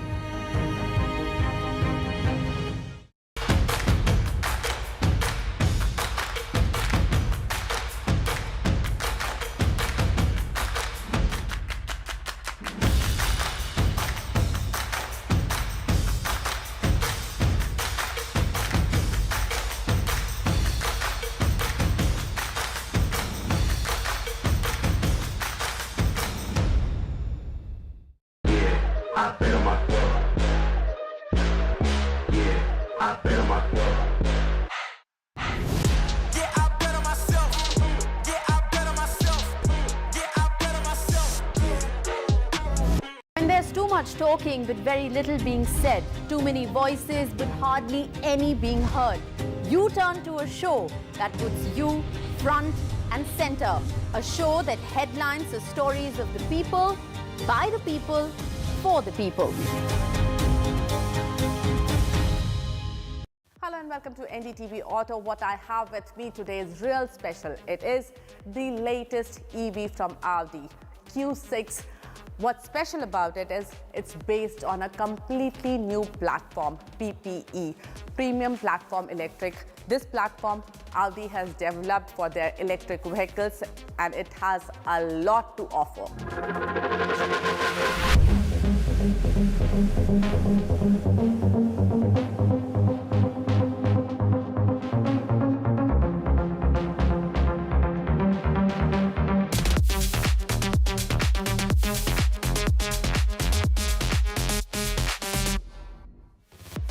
Company says the new platform PPE helps Audi Q6 e-tron achieve 30% less energy consumption with 33% better system performance.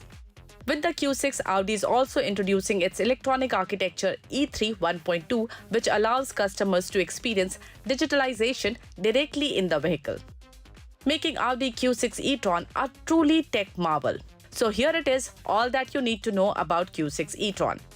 Audi Q6 e-tron is the upcoming EV from Audi's stable and is expected to come to Indian shores by the end of this year. International launch is expected in second half of this year. It is a 4.7-meter SUV which will occupy the space between Q4 and Q8 e-tron. It will come in two variants, Q6 e-tron Quattro and the more powerful SQ6 e-tron. What we have today with us is the S variant. What I want to show you, the first in the look of Audi Q6 are these DRLs. They are matrix LED DRLs with active signature. That means you can change the pattern that gets projected from these DRLs and they also move while the car is on the move. That means you can actually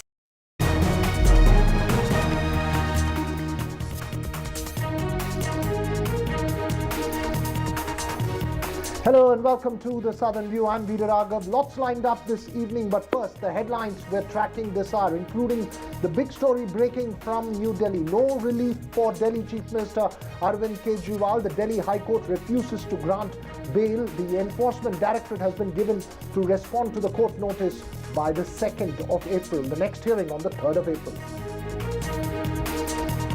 Another opposition leader in trouble with the Enforcement Directorate. An Enforcement Directorate case has now been filed against Kerala Chief Minister Pinarayi Vijayan's daughter, Veena Vijayan. Money laundering case against her. The case over suspicious payments by a mineral firm to her IT company. A close shave at the Kolkata airport. A taxing Indigo aircraft grazes a static AI Express plane. DGCA deosters the Indigo pilots.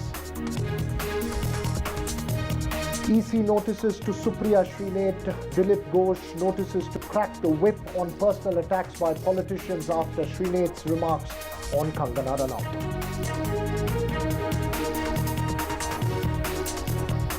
Another jolt to the Aam Aadmi Party ahead of the Lok Sabha polls. The party's lone Lok Sabha MP Sushil Rinku now shifts over to the Bharatiya Janata Party.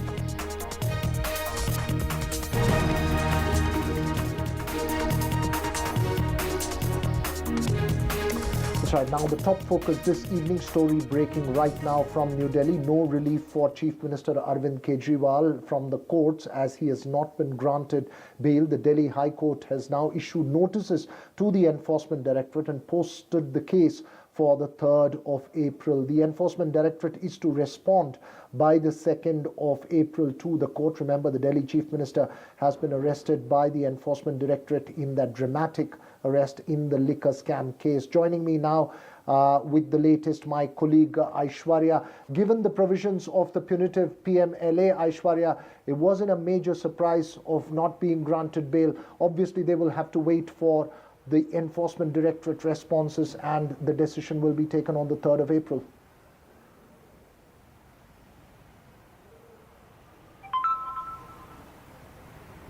Well, certainly it was Delhi Chief Minister Arvind Kejriwal who reached out to the Delhi High Court to get some sort of relief. Well.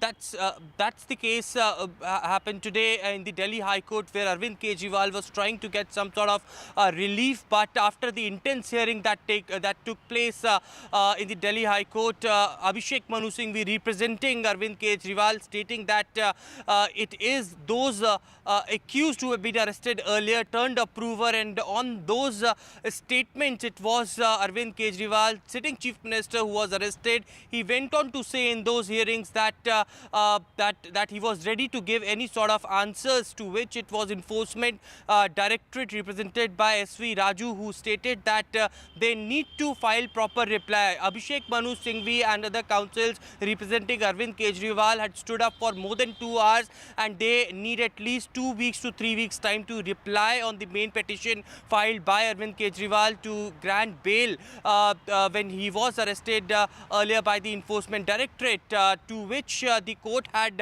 come out with an order. Of course, April 2nd is the day where Enforcement Directorate has been given time to reply, and April 3, without any adjournments, the court will pass an order. So Enforcement, Arvind Kejriwal had to remain in the ED custody for another few days, as tomorrow is an all-important day where the custody of Arvind Kejriwal is ending, and Enforcement Directorate will be producing Arvind Kejriwal before the session court. Of course, the sources within the Enforcement Directorate clearly stating to us that the Enforcement Directorate will seek further custody of Arvind Kejriwal, and there would be more confrontations that needs to be done. So certainly a setback for Arvind Kejriwal, and he had to remain in ED custody at least till tomorrow and April 2nd. That's right, Aishwarya. Obviously, we will keep coming back to you for more of the political reactions with the scenes outside the court. But as expected under the PMLA, when a case is there, obviously we will wait till the 3rd of April for the decision from the court. Thanks very much there, Aishwarya, for joining us. But also, an Enforcement Directorate case under the punitive PMLA Act has been filed against Kerala Chief Minister Pinarayi Vijayan's daughter Veena Vijayan and her IT company. This makes Veena Vijayan join the long list of opposition leaders, chief ministers of those or those linked to them facing an ED case. According to reports, the case pertains to an Income Tax Department investigation that alleged that a private company called Cochin Minerals and Rutile Limited made an illegal payment of rupees 1.72 crore to Veena Vijayan's IT company during 2018 to 2019. The Karnataka High Court had last month dismissed a plea filed by the Exalogic Solutions, which is the IT company, against the probe initiated by the Serious Frauds Investigations Office, or SFIO. My colleague Arpita joins me with the latest. Arpita, what details are you picking up about the case itself? And of course, it has been an ongoing case, and now that the ED has filed the case, and also the political reactions that you're picking up now. Well, Veera, yes, rightly said, it is an ongoing case. The ongoing investigation is underway with SFIO. Now, this stems with the investigations as done by Income Tax Department investigation, which says that a private company called Cochin Minerals and Rutile Limited has illegally made a payment of 1.72 crores rupees to Veena's company, Exalogic Solutions, which is based in Bengaluru. Now, they say that these payments were made between 2018 and 2019, and even though the private company did not render any services to Veena's company, Exalogic Solutions, these payments have been made, and that is the investigation that's happening right now. And SFIO is also conducting an investigation parallelly. Now, while we spoke to CPIM leaders, they said that it is just a political tactics that center is trying to do, and more than that, they haven't reacted yet.